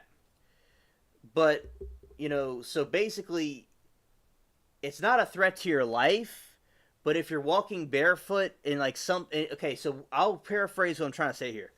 So if you're walking barefoot, it's more likely you're going to step in some ant pile and get bitten by a bunch of ants than a crawfish is pinching you. So it's not like a life or death situation or anything, but if you're gonna more likely to encounter an ant pile than the other thing. So I'm telling her to not be worried about being barefoot and worried about a critter like this snipping you. That's all.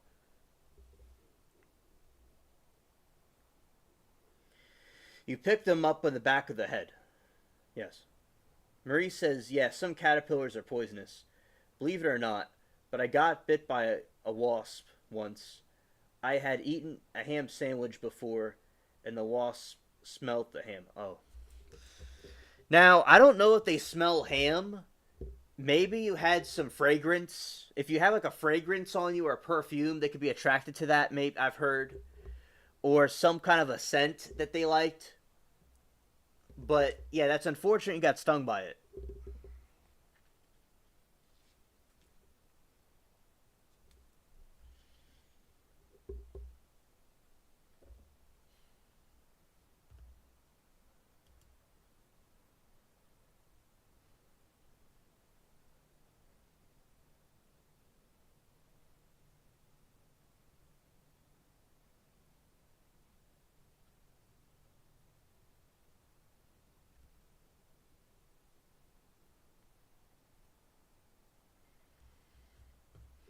I have encountered the Madagascar worm.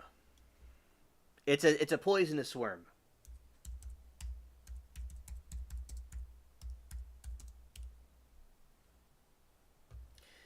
That's did I no. No, it's a hammerhead worm. All right, I have encountered this worm before. All right, Zero, understood. This worm is toxic. And so I was walking around one night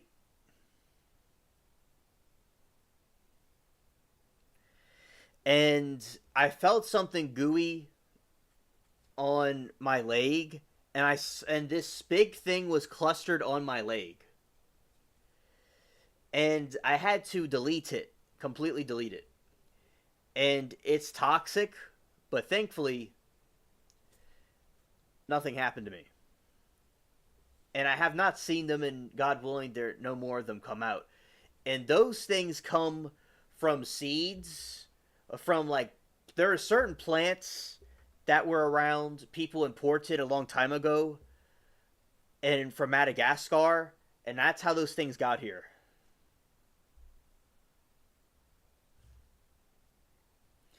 Yeah,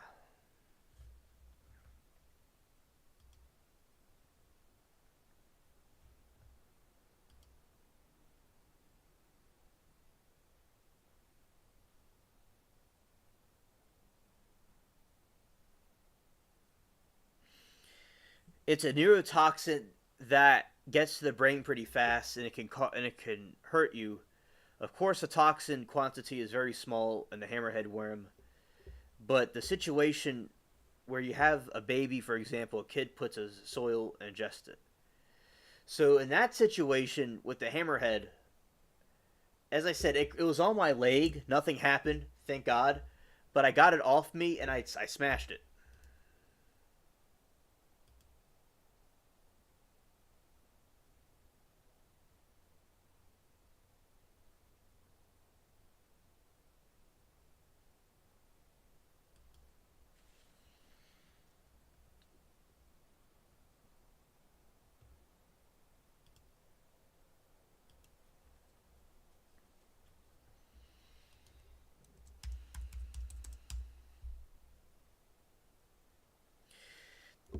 It looks like an earthworm, but instead having pointy head, it almost looks like a head of a hammerhead shark. Originated in Southeast Asia, the hammerhead flatworm likely entered the U.S. in the early 1900s aboard imported landscape material. So it was not Madagascar, but it was Southeast Asia.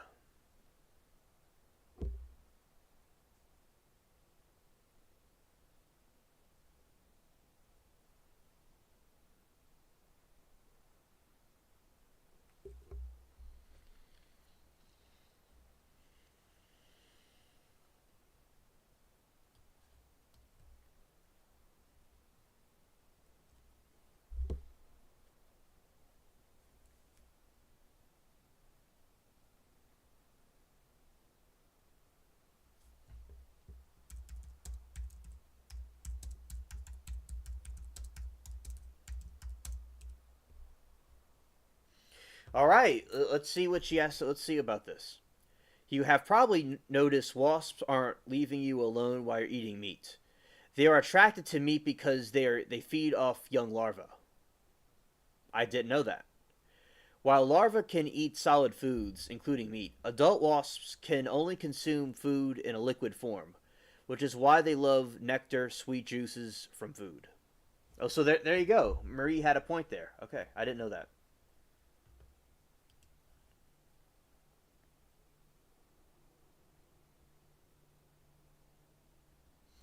Wasps are scavengers and are drawn to protein and sugary foods. If you have meats, fruits, or sweet drinks, they will likely come looking for a small meal.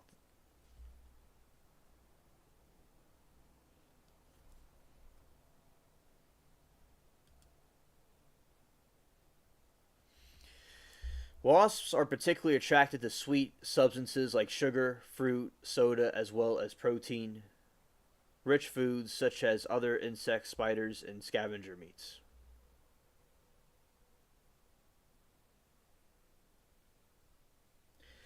Oh, Marie, I got another one to show you. All right. This is something that is around and you'll see a lot sometimes.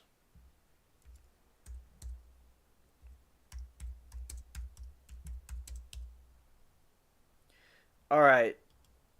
So, this is disgusting.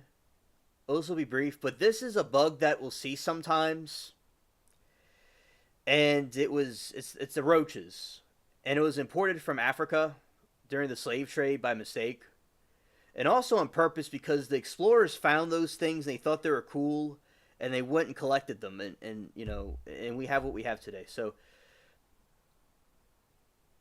yeah, you have these roaches, and they come from Africa, came from the slave trade, and there's all kinds of different types of roaches, but we got the bad one. There's cockroaches that have different colors. Yeah. So that's the one that we have. Sometimes you'll see them because it's in a tropical environment. They'll come out sometimes. Yeah. And they also have roaches from different colors.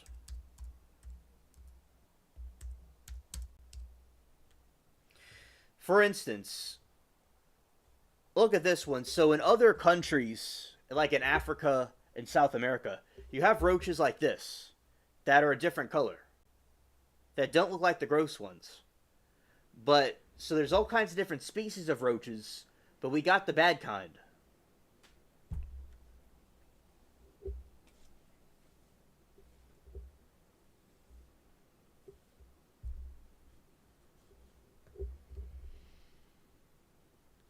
And like this one, for instance, like these different, these looks like kind of like a butterfly or something, but we got the bad kind. So that is, a little history lesson I learned from the past. Also, I'll show you the Mardi Gras floats.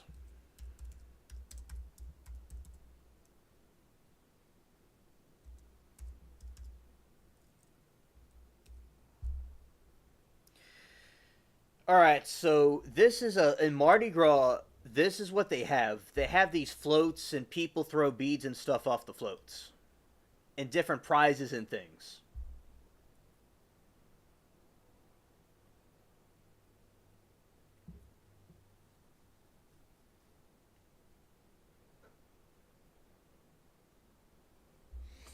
We had wood roaches because we have a garden. They're basically harmless because they live off dead leaves. Yeah, the blue roaches. Yeah, yeah, the blue roaches are a thing. And also, for instance, I'll show you another roach. I never thought I would be on YouTube being live and showing people different roaches. That's yeah, I'm just showing. It's like he got all the other guys, and he got me just showing the ladies pictures of roaches. I'm something. I'm funny.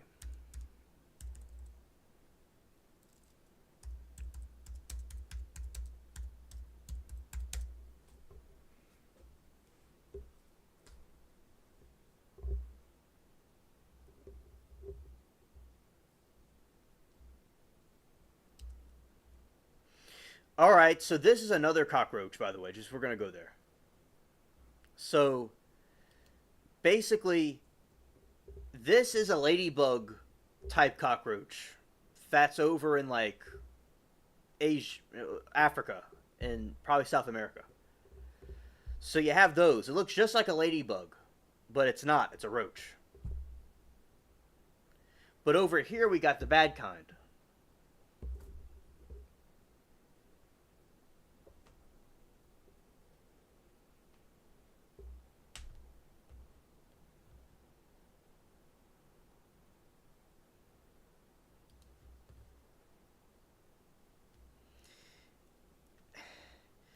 And well, we got this one.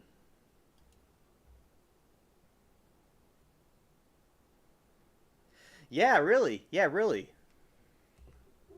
And you got this one that's another type, and it has like a very hard shell, and it looks like somebody took a paint and they painted it, and they just painted these different designs on it.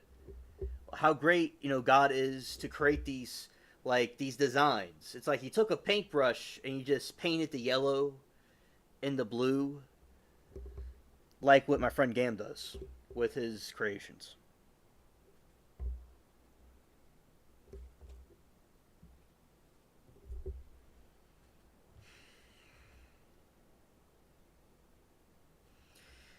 Yeah, so look, this is another one. It looks just like, a ladybug type creature.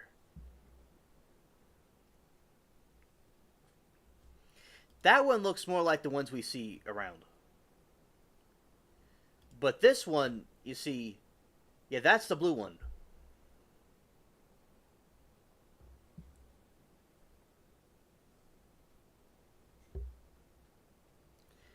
Right? And that is, again, the ladybug one.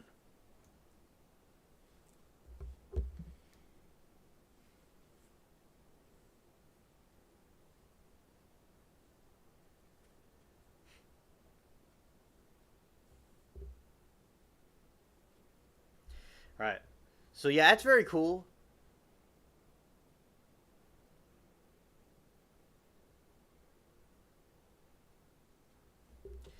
Marie says, wow, I mean, they really, they really, wow, I mean, they really tell you how many million different kinds of insects there are in the world, but you really don't have an idea until you really see them. Oh, I know exactly, exactly. And I learned about this in 2020 because I had a theory that there are different species of roaches. Because sometimes I would see when I would dig the cat graves when a cat passes away from old age, and I would see these different types of looking ones. I'm thinking there must be different species of them, and we got a really bad kind that was just like a pest, and I was right. Like the ones that in America they came over on the slave ships, and some explorers what they did was they captured bugs and different creatures and they studied them. They thought they were very cool, and they also roaches were included. But with the roaches, there was this incident where they had a sailor had a bug collection, and these roaches ate everything just because in Africa they had them and they came over here. So as I'm thinking, in European folklore, they never talked about roaches. The indigenous people didn't talk about them, and they look like a tropical bug. So it came from Africa, and it did. I was right.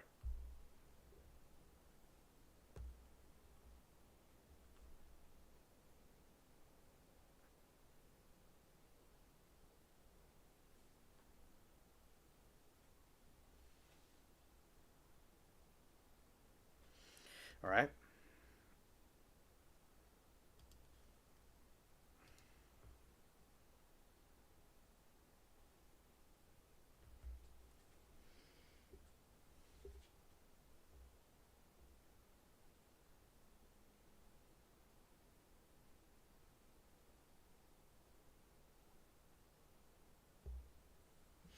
Thank you, Murray. I'm glad that you enjoyed it. All right. So this is the Mardi Gras one. So during Mardi Gras, they make these big floats, and it comes from the French. And they would go and they throw beads, they throw prizes, and they throw doubloons. So they'll throw coins, and they will grow. They will throw stuffed animals and things like that. And people go and line up, and they get all this, these different things off the floats.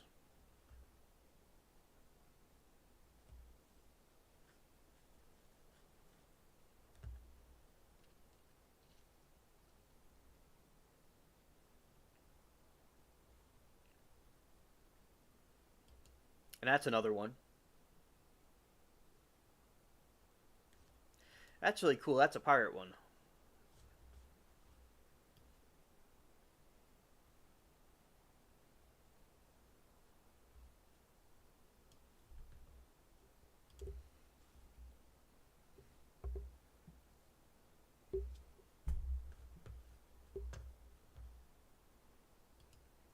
All right, you very cool. Different lights and things like that, and that's part of the Mardi Gras tradition. And also this other one called Zulu. It has to do with the Africans, and the Zulu parade has to do with this African group, and they'll have it's like a black centric Mardi Gras parade towards the like on the day of Mardi Gras, and they give out these golden coconuts.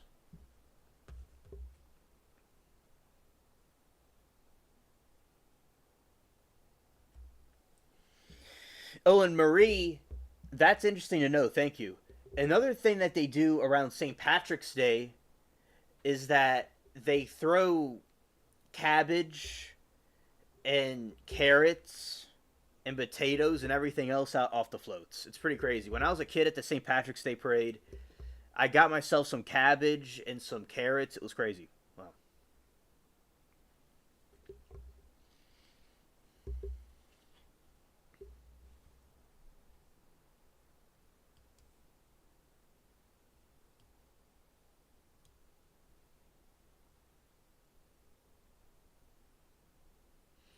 I'll show you the Zulu coconut.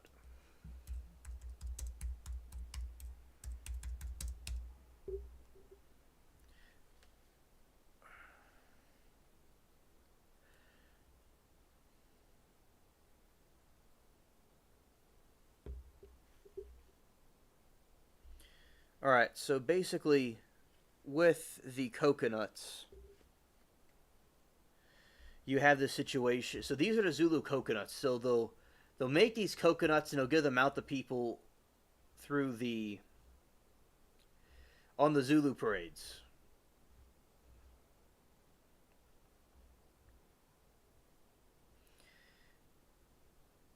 And thank you, Marie, for sharing the information about what y'all do over there.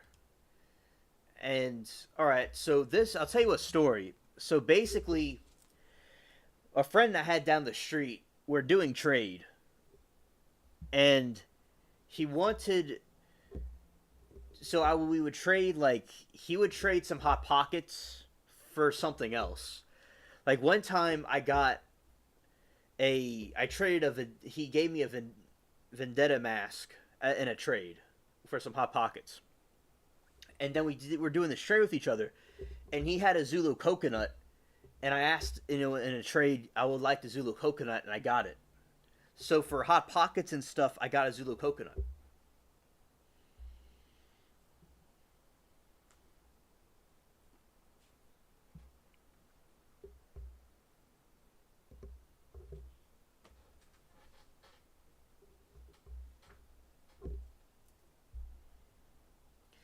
So it was a pretty cool story, and it's like a part of the coconut is painted gold, another part is painted black, and it has eyes on it. So yeah, that's an interesting story. When I was a kid, I loved the Zulu coconuts. I thought they're really cool. I didn't like so many people wanted them. I didn't get them, but there was one time there was a Zulu coconut thing that my mom did get from somewhere. It was like some they're you know was a special kind of. It was a special one with the Zulu coconut thing painted on it.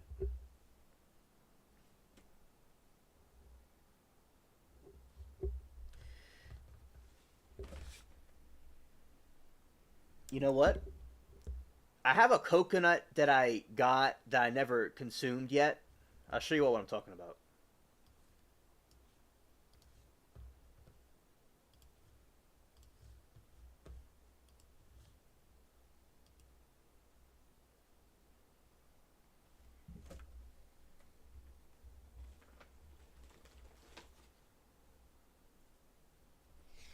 All right, so this is a coconut. It's not a Zulu coconut, but this is just a coconut I didn't consume yet.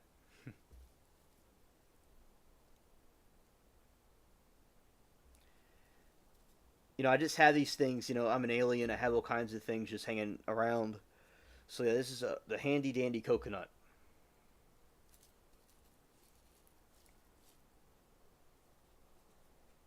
All right.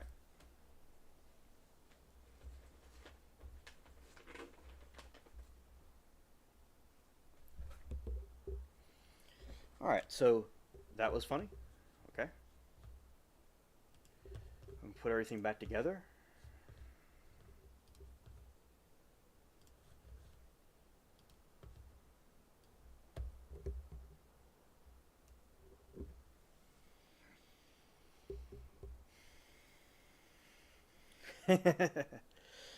Marie said, really interesting. I've always wanted to see Mardi Gras and Carnival in Venice. Oh, and Die de los Muertos in Mexico. Oh, yeah. Those sound fun also.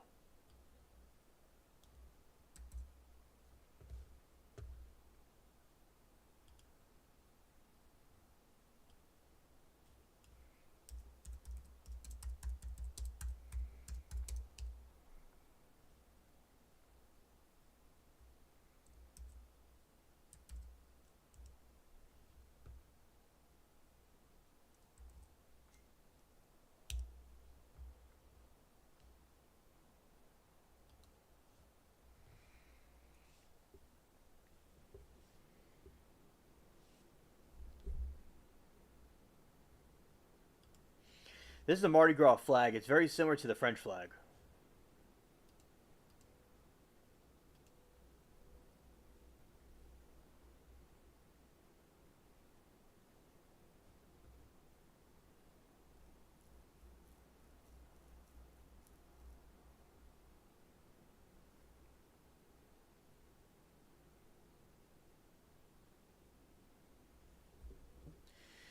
Why haven't I eaten the coconut yet? Well, I had mixed feelings about trying to plant it and make it into a tree and consuming it. That's a conflict that I have. So that's why I didn't eat it yet.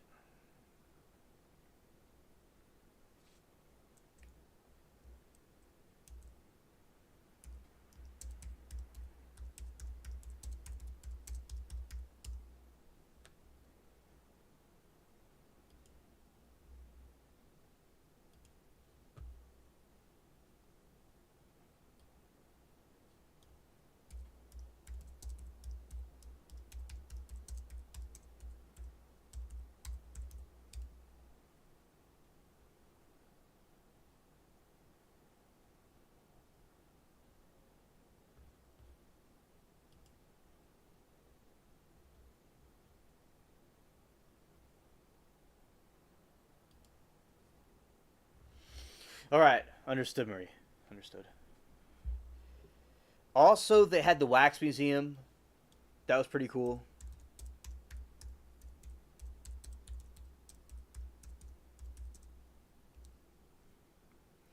They had this wax museum I used to see when I was a kid, and I really enjoyed it.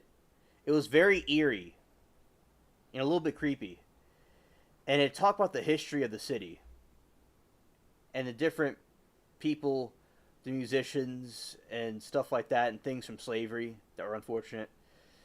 And basically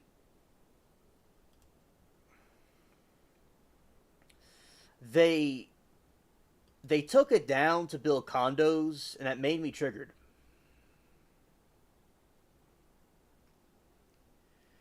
And also, they had an exhibit that had to do with horror movies, and that was pretty cool too to look at.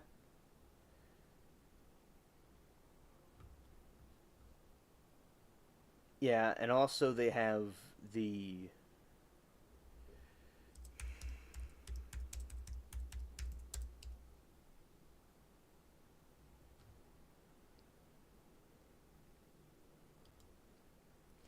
they also had a section where they had the horror movies like Frankenstein, the classic ones, and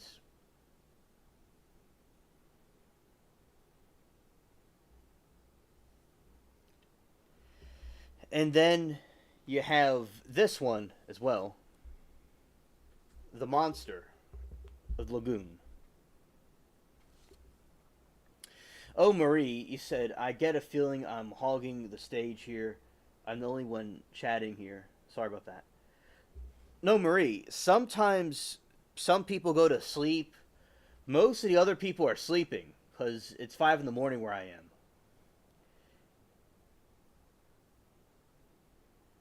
And look, a lot of people, Marie, are lurking. Like DJ came out from lurking for a second. So a lot of people watch these streams and don't say anything. They just like lurk in the chat. No, Marie, you're doing great. You're hosting the show with me. You're doing great. It's what you're supposed to do with the stream. Scared. Yeah, so they had these wax museum figures of these different things that are going on from these horror movies. And then you have the wax museum.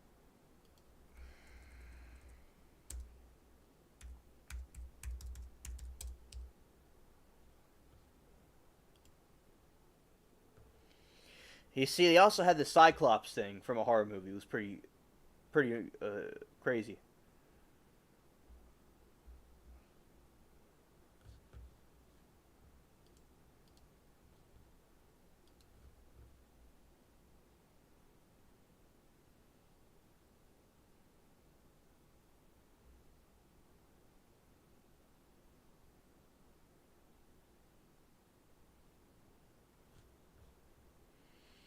Oh, okay.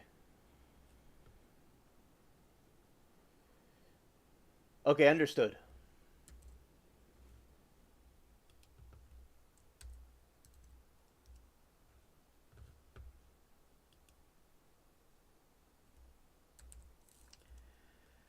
Yeah, some of them are, quite pricey. Yeah.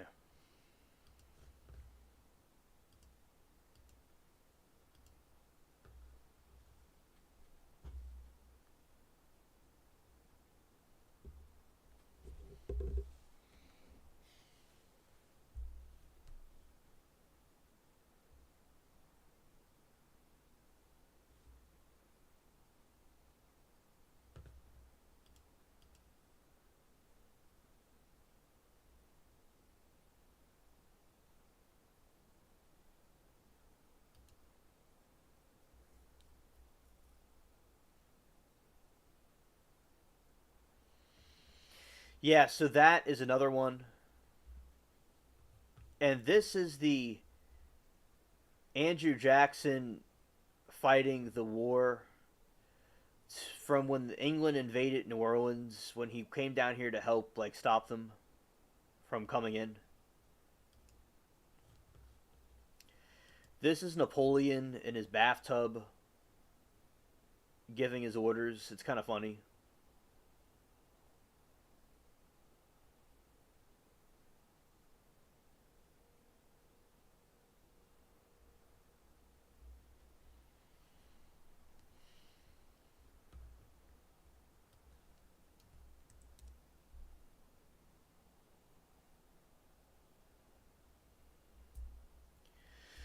Okay, Marie.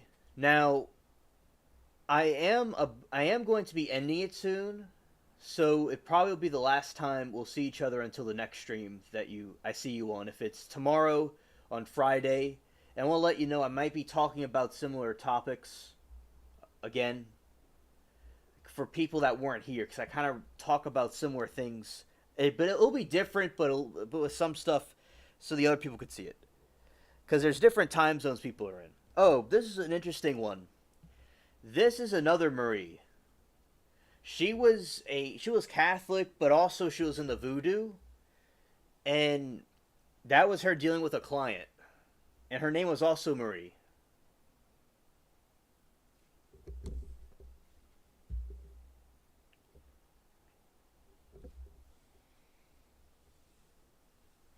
So that was pretty interesting.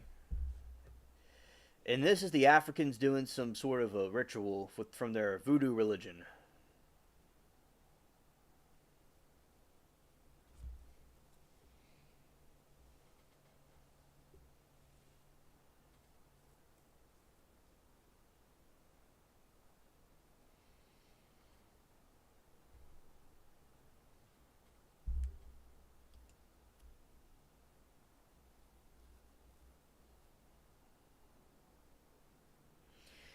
And that is when the explorer, when he was coming to Louisiana.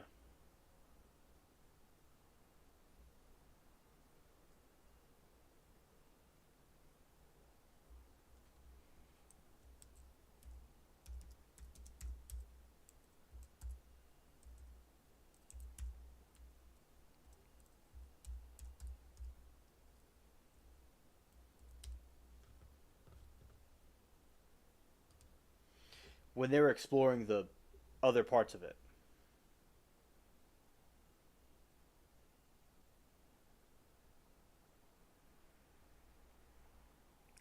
Right, now personally, you know me, I don't practice voodoo at all.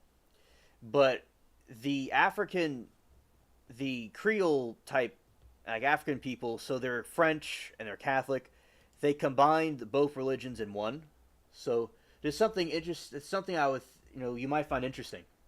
You know, so I wanted to tell you about that. And these were two prostitutes fighting. It's like the chat, but in real life. When you have like people in the chat fighting. Oh, this is another one. So you had these women that were brought over here from France, and they're called the casket girls, and they had these caskets, these bags that look like caskets, and they thought they were bringing vampires from the old world over here.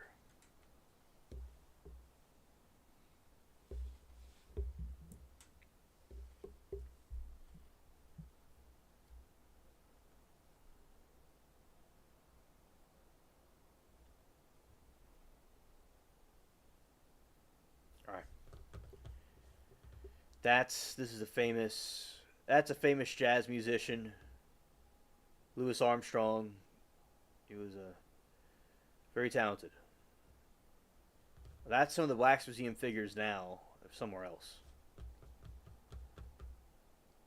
All right, so going to go over here. Okay.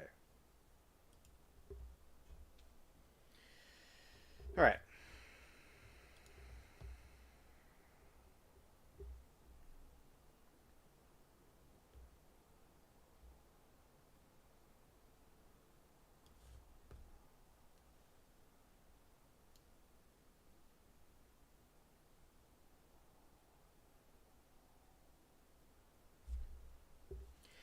Yes, they're made from authentic photographs. They're made to detail accurately. Yes.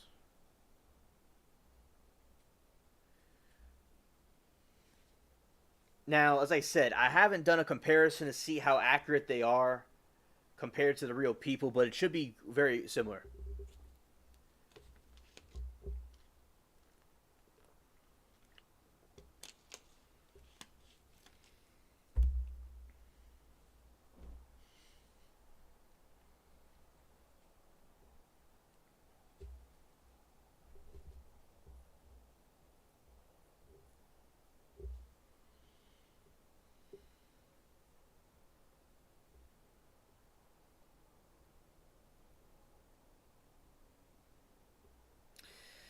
All right, and also, yeah, we've been doing pretty good. Wow, good timing. So, all right, so okay, Marie, understood. All right, so basically, I'm gonna be ending the stream now, and I'll be live tomorrow around 7. It might go into similar topics, maybe, maybe not. We'll see. And also, I am thankful for all of you being here and hanging out with me. And Marie, I'm glad that you're able to show up and I was able to tell you about some things about my city and exchanging the cultures. I appreciate that. And look forward to seeing you all soon. Have a good afternoon, morning, evening, night, wherever everybody is. Hello, SC. Good to see you. You'll catch me tomorrow. All right, understood. And SC, you also have a really good day. All right, man. I'm glad that you're here to tell me hello. And Marie, DJ, everybody, thank you for everything. And peace.